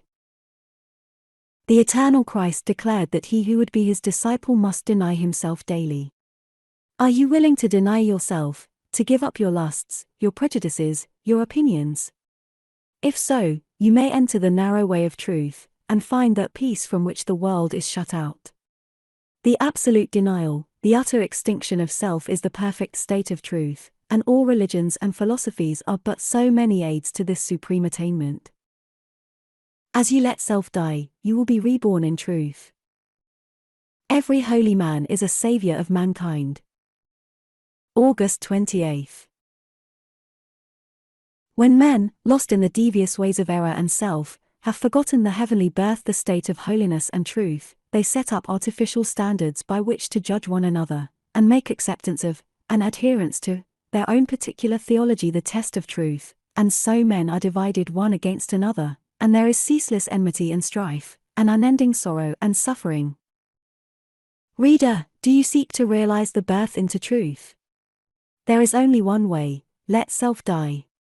All those lusts, appetites, desires, opinions, limited conceptions, and prejudices to which you have hitherto so tenaciously clung, let them fall from you. Let them no longer hold you in bondage, and truth will be yours. Cease to look upon your own religion as superior to all others, and strive humbly to learn the supreme lesson of charity. To be in the world and yet not of the world is the highest perfection. The cause of all power, as of all weakness, is within. August 29th. A thorough understanding of this great law which permeates the universe leads to the acquirement of that state of mind known as obedience. To know that justice, harmony, and love are supreme in the universe is likewise to know that all adverse and painful conditions are the result of our own disobedience to that law. Such knowledge leads to strength and power, and it is upon such knowledge alone that a true life and an enduring success and happiness can be built. To be patient under all circumstances, and to accept all circumstances as necessary factors in your training, is to rise superior to all painful conditions, and to overcome them with an overcoming which is sure, and which leaves no fear of their return, for by the power of obedience to law they are utterly slain. There is no progress apart from unfoldment within. There is no sure foothold in prosperity or peace except by orderly advancement in knowledge. August 30th. Perhaps the chains of poverty hang heavily upon yon, and you are friendless and alone, and you long with an intense longing that your load may be lightened, but the load continues, and you seem to be enveloped in an ever-increasing darkness. Perhaps you complain, you bewail your lot, you blame your birth, your parents, your employer, or the unjust powers who have bestowed upon you so undeservedly poverty and hardship, and upon another affluence and ease.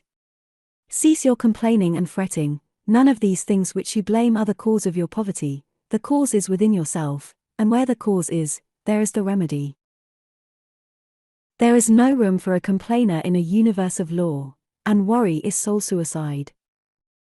What your thoughts are, that is your real self. August 31st. World around, both animate and inanimate, where's the aspect with which your thoughts clothe it? All that we are is the result of what we have thought, it is founded on our thoughts, it is made up of our thoughts. Thus said Buddha, and it therefore follows that if a man is happy, it is because he dwells in happy thoughts, if miserable, because he dwells in despondent and debilitating thoughts.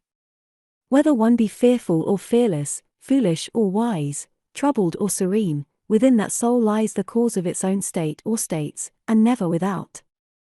And now I seem to hear a chorus of voices exclaim, but do you really mean to say that outward circumstances do not affect our minds? I do not say that, but I say this, and know it to be an infallible truth, that circumstances can only affect you in so far as you allow them to do so. You are swayed by circumstances because you have not a right understanding of the nature, use, and power of thought. To make a useful and happy life dependent upon health is to put matter before mind, is to subordinate spirit to body. September 1st. Men of robust minds do not dwell upon their bodily condition if it be in any way disordered, they ignore it, and work on, live on, as though it were not. This ignoring of the body not only keeps the mind sane and strong, but it is the best resource for curing the body. If we cannot have a perfectly sound body, we can have a healthy mind, and a healthy mind is the best route to a sound body. A sickly mind is more deplorable than a disordered body, and it leads to sickness of body. The mental invalid is in a far more pitiable condition than the bodily invalid. There are invalids, every physician knows them, who only need to lift themselves into a strong, unselfish, happy frame of mind to discover that their body is whole and capable. Moral principles are the soundest foundations for health, as well as for happiness. Men are not made unhappy by poverty, but by the thirst for riches. September 2nd. Where there is a cause its effect will appear, and where affluence the cause of immorality, and poverty the cause of degradation, then every rich man would become immoral, and every poor man would come to degradation. An evildoer will commit evil under any circumstances, whether he be rich or poor, or midway between the two conditions. A right doer will do right howsoever he be placed. Extreme circumstances may help to bring out the evil which is already there awaiting its opportunity, but they cannot cause the evil, cannot create it. Poverty is more often in the mind than in the purse.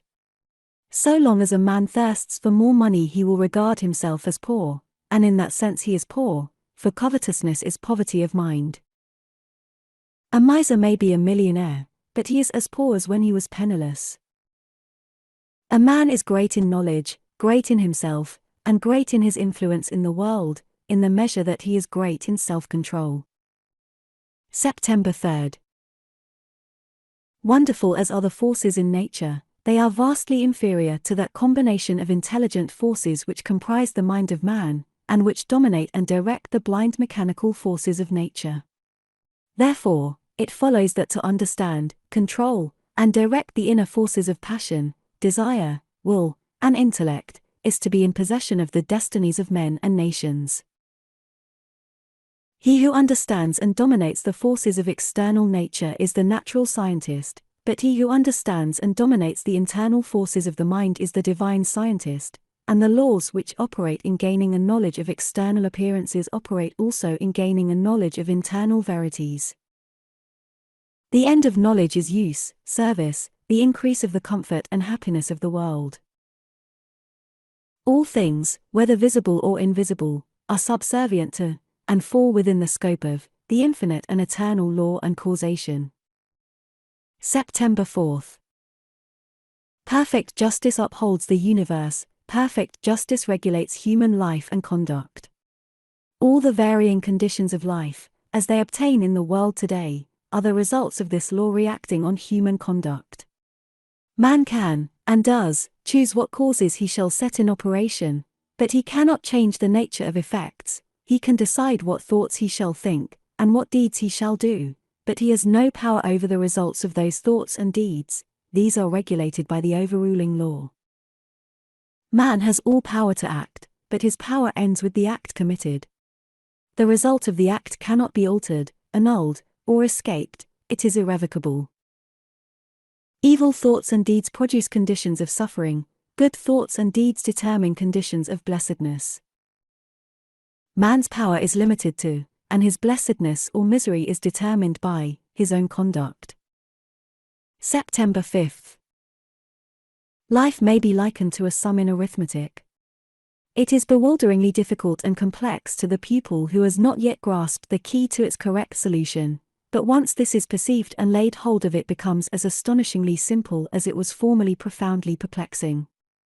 Some idea of this relative simplicity and complexity of life may be grasped by fully recognizing and realizing the fact that, while there are scores, and perhaps hundreds, of ways in which a sum may be done wrong, there is only one way by which it can be done right, and that when the right way is found the pupil knows it to be right, his perplexity vanishes, and he knows that he has mastered the problem. In life there can be no falsifying of results, the eye of the great law reveals and exposes. Selfish thoughts and bad deeds will not produce a useful and beautiful life. September 6th. Life is like a piece of cloth, and the threads of which it is composed are individual lives. The threads, while being independent, are not confounded one with the other. Each follows its own course. Each individual suffers and enjoys the consequences of his own deeds, and not the deeds of another. The course of each is simple and definite, the whole forming a complicated, yet harmonious, combination of sequences. There are action and reaction, deed and consequence, cause and effect, and the counterbalancing reaction, consequence, and effect is always in exact ratio with the initiatory impulse. Each man makes or mars his own life. Man is responsible only for his own deeds, he is the custodian of his own actions. September 7th. The problem of evil subsists in a man's own evil deeds, and it is solved when those deeds are purified. Says Rousseau. Man, seek no longer the origin of evil, thou thyself art its origin. Effect can never be divorced from cause, it can never be of a different nature from cause. Emerson says, justice is not postponed, a perfect equity adjusts the balance in all parts of life. And there is a profound sense in which cause and effect are simultaneous, and form one perfect whole. Thus, upon the instant that a man thinks, say, a cruel deed, that same instant he has injured his own mind, he is not the same man he was the previous instant, he is a little viler and a little more unhappy, and a number of successive thoughts and deeds would produce a cruel and wretched man. An immediate nobility and happiness attend the thinking of a kind thought, or doing a kind deed. Without strength of mind, nothing worthy of accomplishment can be done. September 8th. The cultivation of that steadfastness and stability of character which is commonly called willpower is one of the foremost duties of man, for its possession is essentially necessary both to his temporal and external well-being. Fixedness of purpose is at the root of all successful efforts, whether in things worldly or spiritual, and without it man cannot be otherwise than wretched, and dependent upon others for that support which should be found within himself. The true path of will cultivation is only to be found in the common everyday life of the individual, and so obvious and simple is it that the majority, looking for something complicated and mysterious, pass it by unnoticed. The direct and only way to greater strength is to assail and conquer weaknesses. In the training of the will, the first step is the breaking away from bad habits. September 9th. He who has succeeded in grasping this simple, preliminary truth will perceive that the whole science of will cultivation is embodied in the following 7 rules. 1. Break off bad habits. 2. Form good habits. 3. Give scrupulous attention to the duty of the present moment. 4. Do vigorously, and at once, whatever has to be done. 5. Live by rule. 6. Control the tongue. 7. Control the mind.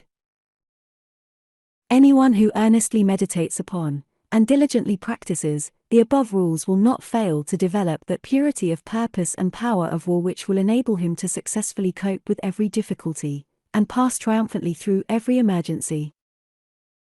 By submitting to a bad habit, one forfeits the right to rule over himself. September 10th. He who thus avoids self-discipline, and looks about for some occult secrets for gaining willpower at the expenditure of little or no effort on his part, is deluding himself, and is weakening the willpower which he already possesses. The strength of will which is gained by success in overcoming bad habits enables one to initiate good habits, for, while the conquering of a bad habit requires merely strength of purpose, the forming of a new one necessitates the intelligent direction of purpose. To do this, a man must be mentally active and energetic, and must keep a constant watch upon himself. Thoroughness is a step in the development of the will which cannot be passed over. Slipshod work is an indication of weakness. Perfection should be aimed at, even in the smallest task. September 11th. Be why not dividing the mind, but giving the whole attention to each separate task as it presents itself. Singleness of purpose and intense concentration of mind are gradually gained, 2 mental powers which give weight and worth of character, and bring repose and joy to their possessor. Doing vigorously, and at once, whatever has to be done is equally important. Idleness and a strong will cannot go together, and procrastination is a total barrier to the acquisition of purposeful action. Nothing should be put off until another time, not even for a few minutes. That which ought to be done now should be done now. This seems a little thing, but it is of far-reaching importance. It leads to strength, success, and peace. Live according to principle, and not according to passion. Thoroughness consists in doing little things as though they were the greatest things in the world. September 12th.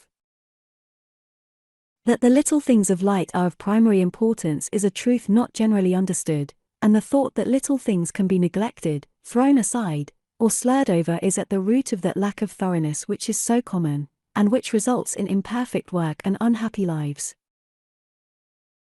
When one understands that the great things of the world and of life consist of a combination of small things, and that without this aggregation of small things the great things would be non-existent, then he begins to pay careful attention to those things which he formerly regarded as insignificant.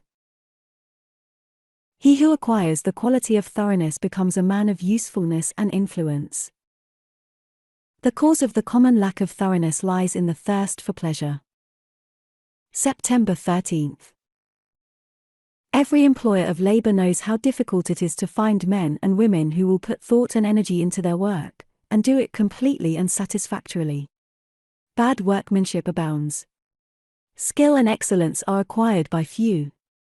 Thoughtlessness, carelessness, and laziness are such common vices that it should cease to appear strange that, in spite of social reform, the ranks of the unemployed should continue to swell, for those who scamp their work today will, another day, in the hour of deep necessity, look and ask for work in vain. The law of the survival of the fittest is not based on cruelty, it is based on justice, it is one aspect of that divine equity which everywhere prevails. Vice is beaten with many stripes. If it were not so, how could virtue be developed? The thoughtless and lazy cannot take precedence of, or stand equally with, the thoughtful and industrious. The mind that is occupied with pleasure cannot also be concentrated upon the perfect performance of duty. He who lacks thoroughness in his worldly duties will also lack the same in spiritual things. September 14th. Thoroughness is completeness, perfection, It means doing a thing so well that there is nothing left to be desired. It means doing one's work, if not better than anyone else can do it, at least not worse than the best that others do.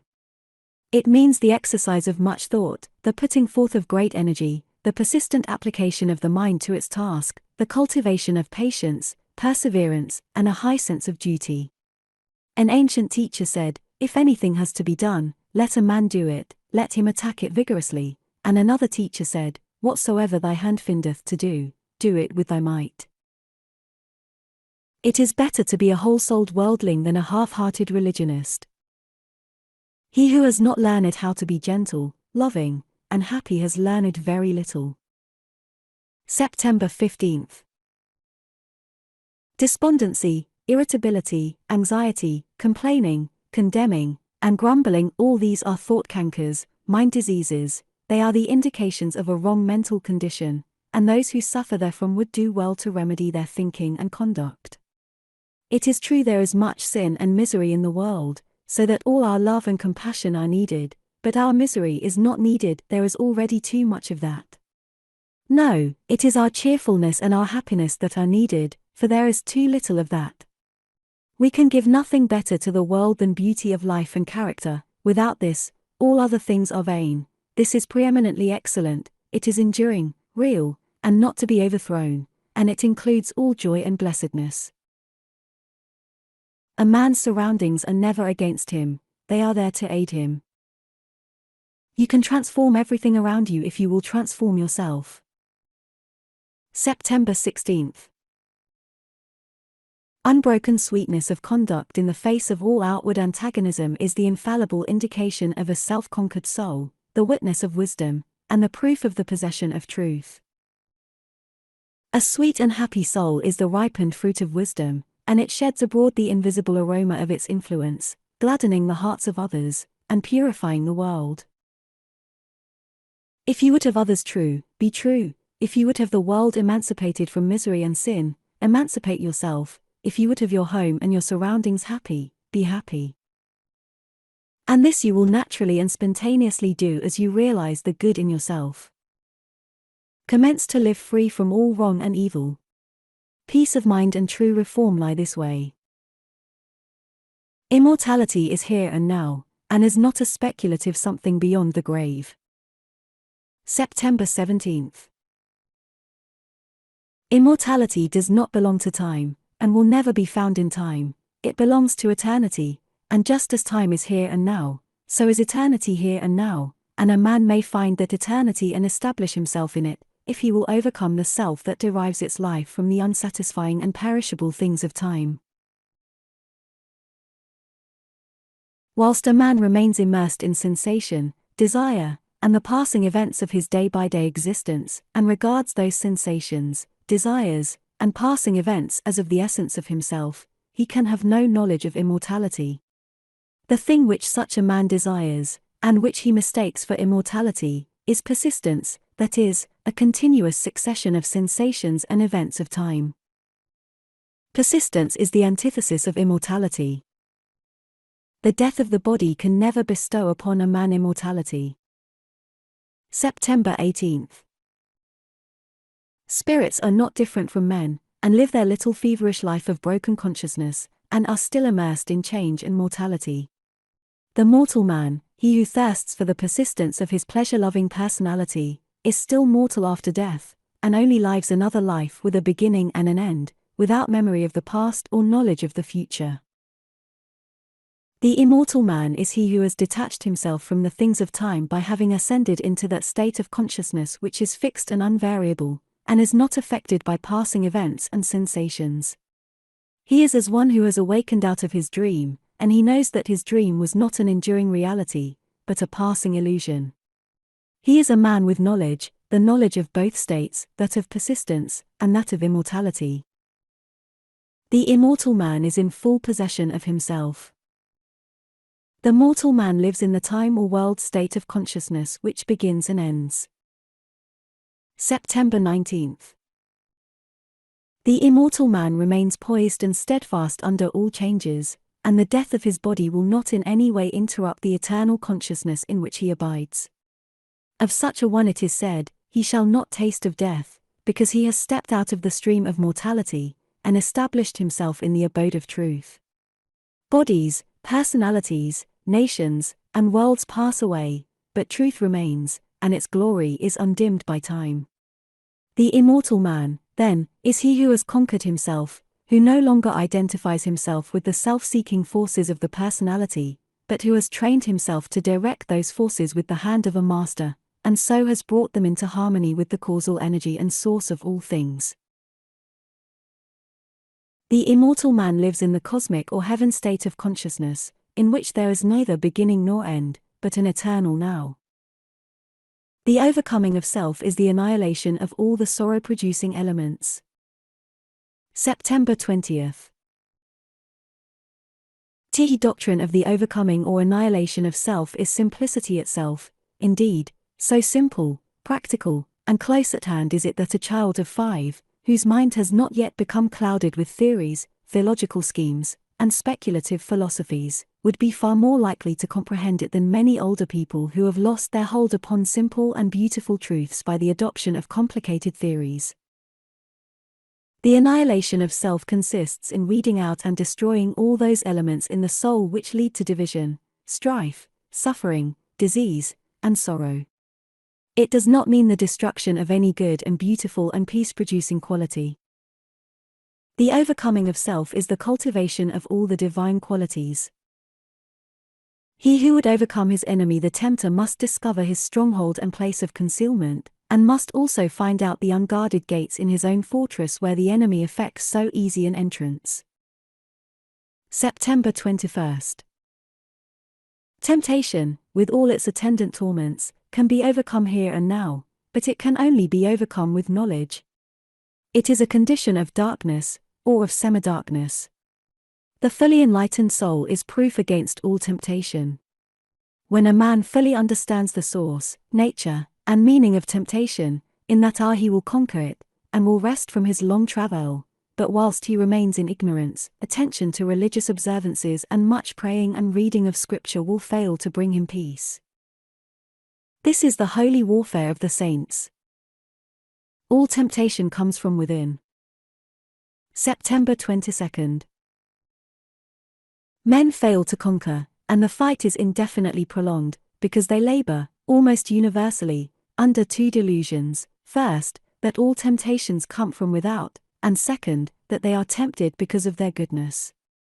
Whilst a man is held in bondage by these delusions, he will make no progress. When he has shaken them off, he will pass on rapidly from victory to victory, and will taste of spiritual joy and rest. The source and cause of all temptation is in the inward desire, that being purified and eliminated, outward objects and extraneous powers are utterly powerless to move the soul to sin or to temptation. The outward object is merely the occasion of the temptation, never the cause. This is in the desire of the one tempted. A man is tempted because there are certain desires or states of mind which he has come to regard as unholy. The good in a man is never tempted. Goodness destroys temptation. September 23rd. It is the evil in a man that is aroused and tempted.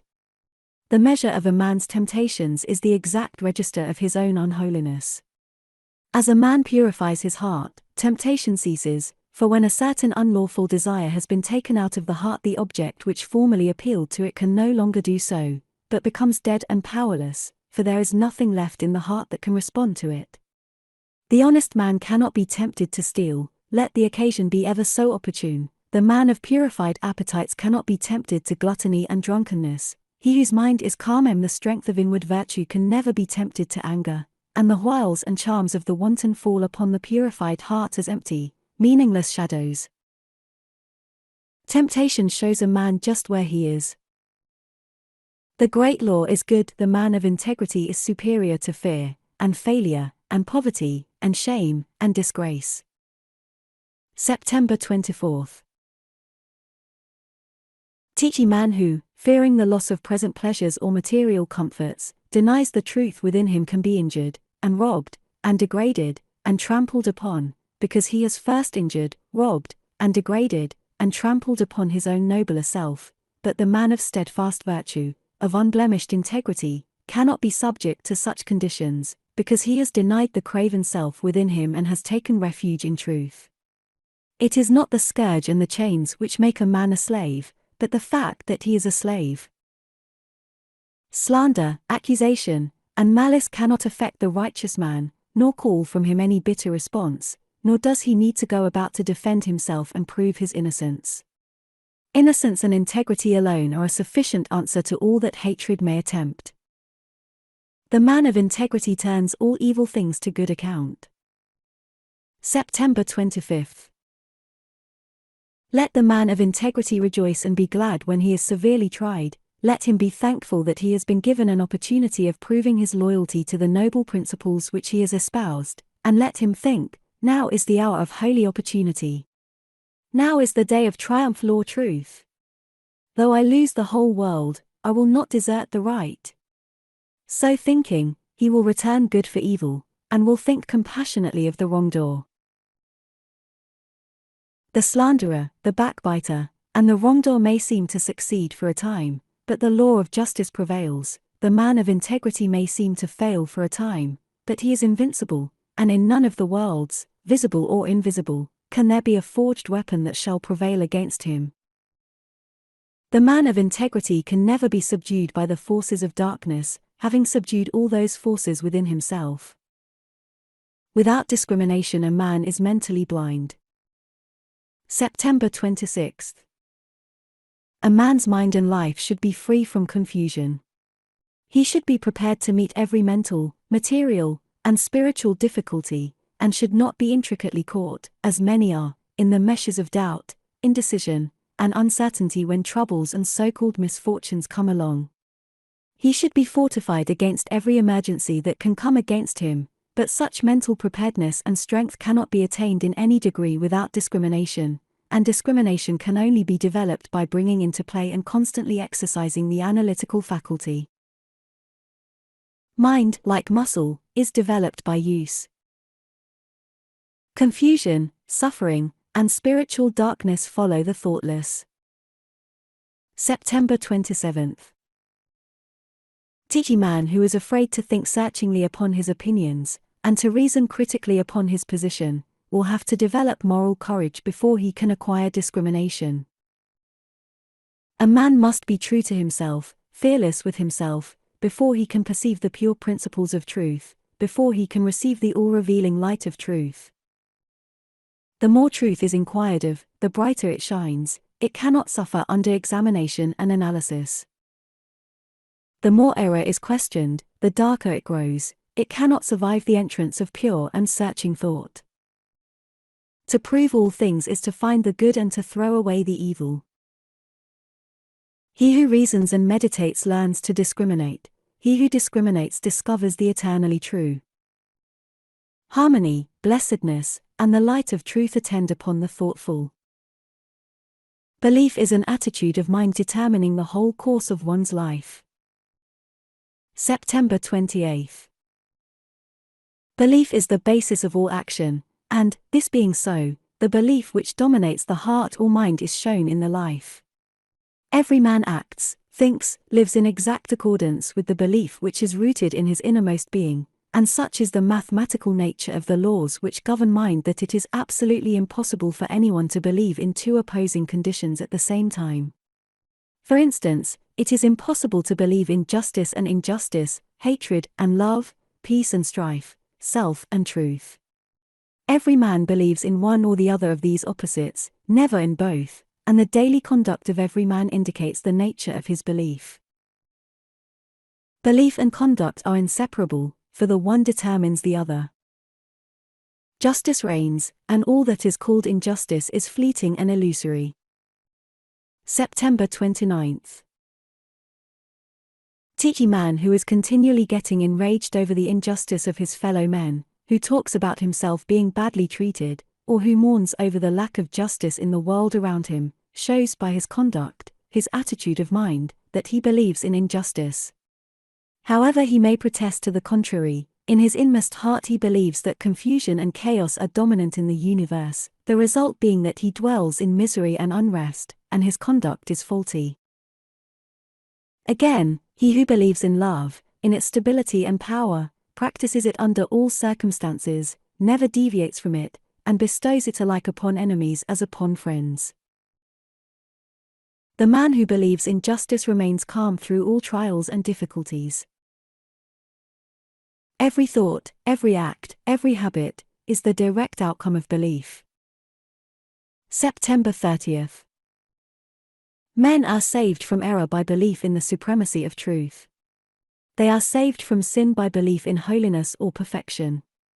They are saved from evil by belief in good, for every belief is manifested in the life. It is not necessary to inquire as to a man's theological belief, for that is of little or no account, for what can it avail a man to believe that Jesus died for him, or that Jesus is God, or that he is justified by faith, if he continues to live in his lower, sinful nature? All that is necessary to ask is this: how does a man live? How does he conduct himself under trying circumstances? The answer to these questions will show whether a man believes in the power of evil or in the power of good. When our belief in a thing ceases, we can no longer cling to or practice it. A man cannot cling to anything unless he believes in it. Belief always precedes action, therefore a man's deeds and life are the fruits of his belief. October 1st. He who believes in all those things that are good will love them, and live in them. He who believes in those things that are impure and selfish will love them, and cling to them. The tree is known by its fruits. A man's beliefs about God, Jesus, and the Bible are one thing. His life, as bound up in his actions, is another. Therefore a man's theological belief is of no consequence, but the thoughts which he harbors, his attitude of mind towards others, and his actions, these, and these only, determine and demonstrate whether the belief of a man's heart is fixed in the false or the true. There are only two beliefs which vitally affect the life, and they are belief in good and belief in evil. As the fruit to the tree and the water to the spring, so is action to thought. October 2nd. Sudden falling, when greatly tempted, into some grievous sin by one who was believed, and who believed himself, to stand firm, is seen neither to be a sudden nor a causeless thing when the hidden processes of thought which led up to it are revealed. The falling was merely the end, the outworking, the finished result of what commenced in the mind probably years before. The man had allowed a wrong thought to enter his mind, and a second and a third time he had welcomed it, and allowed it to nestle in his heart. Gradually he became accustomed to it, and cherished and fondled, and tended it, and so it grew until at last it attained such strength and force that it attracted to itself the opportunity which enabled it to burst forth and ripen into act. All sin and temptation are the natural outcome of the thoughts of the individual. Guard well your thoughts, reader, for what you really are in your secret thoughts today you will become in actual deed. October 3rd. There is nothing hidden that shall not be revealed, and every thought that is harbored in the mind must, by virtue of the impelling force which is inherent in the universe, at last blossom into act good or bad, according to its nature. The divine teacher and the sensualist are both the product of their own thoughts, and have become what they are as the result of the seeds of thought which they have implanted, or allowed to fall, into the garden of the heart, and have afterwards watered, tended, and cultivated. Let no man think he can overcome sin and temptation by wrestling with opportunity. He can only overcome them by purifying his thoughts. A man can only attract that to him which is in harmony with his nature. As a being of thought, your dominant mental attitude will determine your condition in life. October 4th. You are the thinker of your thoughts, and as such you are the maker of yourself and condition. Thought is causal and creative, and appears in your character and life in the form of results. There are no accidents in your life. Both its harmonies and antagonisms are the responsive echoes of your thoughts. A man thinks, and his life appears. If your dominant mental attitude is peaceable and lovable, bliss and blessedness will follow you. If it be resistant and hateful, trouble and distress will cloud your pathway. Out of ill will come grief and disaster, out of goodwill, healing and reparation. The boundary lines of your thoughts are self-erected fences. Pain, grief, sorrow, and misery are the fruits of which passion is the flower. October 5th. Where the passion-bound soul sees only injustice, the good man, he who has conquered passion, sees cause and effect, sees the supreme justice. It is impossible for such a man to regard himself as treated unjustly, because he has ceased to see injustice. He knows that no one can injure or cheat him, having ceased to injure or cheat himself. However passionately or ignorantly men may act towards him, it cannot possibly cause him any pain, for he knows that whatever comes to him, it may be abuse and persecution, can only come as the effect of what he himself has formerly sent out. He therefore regards all things as good, rejoices in all things, loves his enemies, blesses them that curse him, regarding them as the blind but beneficent instruments by which he is enabled to pay his moral debts to the great law. The supreme justice and the supreme love are one. The history of a nation is the building of its deeds. October 6th. As a body is built of cells, and a house of bricks, so a man's mind is built of thoughts. The various characters of men are none other than compounds of thoughts of varying combinations. Herein we see the deep truth of the saying, as a man thinketh in his heart, so is he. Individual characteristics are fixed processes of thought, that is, they are fixed in the sense that they have become an integral part of the character, that they can be only altered or removed by a protracted effort of the will, and by much self-discipline. Character is built in the same way as a tree or a house is built, namely, by the ceaseless addition of new material, and that material is thought. By the aid of millions of bricks a city is built, by the aid of millions of thoughts a character, a mind, is built. Every man is a mind builder. October 7th. Pure thoughts, wisely chosen and well placed, are so many durable bricks which will never crumble away, and from which a finished and beautiful building, and one which affords comfort and shelter for its possessor, can be rapidly erected. Bracing thoughts of strength, of confidence, of duty, inspiring thoughts of a large, free, unfettered, and unselfish life, are useful bricks with which a substantial mind temple can be raised, and the building of such a temple necessitates that old and useless habits of thought be broken down and destroyed. Build thee more stately mansions, zero my soul, as the swift seasons roll. Each man is the builder of himself, working in harmony with the fundamental laws of the universe. October 8th. If a man is to build up a successful, strong, an exemplary life, a life that will stoutly resist the fiercest storms of adversity and temptation, it must be framed on a few, simple, undeviating moral principles.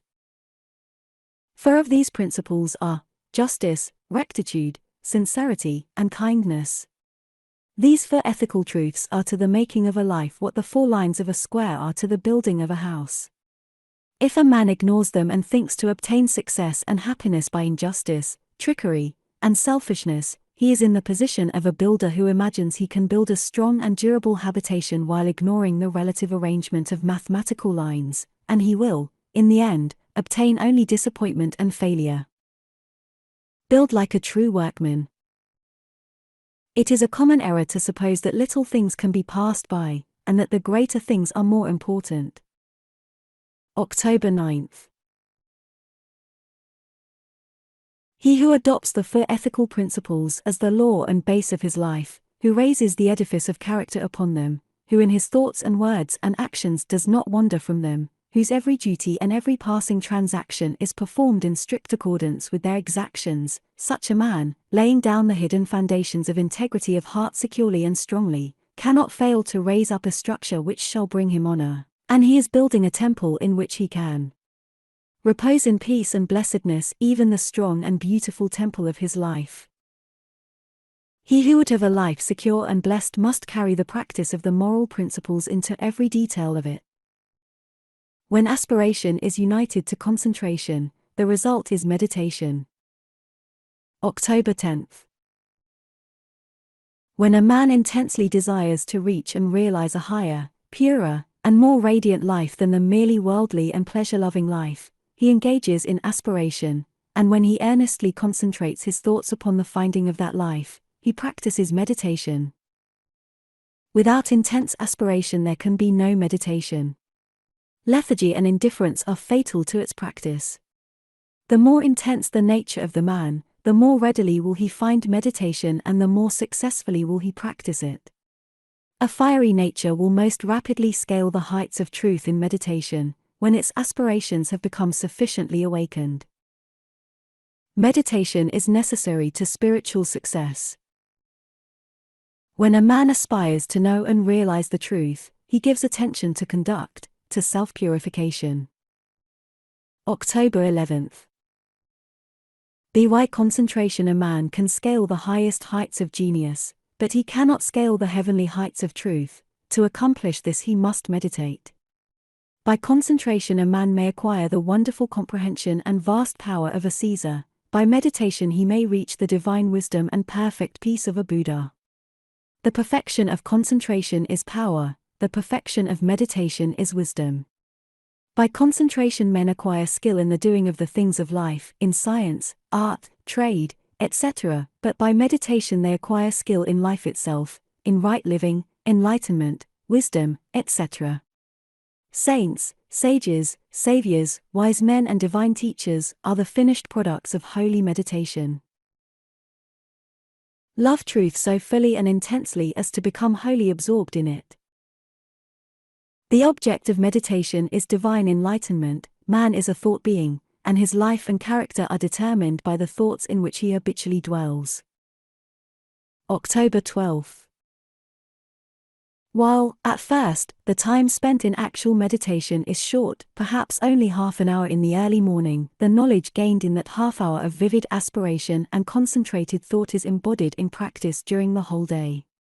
In meditation, therefore, the entire life of a man is involved, and as he advances in its practice he becomes more and more fitted to perform the duties of life in the circumstances in which he may be placed, for he becomes stronger, holier, calmer, and wiser. The principle of meditation is twofold, namely 1. Purification of the heart by repetitive thought on pure things. 2. Attainment of divine knowledge by embodying such purity in practical life. By practice, association, and habit, thoughts tend to repeat themselves. October 13th.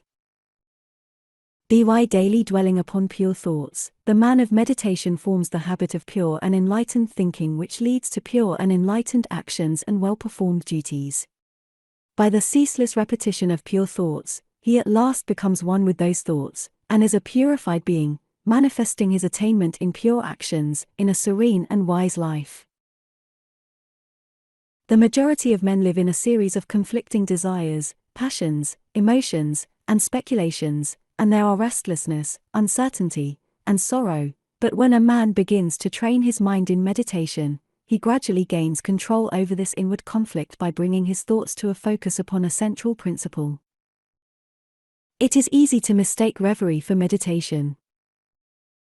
Selfishness, the root of the tree of evil and of all suffering, derives its nourishment from the dark soil of ignorance.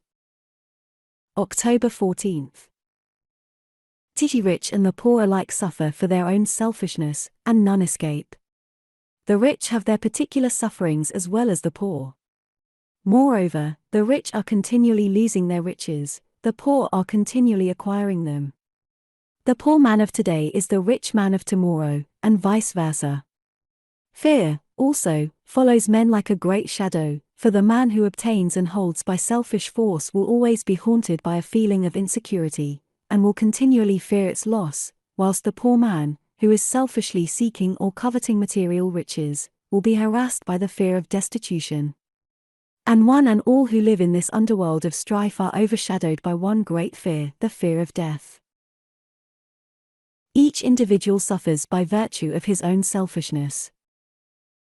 The spirit is strengthened and renewed by meditation upon spiritual things. October 15th. A man must pass through 3 gateways of surrender. The first is the surrender of desire, the second is the surrender of opinion, the third is the surrender of self.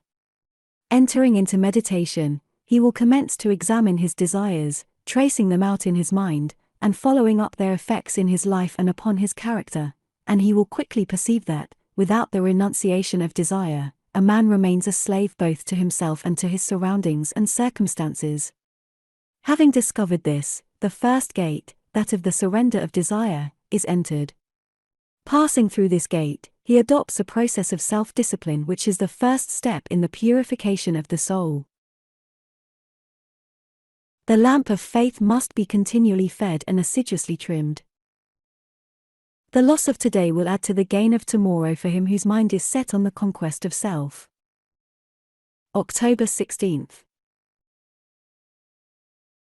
Let a man, therefore, press on courageously, heeding neither the revilings of his friends without, nor the clamorings of his enemies within, aspiring, searching, striving, looking ever towards his ideal with eyes of holy love, day by day ridding his mind of selfish motive, his heart of impure desire, stumbling sometimes falling, but ever traveling onward and rising higher, and recording each night in the silence of his own heart the journey of the day. Let him not despair if but each day, in spite of all its failures and falls, records some holy battle fought, though lost, some silent victory attempted, though unachieved. Learn to distinguish between the real and the unreal, the shadow and the substance. Acquire the priceless possession of spiritual discernment. October 17th. Clothing his soul with the colorless garment of humility, a man bends all his energies to the uprooting of those opinions which he has hitherto loved and cherished. He now learns to distinguish between truth, which is one and unchangeable, and his own and others' opinions about truth, which are many and changeable. He sees that his opinions about goodness, purity, compassion, and love are very distinct from those qualities themselves, and that he must stand upon those divine principles, and not on his own opinions. Hitherto he has regarded his own opinions as of great value, but now he ceases so to elevate his own opinions, and to defend them against those of others, and comes to regard them as utterly worthless. Stand upon the divine principles of purity, wisdom, compassion, and love. Find the divine center within. October 18th. He who resolves that he will not rest satisfied with appearances, shadows, illusions shall, by the piercing light of that resolve, disperse every fleeting fantasy, and shall enter into the substance and reality of life. He shall learn how to live, and he shall live. He shall be the slave of no passion, the servant of no opinion, the votary of no fond error. Finding the divine center within his own heart, he shall be pure and calm and strong and wise, and will ceaselessly radiate the heavenly life in which he lives, which is himself. Not to know that within you that is changeless, and defiant of time and death, is not to know anything, but is to play vainly with unsubstantial reflections in the mirror of time.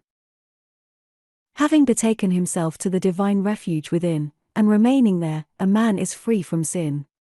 No doubt shall shake his trust, no uncertainty shall rob him of repose. October 19th. Men love their desires, for gratification seems sweet to them, but its end is pain and vacuity. They love the argumentations of the intellect, for egotism seems most desirable to them, but the fruits thereof are humiliation and sorrow. When the soul has reached the end of gratification and reaped the bitter fruits of egotism, it is ready to receive the divine wisdom and to enter into the divine life. Only the crucified can be transfigured, only by the death of self can the Lord of the heart rise again into the immortal life, and stand radiant upon the olivet of wisdom. Where self is not, there is the garden of the heavenly life. Life is more than motion, it is music, more than rest, it is peace, more than work, it is duty, more than labor, it is love. October 20th. Let the impure turn to purity, and they shall be pure. Let the weak resort to strength, and they shall be strong. Let the ignorant fly to knowledge, and they shall be wise. All things are man's, and he chooses that which he will have. Today he chooses in ignorance, tomorrow he shall choose in wisdom. He shall work out his own salvation, whether he believe it or not, for he cannot escape himself, nor transfer to another the eternal responsibility of his own soul. By no theological subterfuge shall he trick the law of his being, which shall shatter all his selfish makeshifts and excuses for right thinking and right doing. Nor shall God do for him that which it is destined his soul shall accomplish for itself. Life is more than enjoyment, it is blessedness. He who would find blessedness, let him find himself. October 21st. Men fly from creed to creed, and find unrest, they travel in many lands, and discover disappointment, they build themselves beautiful mansions, and plant pleasant gardens, and reap ennui and discomfort. Not until a man falls back upon the truth within himself does he find rest and satisfaction, not until he builds the inward mansion of faultless conduct does he find the endless and incorruptible joy, and, having obtained that, he will infuse it into all his doings and possessions. When a man can no longer carry the weight of his many sins, let him fly to the Christ, whose throne is the center of his own heart, and he shall become light-hearted, entering the glad company of the immortals. The spiritual heart of man is the heart of the universe. All power, all possibility, all action is now. October 22nd. Whilst a man is dwelling upon the past or future, he is missing the present, he is forgetting to live now. All things are possible now, and only now. Without wisdom to guide him, and mistaking the unreal for the real, a man says, if I had done so-and-so last week, last month, or last year, it would have been better with me today, or, I know what is best to be done, and I will do it tomorrow. The selfish cannot comprehend the vast importance and value of the present, and fail to see it as the substantial reality of which past and future are the empty reflections. It may truly be said that past and future do not exist except as negative shadows, and to live in them, that is, in the regretful unselfish contemplation of them, is to miss the reality in life. To put away regret, to anchor anticipation, to do and work now, this is wisdom. Virtue consists in fighting sin day after day. October 23rd. Cease to tread every byway of dependence, every winding sideway that tempts thy soul into the shadowland of the past and the future, and manifest thy native and divine strength now. Come out into the open road. That which you would be, and hope to be, you may be now. Non-accomplishment resides in your perpetual postponement, and, having the power to postpone, you also have the power to accomplish, to perpetually accomplish. Realize this truth, and you shall be today, and every day, the ideal man of whom you dreamed. Act now, and lo! All things are done, live now, and behold! Thou art in the midst of plenty, be now, and know that thou art perfect. Holiness consists in leaving sin, unnoticed and ignored, to die by the wayside. Say not unto thy soul, thou shalt be purer tomorrow, but rather say, thou shalt be pure now. October 24th. Tomorrow is too late for anything, and he who sees help and salvation in tomorrow shall continually fail and fall today. Thou didst fall yesterday. Didst sin grievously. Having realized this, leave it instantly and forever, and watch that thou sinnest not now. The while thou art bewailing the past, every gate of thy soul remains unguarded against the entrance of sin now. The foolish man, loving the boggy side of procrastination rather than the firm highway of present effort, says, I will rise early tomorrow, I will get out of debt tomorrow, I will carry out my intentions tomorrow. But the wise man, realizing the momentous import of the eternal now, rises early today, keeps out of debt today, carries out his intentions today, and so never departs from strength and peace and ripe accomplishment. Thou shalt not rise by grieving over the irremediable past, but by remedying the present. Looking back to happy beginnings, and forward to mournful endings, a man's eyes are blinded so that he beholds not his own immortality. October 25th. It is wisdom to leave that which has not arrived, and to attend to that which is, and to attend to it with such a consecration of soul and concentration of effort as shall leave no loophole for regret to creep in. A man's spiritual comprehension being clouded by the illusions of self, he says, I was born on such a day, so many years ago, and shall die at my allotted time. But he was not born, neither will he die, for how can that which is immortal, which eternally is, be subject to birth and death? Let a man throw off his illusions, and then he will see that the birth and death of the body are the mere incidents of a journey, and not its beginning and end. The universe, with all that it contains, is now. Let a man put away egotism, and he will see the universe in all the beauty of its pristine simplicity. October 26th. Let life cease to be lived as a fragmentary thing, and let it be lived as a perfect whole. The simplicity of the perfect will then be revealed. How shall the fragment comprehend the whole? Yet how simple that the whole should comprehend the fragment. How shall sin perceive holiness? Yet how plain that holiness should understand sin. He who would become the greater, let him abandon the lesser. In no form is the circle contained, but in the circle all forms are contained. In no color is the radiant light imprisoned, but in the radiant light all colors are embodied. Let a man destroy all the forms of self, and he shall apprehend the circle of perfection. When a man succeeds in entirely forgetting, annihilating, his personal self, he becomes a mirror in which the universal reality is faultlessly reflected. In the perfect chord of music the single note, though forgotten, is indispensably contained, and the drop of water becomes of supreme usefulness by losing itself in the ocean. October 27th. Sink thyself compassionately in the heart of humanity, and thou shalt reproduce the harmonies of heaven. Lose thyself in unlimited love toward all, and thou shalt work enduring works and shalt become one with the eternal ocean of bliss. Man evolves outward to the periphery of complexity, and then evolves backward to the central simplicity. When a man discovers that it is mathematically impossible for him to know the universe before knowing himself, he then starts upon the way which leads to original simplicity. He begins to unfold from within, and as he unfolds himself, he enfolds the universe. Cease to speculate about God, and find the all-embracing good within thee. The pure man knows himself as pure being. October 28th. He who will not give up his secret lust, his covetousness, his anger, his opinion about this or that, can see nor know nothing. He will remain a dullard in the school of wisdom, though he be accounted learned in the colleges. If a man would find the key of knowledge, let him find himself.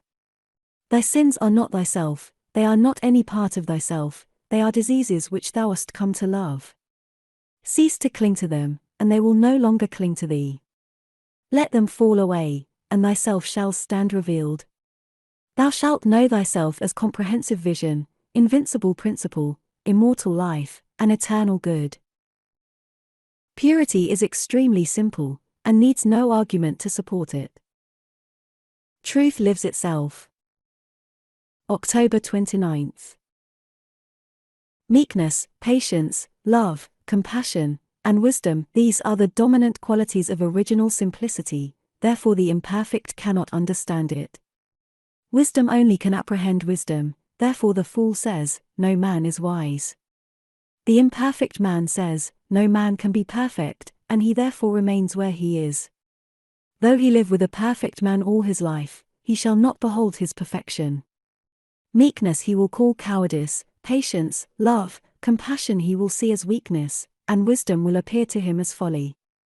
Faultless discrimination belongs to the perfect whole, and resides not in any part, therefore men are exhorted to refrain from judgment until they have themselves manifested the perfect life. A blameless life is the only witness of truth. He who has found the indwelling reality of his own being has found the original and universal reality. October 30th. Knowing the divine heart within, all hearts are known, and the thoughts of all men become his who has become master of his own thoughts. Therefore the good man does not defend himself, but molds the minds of others to his own likeness. As the problematical transcends crudity, so pure goodness transcends the problematical. All problems vanish when pure goodness is reached, therefore the good man is called the slayer of illusions. What problem can vex where sin is not? O thou who strivest loudly and resteth not!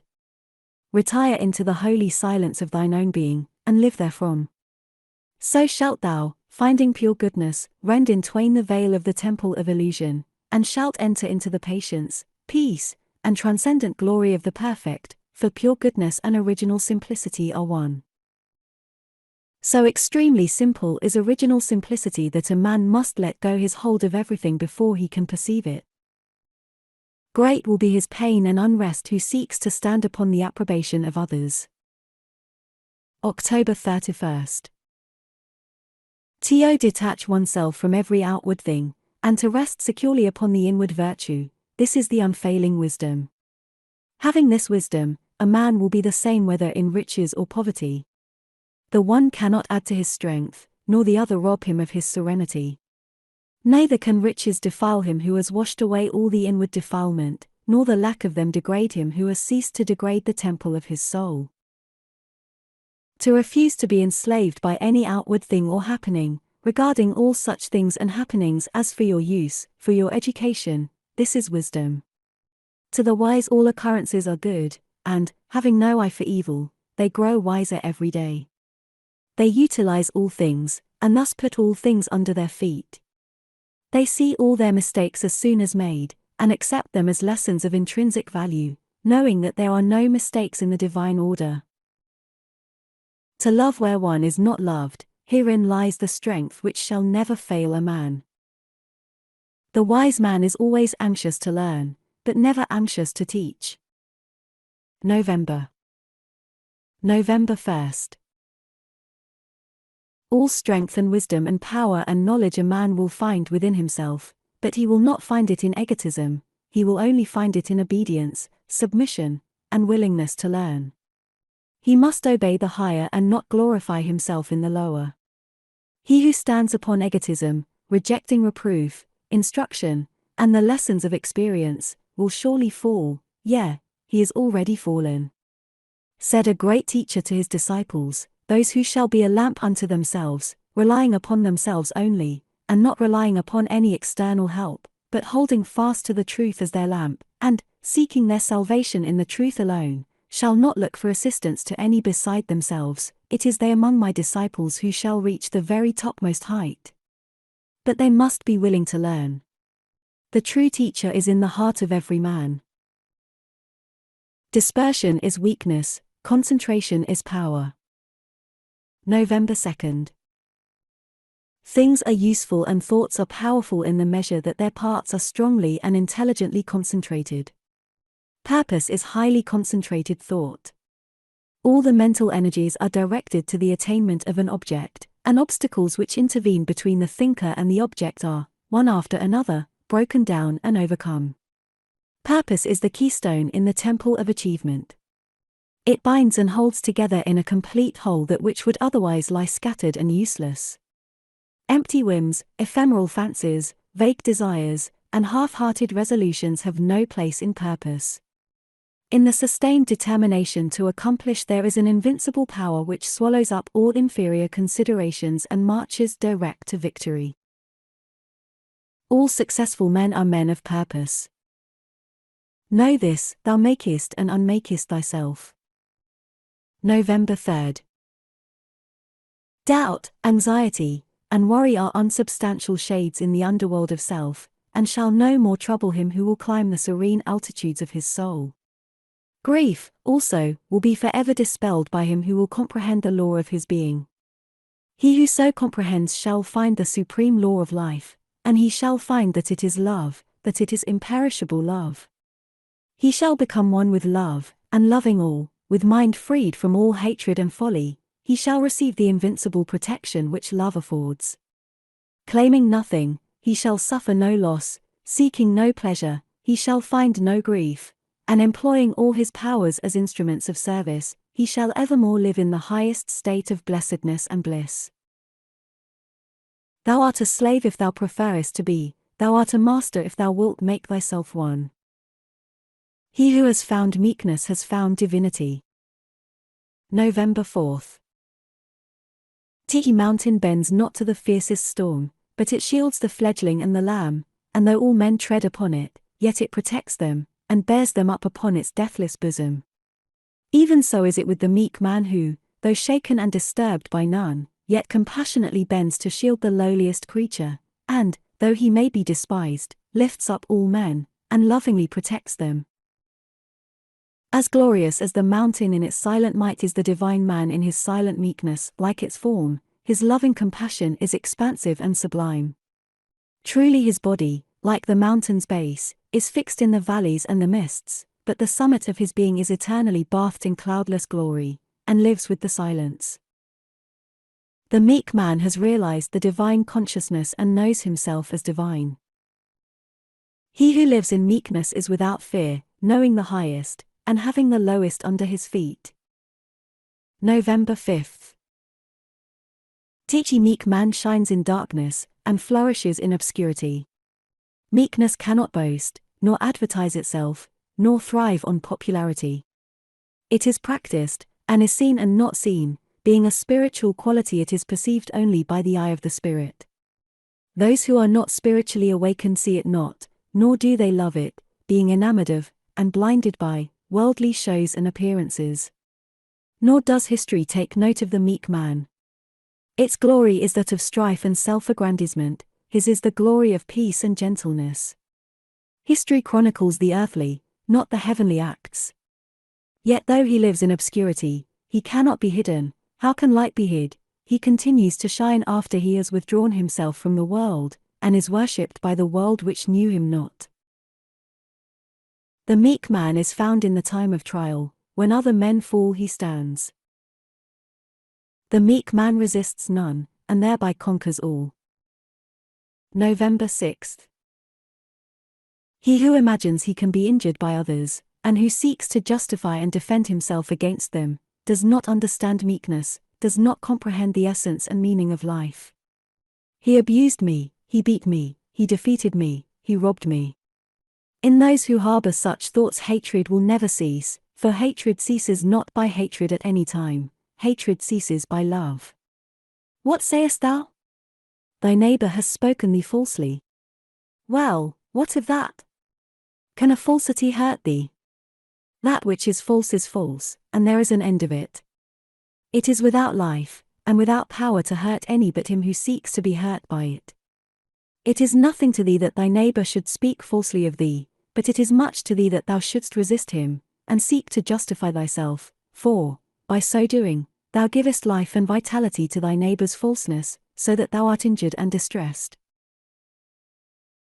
Take all evil out of thine own heart, then shalt thou see the folly of resisting it in another. Great is the power of purpose. November 7th. Purpose goes with intelligence. There are lesser and greater purposes, according with degrees of intelligence. A great mind will always be great of purpose. A weak intelligence will be without purpose. A drifting mind argues a measure of undevelopment. The men who have molded the destinies of humanity have been men mighty of purpose. Like the Roman laying his road, they have followed along a well-defined path, and have refused to swerve aside even when torture and death confronted them. The great leaders of the race are the mental roadmakers, and mankind follows in the intellectual and spiritual paths which they have carved out and beaten. Inert matter yields to a living force, and circumstance succumbs to the power of purpose. All things at last yield to the silent, irresistible all-conquering energy of purpose. November 8th. The weak man, who grieves because he is misunderstood, will not greatly achieve. The vain man, who steps aside from his resolve in order to please others and gain their approbation, will not highly achieve. The double-minded man, who thinks to compromise his purpose, will fail. The man of fixed purpose who, whether misunderstandings and foul accusations, or flatteries and fair promises, rain upon him, does not yield a fraction of his resolve is the man of excellence and achievement, of success, greatness, and power. Hindrances stimulate a man of purpose, difficulties nerve him to renewed exertion, mistakes, losses, pains, do not subdue him, and failures are steps in the ladder of success, for he is ever conscious of the certainty of final achievement. The intensity of the purpose increases with the growing magnitude of the obstacles encountered. Joy is always the accompaniment of a task successfully accomplished. November 9th. Of all miserable men, the shirker is the most miserable. Thinking to find ease and happiness in avoiding difficult tasks, which require the expenditure of labor and exertion, his mind is always uneasy and disturbed. He becomes burdened with an inward sense of shame, and forfeits manliness and self-respect. He who will not work according to his faculty, let him perish according to his necessity, says Carlyle, and it is a moral law that the man who avoids duty, and does not work to the full extent of his capacity, does actually perish, first in his character, and last in his body and circumstances. Life and action are synonymous, and immediately a man tries to escape exertion, either physical or mental, he has commenced to decay. An undertaking completed, or a piece of work done, always brings rest and satisfaction. The price of life is effort. November 10th. Every successful accomplishment, even in worldly things, is repaid with its own measure of joy, and in spiritual things the joy which supervenes upon the perfection of purpose is sure, deep, and abiding. Great is the heartfelt joy, albeit ineffable, when, after innumerable and apparently unsuccessful attempts, some ingrained fault of character is at last cast out, to trouble its erstwhile victim and the world no more. The striver after virtue, he who is engaged in the holy task of building up a noble character, tastes, at every step of conquest over self, a joy which does not leave him again, but which becomes an integral part of his spiritual nature. The reward of accomplishment is joy. Everything that happens is just. November 11th. As you think, you travel; as you love, you attract. You are today where your thoughts have brought you, you will be tomorrow where your thoughts take you. You cannot escape the results of your thoughts, but you can endure and learn, can accept and be glad. You will always come to the place where your love, your most abiding and intense thought, can receive its measure of gratification. If your love be base, you will come to a base place; if it be beautiful, you will come to a beautiful place. You can alter your thoughts, and so alter your condition. You are powerful, not powerless. Nothing is fated, everything is formed. The man whose thoughts, words, and acts are sincere is surrounded by sincere friends; the insincere man is surrounded by insincere friends. November 12th. Every fact and process in nature contains a moral lesson for the wise man. There is no law in the world which is not to be found operating with the same mathematical certainty in the mind of man and in human life. All the parables of Jesus are illustrative of this truth, and are drawn from the simple facts of nature.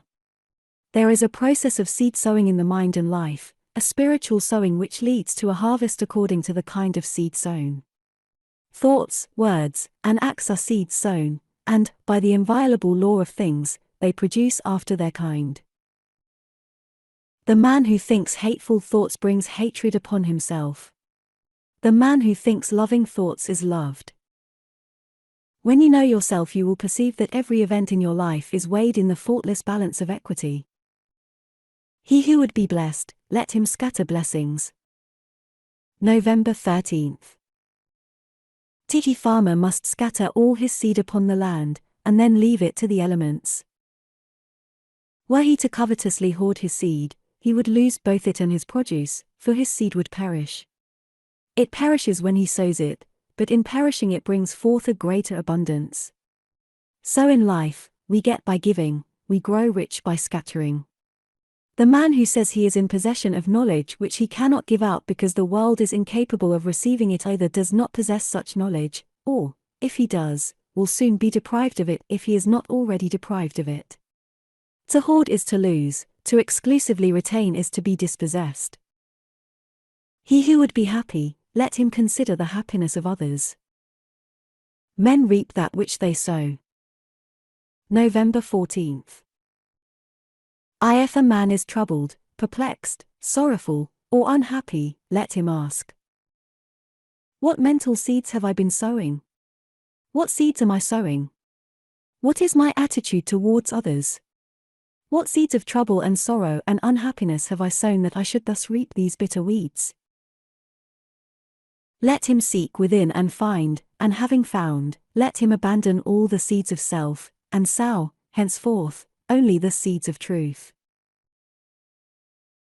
Let him learn of the farmer the simple truths of wisdom, and sow broadcast the seeds of kindness, gentleness, and love. The way to obtain peace and blessedness is to scatter peaceful and blessed thoughts, words, and deeds. Destroying the idols of self, we draw nearer to the great, silent heart of love. November 15th. We have reached one of those epochs in the world's progress which witnesses the passing of the false gods, the gods of human selfishness and human illusion. The new-old revelation of one universal impersonal truth has again dawned upon the world, and its searching light has carried consternation to the perishable gods who take shelter under the shadow of self.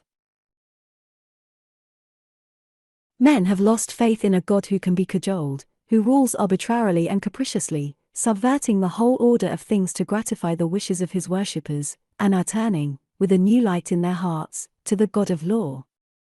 And to him they turn, not for personal happiness and gratification, but for knowledge, for understanding, for wisdom, for liberation from the bondage of self. Enter the path of obedience to the law. Perfection, which is knowledge of the perfect law, is ready for all who earnestly seek it. November 16th.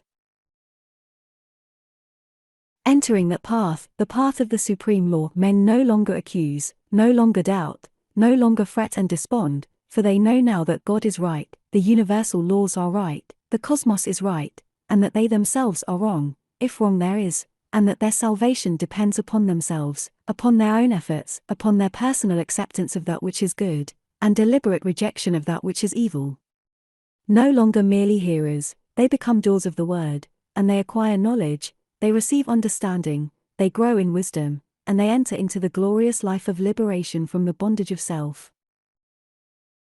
Adopt the life of self-obliteration. God does not alter for man, for this would mean that the perfect must become imperfect, man must alter for God. November 17th. Children of truth are in the world today, they are thinking, writing, speaking, acting, even prophets are amongst us, and their influence is pervading the whole earth. An undercurrent of holy joy is gathering force in the world, so that men and women are moved with new aspirations and hopes, and even those who neither see nor hear, feel within them strange yearnings after a better and fuller life. The law reigns, and it reigns in men's hearts and lives. They have come to understand the reign of law who have sought out the tabernacle of the true God by the fair pathway of unselfishness. The law cannot be broken for man, otherwise confusion would ensue. This is in accordance with harmony, order, justice. There is no more painful bondage than to be at the mercy of one's inclinations. November 18th. Law is that the heart shall be purified, the mind regenerated, and the whole being brought in subjection to love, till self be dead and love is all in all, for the reign of law is the reign of love. And love waits for all, rejecting none. Love may be claimed and entered into now, for it is the heritage of all. Ah, beautiful truth! To know that now man may accept his divine heritage, and enter the kingdom of heaven. Oh, pitiful error! To know that man rejects it because of love of self. Obedience to one's selfish inclinations means the drawing about one's soul clouds of pain and sorrow which darken the light of truth, the shutting out of oneself from all real blessedness, for whatsoever a man sows that shall he also reap. There is no greater liberty than utmost obedience to the law of being. The moral universe is sustained and protected by the perfect balance of its equivalents. November 19th. Is there, then, no injustice in the universe? There is injustice, and there is not. It depends upon the kind of life and the state of consciousness from which a man looks out upon the world and judges. The man who lives in his passions sees injustice everywhere. The man who has overcome his passions sees the operations of justice in every department of human life. Injustice is the confused, feverish dream of passion, real enough to those who are dreaming it. Justice is the permanent reality in life, gloriously visible to those who have wakened out of the painful nightmare of self. As in the physical world nature abhors a vacuum, so in the spiritual world disharmony is annulled. The divine order cannot be perceived until passion and self are transcended. November 20th. Teachy man who thinks, I have been slighted, I have been injured, I have been insulted, I have been treated unjustly, cannot know what justice is, blinded by self, he cannot perceive the pure principles of truth, and, brooding upon his wrongs, he lives in continual misery. In the region of passion there is a ceaseless conflict of forces causing suffering to all who are involved in them. There is action and reaction, deed and consequence, cause and effect, and within and above all is the divine justice regulating the play of forces with the utmost mathematical accuracy, balancing cause and effect with the finest precision. Justice is not perceived, cannot be perceived, by those who are engaged in conflict. Having no knowledge of cause and effect in the moral sphere, men do not sect the exacting process which is momentarily proceeding. November 21st. Men blindly inflict suffering upon themselves, living in passion and resentment, and not finding the true way of life. Hatred is met with hatred, passion with passion, strife with strife. The man who kills is himself killed, the thief who lives by depriving others is himself deprived, the beast that preys on others is hunted and killed, the accuser is accused, the condemner is condemned, the denouncer is persecuted. By this the slayer's knife doth stab himself, the unjust judge has lost his own defender, the false tongue dooms its lie, the creeping thief and spoiler rob to render. Such is the law. Ignorance keeps alive hatred and strife. Cause and effect cannot be avoided, consequence cannot be escaped. November 22nd. Teachy good man, having put away all resentment, retaliation, self-seeking, and egotism, has arrived at a state of equilibrium, and has thereby become identified with the eternal and universal equilibrium. Having lifted himself above the blind forces of passion, he understands those forces, contemplates them with a calm penetrating insight, like the solitary dweller on a mountain who looks down upon the conflict of the storms beneath his feet. For him, injustice has ceased, and he sees ignorance and suffering on the one hand, and enlightenment and bliss on the other. He sees that not only do the fool and the slave need his sympathy, but that the fraud and the oppressor are equally in need of it, and so his compassion is extended towards all. Unerring justice presides over all. They who refuse to trim their lamps of reason will never perceive the light of truth. November 23rd. He who will use the light of reason as a torch to search for truth, will not be left at last in comfortless darkness. Come now, and let us reason together, saith the Lord, though your sins be as scarlet, they shall be as white as snow. Many men and women pass through untold sufferings, and at last die in their sins, because they refuse to reason, because they cling to those dark delusions which even a faint glimmer of the light of reason would dispel, and all must use their reason freely, fully, and faithfully, who would exchange the scarlet robe of sin and suffering for the white garment of blessedness and peace. They who despise the light of reason, despise the light of truth. A man does not live until he begins to discipline himself, he merely exists. November 24th. Before a man can accomplish anything of an enduring nature in the world, he must first of all acquire some measure of success in the management of his own mind. This is as mathematical a truism as that 2 and 2 are 4, for out of the heart are the issues of life. If a man cannot govern the forces within himself, he cannot long hold a firm hand upon the outer activities which form the visible life. On the other hand, as a man succeeds in governing himself, he rises to higher and higher levels of power and usefulness and success in the world. Hitherto his life has been without purpose or meaning, but now he begins to consciously mold his own destiny. He is clothed and in his right mind. With the practice of self-discipline, a man begins to live.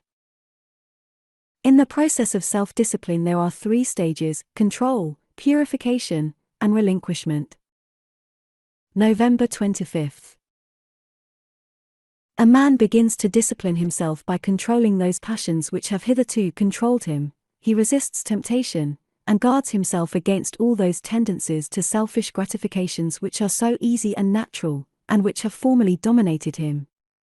He brings his appetite into subjection, and begins to eat as a reasonable and responsible being, practicing moderation and thoughtfulness in the selection of his food, with the object of making his body a pure instrument through which he may live and act as becomes a man, and no longer degrading that body by pandering to gustatory pleasure. He puts a check upon his tongue, his temper, and, in fact, his every animal desire and tendency. There is in the heart of every man and woman a selfless center. The Rock of Ages, the Christ within, the divine and immortal in all men. November 26th. As a man practices self-control, he approximates more and more to the inward reality, and is less and less swayed by passion and grief, pleasure and pain, and lives a steadfast and virtuous life, manifesting manly strength and fortitude. The restraining of the passions, however, is merely the initial stage in self-discipline, and is immediately followed by the process of purification. By this a man so purifies himself as to take passion out of the heart and mind altogether, not merely restraining it when it rises within him, but preventing it from rising altogether. By merely restraining his passions a man can never arrive at peace, can never actualize his ideal. He must purify these passions. It is in the purification of his lower nature that a man becomes strong and godlike. Purification is effected by thoughtful care, earnest meditation, and holy aspiration. November 27th. True strength and power and usefulness are born of self-purification, for the lower animal forces are not lost, but are transmuted into intellectual and spiritual energy. The pure life, pure in thought and deed, is a life of conservation of energy. The impure life, even should the impurity not extend beyond thought, is a life of dissipation of energy. The pure man is more capable, and therefore more fit to succeed in his plans and to accomplish his purposes than the impure.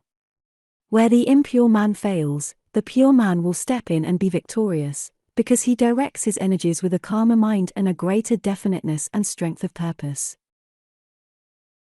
With the growth in purity, all the elements which constitute a strong and virtuous manhood are developed. By self-discipline a man rises higher and higher, approximating more and more nearly to the divine. November 28th. As a man grows purer, he perceives that all evil is powerless, unless it receives his encouragement, and so he ignores it, and lets it pass out of his life. It is by pursuing this aspect of self-discipline that a man enters into and realizes the divine life, and manifests those qualities which are distinctly divine, such as wisdom, patience, non-resistance, compassion, and love.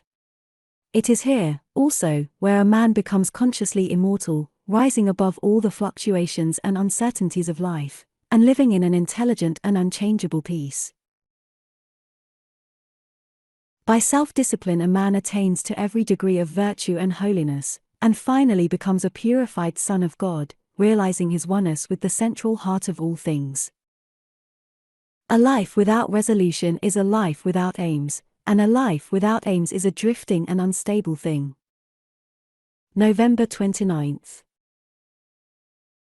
When a man makes a resolution, it means that he is dissatisfied with his condition, and is commencing to take himself in hand, with a view to producing a better piece of workmanship out of the mental materials of which his character and life are composed, and in so far as he is true to his resolution he will succeed in accomplishing his purpose.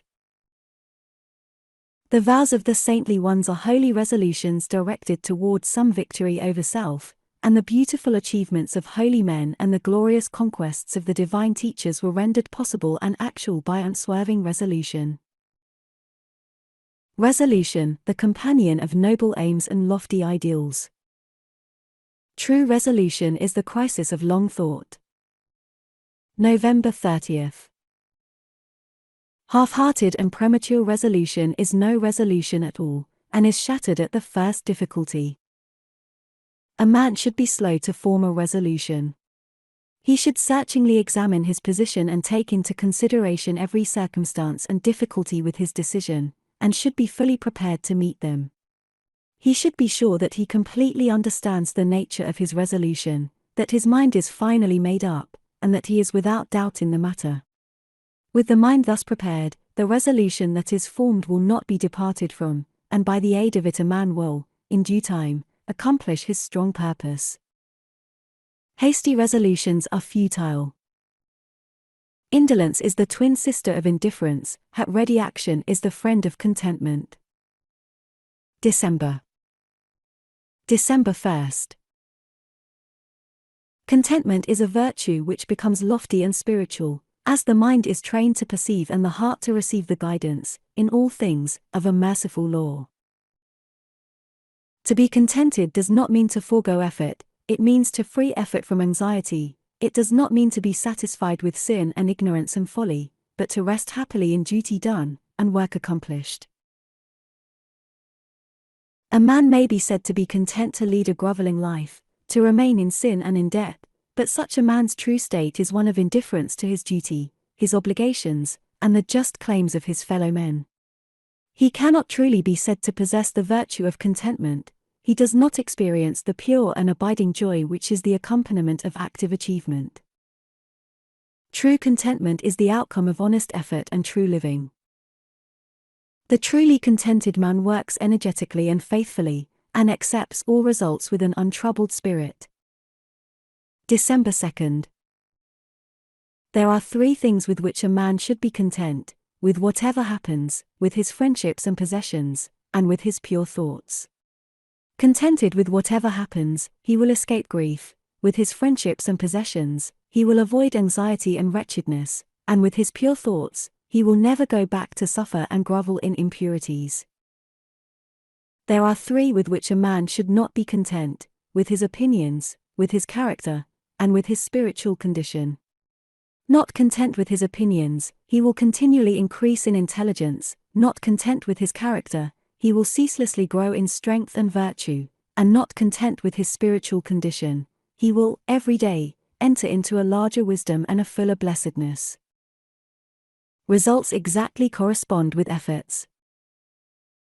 Universal brotherhood is the supreme ideal of humanity, and towards that ideal the world is slowly but surely moving.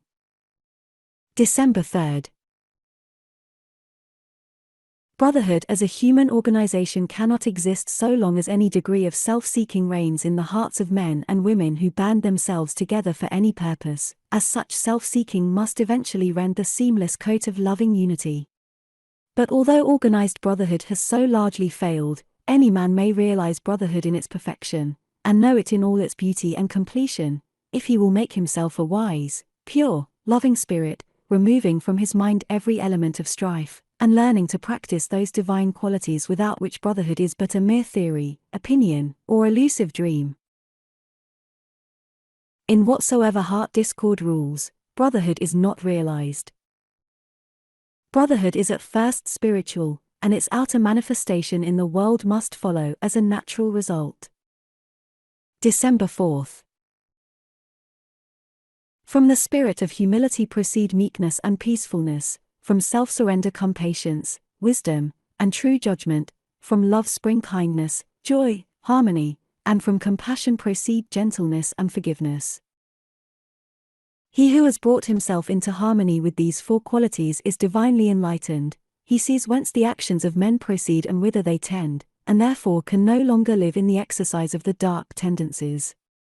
He has realized brotherhood in its completion, as freedom from malice, from envy, from bitterness, from contention, from condemnation. All men are his brothers, those who live in the dark tendencies as well as those who live in the enlightening qualities. He has but one attitude of mind towards all, that of goodwill.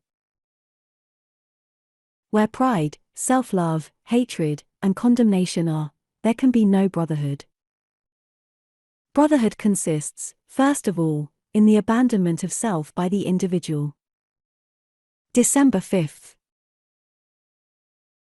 Theories and schemes for propagating brotherhood are many, but brotherhood itself is one and unchangeable, and consists in the complete cessation from egotism and strife, and in practicing goodwill and peace, for brotherhood is a practice and not a theory. Self-surrender and goodwill are its guardian angels, and peace is its habitation. Where two are determined to maintain an opposing opinion, the clinging of self and ill will are there, and brotherhood is absent. Where two are prepared to sympathize with each other, to see no evil in each other, to serve and not to attack each other, the love of truth and goodwill are there and brotherhood is present. Brotherhood is only practiced and known by him whose heart is at peace with all the world. Prejudice and cruelty are inseparable. December 6th. Sympathy is not required towards those who are purer and more enlightened than oneself, as the purer one lives above the necessity for it. In such a case reverence should be exercised, with a striving to lift one's self up to the purer level, and so enter possession of the larger life. Nor can a man fully understand one who is wiser than himself, and before condemning, he should earnestly ask himself whether he is, after all, better than the man whom he has singled out as the object of his bitterness. If he is, let him bestow sympathy. If he is not, let him exercise reverence. When a man is prone to harshly judge and condemn others, he should inquire how far he falls short himself. Dislike, resentment, and condemnation are all forms of hatred, and evil cannot cease until these are taken out of the heart. December 7th. The obliterating of injuries from the mind is merely one of the beginnings in wisdom. There is a still higher and better way. And that way is to purify the heart and enlighten the mind that, far from having to forget injuries, there will be none to remember. For it is only pride and self that can be injured and wounded by the actions and attitudes of others, and he who takes pride and self out of his heart can never think the thought, I have been injured by another, or, I have been wronged by another. From a purified heart proceeds the right comprehension of things, and from the right comprehension of things proceeds the life that is peaceful, freed from bitterness and suffering, calm and wise. He who is troubled and disturbed about the sins of others is far from the truth.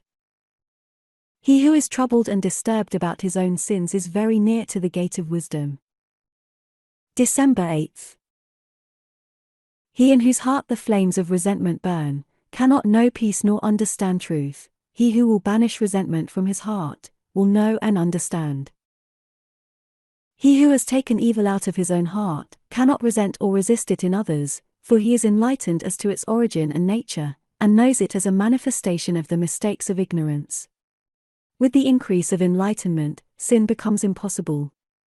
He who sins, does not understand, he who understands, does not sin. The pure man maintains his tenderness of heart toward those who ignorantly imagine that they can do him harm. The wrong attitude of others toward him does not trouble him, his heart is at rest in compassion and love. Let those who aim at the right life, calmly and wisely understand. A pure heart and a righteous life are the great and all-important things. December 9th. Deeds and thoughts that lead to suffering are those that spring from self-interest and self-seeking. The thoughts and deeds that produce blessedness are those that spring from truth. The process by which the mind is thus changed and transmuted is twofold. It consists of meditation and practice. By silent meditation, the ground and reason of right conduct is sought, and by practice, right doing is accomplished in daily life. For truth is not a matter of book learning, or subtle reasoning, or disputation, or controversial skill, it consists in right doing. Truth is not something that can be gleaned from a book, it can be learned and known by practice only. He only has truth who has found it by practice. December 10th. He who wishes to acquire truth must practice it. He must begin at the very first lesson in self-control, thoroughly master it, and then pass on to the next and the next, until he attains to the moral perfection at which he aims. It is common with men to imagine that truth consists in holding certain ideas or opinions. They read a number of treatises, and then form an opinion which they call truth, and then they go about disputing with their fellow men in order to try to prove that their opinion is the truth. In worldly matters men are wise, for they do things in order to achieve their ends, but in spiritual things they are foolish, for they merely read, and do not do things, and then imagine they have acquired truth. He only has truth whose life shows it forth in pure and blameless conduct. Love, all-inclusive. December 11th. By its very nature, love can never be the exclusive possession of any religion, sect, school, or brotherhood. The common claim, therefore, of such sections of the community to the exclusive possession of truth in their particular religious doctrine is a denial of love. Truth is a spirit and a life, and though it may manifest through manifold doctrines, it can never be confined to any one particular form of doctrine. Love is a winged angel that refuses to be chained to any lettered doctrine whatsoever. Love is above and beyond, outside and greater than all the opinions, doctrines, and philosophies of men, yet love includes all, the righteous and the unrighteous, the fair and foul, the clean and the unclean. He whose love is so deep and wide as to envelop all men of all creeds is he who has most of religion, and most of wisdom, and also most of insight, for he knows and sees men as they are. Hatred is absence of love, and therefore absence of all that is included in love. Love broadens and expands the mind of a man until it embraces in its kindly folds all mankind without distinction. December 12th. The way of love is the way of life, immortal life, and the beginning of that way consists in getting rid of our carpings, quarrelings, fault-findings, and suspicions. If these petty vices possess us, let us not deceive ourselves, but let us confess that we have not love. To be thus honest with ourselves is to be prepared to find love, but to be self-deceived is to be shut out from love. If we are to grow in love, we must begin at the beginning, and remove from our minds all mean and suspicious thoughts about our fellow workers and fellow men. We must learn to treat them with large-hearted freedom, and to perceive the right reason for their actions, to excuse them on grounds of personal right and personal freedom when their opinions, methods, or actions are contrary to us. Thus shall we come at last to love them with that love of which St. Paul speaks, a love that is a permanent principle. He who has love of whatsoever creed or none is enlightened with the light of truth. The life of truth is that in which wrong thinking and wrongdoing are abandoned, and right thinking and right doing are embraced. December 13th. It is the wrong deeds of men which bring all the unhappiness into the world. It will be right deeds which will transform all its misery into happiness. By wrong deeds we come to sorrow, by right deeds we come to bliss. But a man must not think the thought, it is the wrong deeds of others which have made me unhappy, for such a thought produces bitterness towards others and increases hatred. He must understand that his unhappiness is from something wrong within himself. He must regard it as a sign that he is yet imperfect, that there is some weak spot within which must be strengthened. He must never accuse others for his lapses of conduct, or for his troubles, but must gain more steadfastness of heart, must establish himself more firmly in the truth. Walk with lowly footsteps the holy way of truth. The principles of truth are fixed and eternal, and cannot be made or unmade by anyone. December 14th. The principles of truth were discovered by searching and practice, and are so stated and arranged as to make the path plainer for other feet to tread, and it is the path along which every being has travelled who has passed from sin to sinlessness, from error to truth. It is the ancient way along which every saint, every Buddha, every Christ has walked to divine perfection, and along which every imperfect being in the future will pass to reach this glorious goal. It matters not what religion a man professes, if he is daily striving with his own sins, and purifying his heart, he is walking this path, for while opinions, theologies, and religions differ, sin does not differ, the overcoming of sin does not differ, and truth does not differ. Religions change from age to age, but the principles of divine virtue are eternally the same.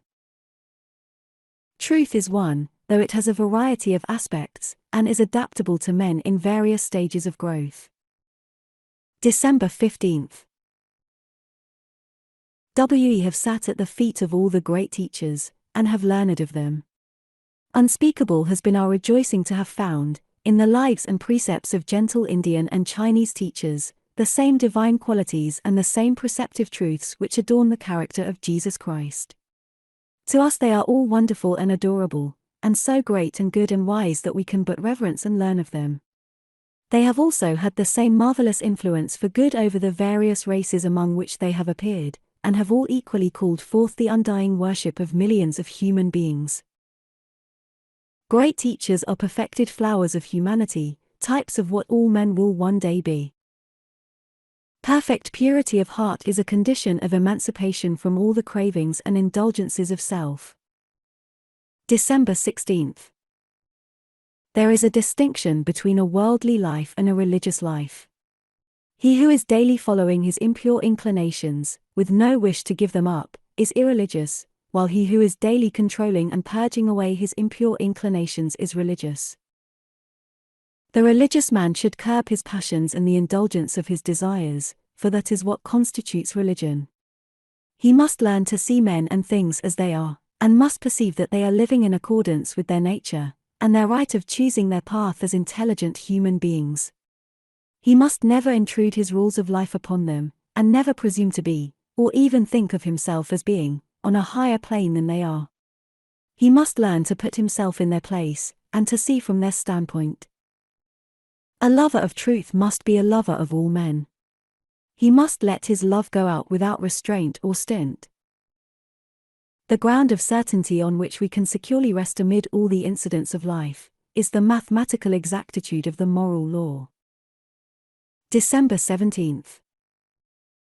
The unceasing change, the insecurity and the mystery of life make it necessary to find some basis of certainty on which to rest if happiness and peace of mind are to be maintained.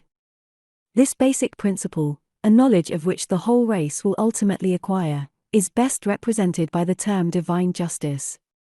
Human justice differs with every man according to his own light or darkness, but there can be no variation in that divine justice by which the universe is eternally sustained. Divine justice is spiritual mathematics. As with figures and objects, so with the thoughts and deeds of men, 2 and 2 equally make 4. Given the same cause, there will always be the same effect. All the spiritual laws with which men are acquainted have, and must have, the same infallibility in their operations. December 18th. Given the same thought or deed in a like circumstance, the result will always be the same. Without this fundamental ethical justice there could be no human society, for it is the just reactions of the deeds of individuals which prevents society from tottering to its fall. It thus follows that the inequalities of life, as regards the distribution of happiness and suffering, are the outworking of moral forces operating along lines of flawless accuracy. This flawless accuracy, this perfect law, is the one great fundamental certainty in life, the finding of which ensures a man's perfection, makes him wise and enlightened, and fills him with rejoicing and peace. The moral order of the universe is not, cannot be disproportionate, for if it were, the universe would fall. Nothing can transcend right. December 19th. Take away a belief in this certainty from a man's consciousness, and he is adrift on a self-created ocean of chance, without rudder, chart, or compass. He has no ground on which to build a character or life, no incentive for noble deeds, no center for moral action. He has no island of peace and no harbor of refuge. Even the crudest idea of God as of a great man whose mind is perfect, who cannot err, and who has no variableness nor shadow of turning, is a popular expression of a belief in this basic principle of divine justice. According to this principle, there is neither favor nor chance, but unerring and unchangeable right. Thus all the sufferings of men are right as effects, their causes being the mistakes of ignorance, but as effects they will pass away. Man cannot suffer for something which he has never done, or never left undone, for this would be an effect without a cause. Talent, genius, goodness, greatness, are not launched upon the world ready-made. They are the result of a long train of causes and effects. December 20th. The process of growth is seen in the flower, but though not seen in the mental growth, it is nevertheless there. I said the process of mental growth was not seen, but this is only true in a general sense. The true thinker and sage does see, with his spiritual eye, the process of spiritual growth. Just as the natural scientist has made himself acquainted with natural causes and effects as, indeed, the ordinary observer is so acquainted, so he has made himself familiar with spiritual causes and effects. He sees the process by which characters, like plants, come into being, and when he sees the flowers of genius and virtue appear, he knows from what mental seeds they sprang, and how they gradually came to perfection through long periods of silent growth. Nothing appears ready-made. There is always a changing, a growing, a becoming. An awakened vision calls us to a nobler life. December 21st. A man cannot live in two countries at the same time, but must leave the one before he can settle in the other, so a man cannot inhabit two spiritual countries at the same time, but must leave behind the land of sin before he can live at peace in the land of truth. When one leaves his native land, that he may begin anew in an adopted country, he leaves behind all beloved associations, sweet companionships, dear friends, and relatives, yea, all upon which his heart has been ever set must be parted with and left behind. So when one resolves to live in the new world of truth, the old world of error, with its loved pleasures, cherished sins, and vain associations, must be renounced. By such renunciation the individual gains, humanity gains, and the universe becomes a brighter and more beautiful habitation.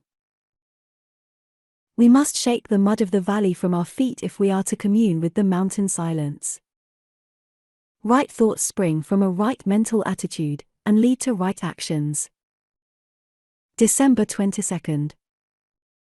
That is the right mental attitude which seeks the good in all the occurrences of life, and extracts strength, knowledge, and wisdom from them. Right thoughts are thoughts of cheer, of joy, of hope, of confidence, of courage, of constant love, of large generosity, of abounding faith and trust.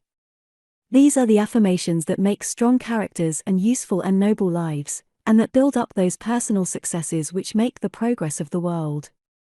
Such thoughts are inevitably followed by right action, by the putting forth of energy and effort in work, in the accomplishment of some legitimate object, and as the climber at last reaches the hilltop, so the earnest, cheerful, and untiring worker at last accomplishes his end.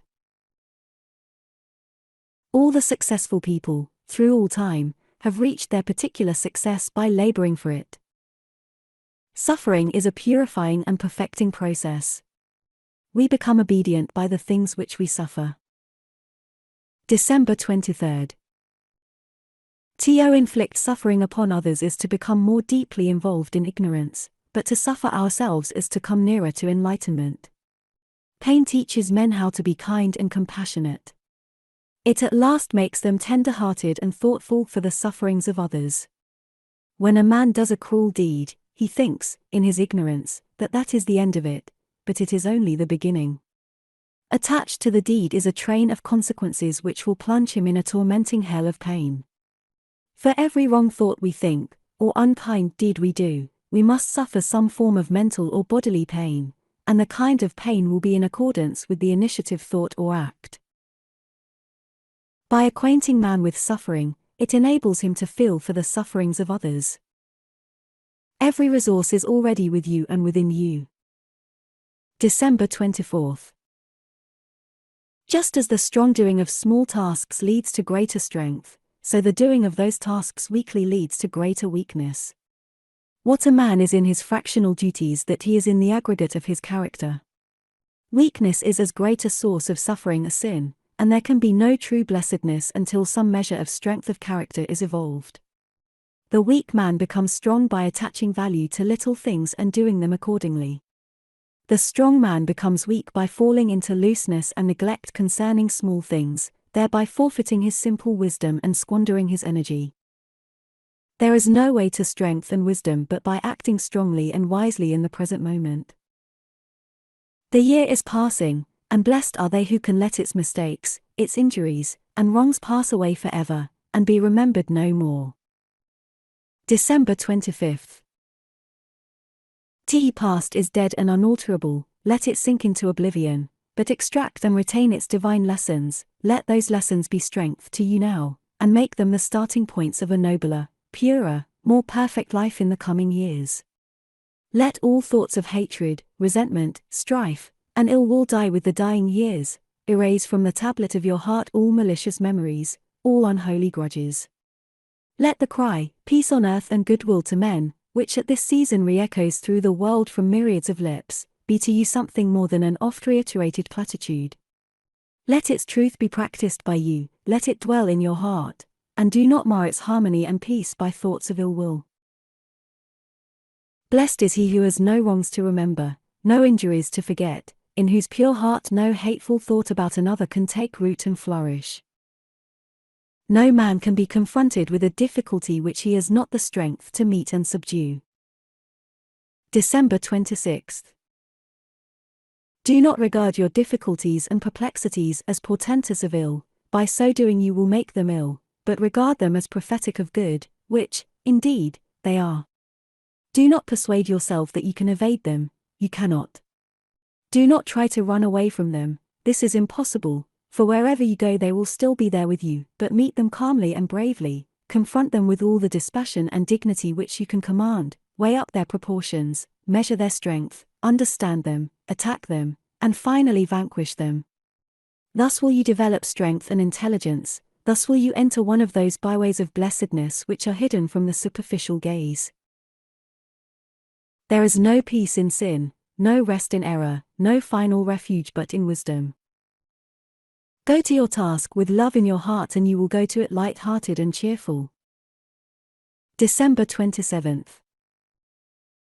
What heavy burden is a man weighted with which is not made heavier and more unendurable by weak thoughts or selfish desires? If your circumstances are trying, it is because you need them, and can evolve the strength to meet them. They are trying because there is some weak spot in you, and they will continue to be trying until that spot is eradicated. Be glad that you have the opportunity of becoming stronger and wiser. No circumstances can be trying to wisdom, nothing can weary love. Stop brooding over your own trying circumstances and contemplate the lives of some of those about you. The duty which you shirk is your approving angel, the pleasure which you race after is your flattering enemy. Animal indulgence is alien to the perception of truth. December 28th. There are little selfish indulgences, some of which appear harmless, and are commonly fostered, but no selfish indulgence can be harmless, and men and women do not know what they lose by repeatedly and habitually succumbing to effeminate and selfish gratifications. If the God in man is to rise strong and triumphant, the beast in man must perish. The pandering to the animal nature, even when it appears innocent and seems sweet, leads away from truth and blessedness. Each time you give way to the animal within you, and feed and gratify him, he waxes stronger and more rebellious, and takes firmer possession of your mind, which should be in the keeping of truth. Live superior to the craving for sense excitement, and you will live neither vainly nor uncertainly. Sacrifice all hatred, slay it upon the altar of devotion to others. December 29th. Whatever others may say of you, whatever they may do to you, never take offense. Do not return hatred with hatred. If another hates you, perhaps you have, consciously or unconsciously, failed somewhere in your conduct, Or there may be some misunderstanding which the exercise of a little gentleness and reason may remove. But under all circumstances, Father, forgive them is infinitely better than I will have nothing more to do with them. Hatred is so small and poor, so blind and wretched. Love is so great and rich, so far-seeing and blissful. Open the floodgates of your heart for the inpouring of that sweet, great, beautiful love which embraces all. Inside the gateway of unselfishness lies the Elysium of abiding joy. December 30th. Knowing this, that selfishness leads to misery, and unselfishness to joy, not merely for one's self alone, for if this were all, how unworthy would be our endeavors, but for the whole world, and because all with whom we live and come in contact will be the happier and the truer for unselfishness, because humanity is one, and the joy of one is the joy of all. Knowing this, let us scatter flowers and not thorns in the common ways of life, yea, even in the highway of our enemies let us scatter the blossoms of unselfish love, so shall the pressure of their footprints fill the air with the perfume of holiness and gladden the world with the aroma of joy. Seek the highest good, and you will taste the deepest, sweetest joy. The universe has no favorites, it is supremely just, and gives to every man his rightful earnings. December 31st. Happy in the eternal happiness is he who has come to that life from which the thought of self is abolished. Already, even now and in this life, he has entered the kingdom of heaven. He is at rest on the bosom of the infinite. Sweet is the rest and deep the bliss of him who has freed his heart from its lusts and hatreds and dark desires, and he who, without any shadow of bitterness or selfishness, can breathe, in his heart, the blessing. Peace unto all living things, making no exceptions or distinctions, such a man has reached that happy ending which can never be taken away, the fullness of peace, the consummation of perfect blessedness. Man can find the right way in life, and, having found it, can rejoice and be glad. The end.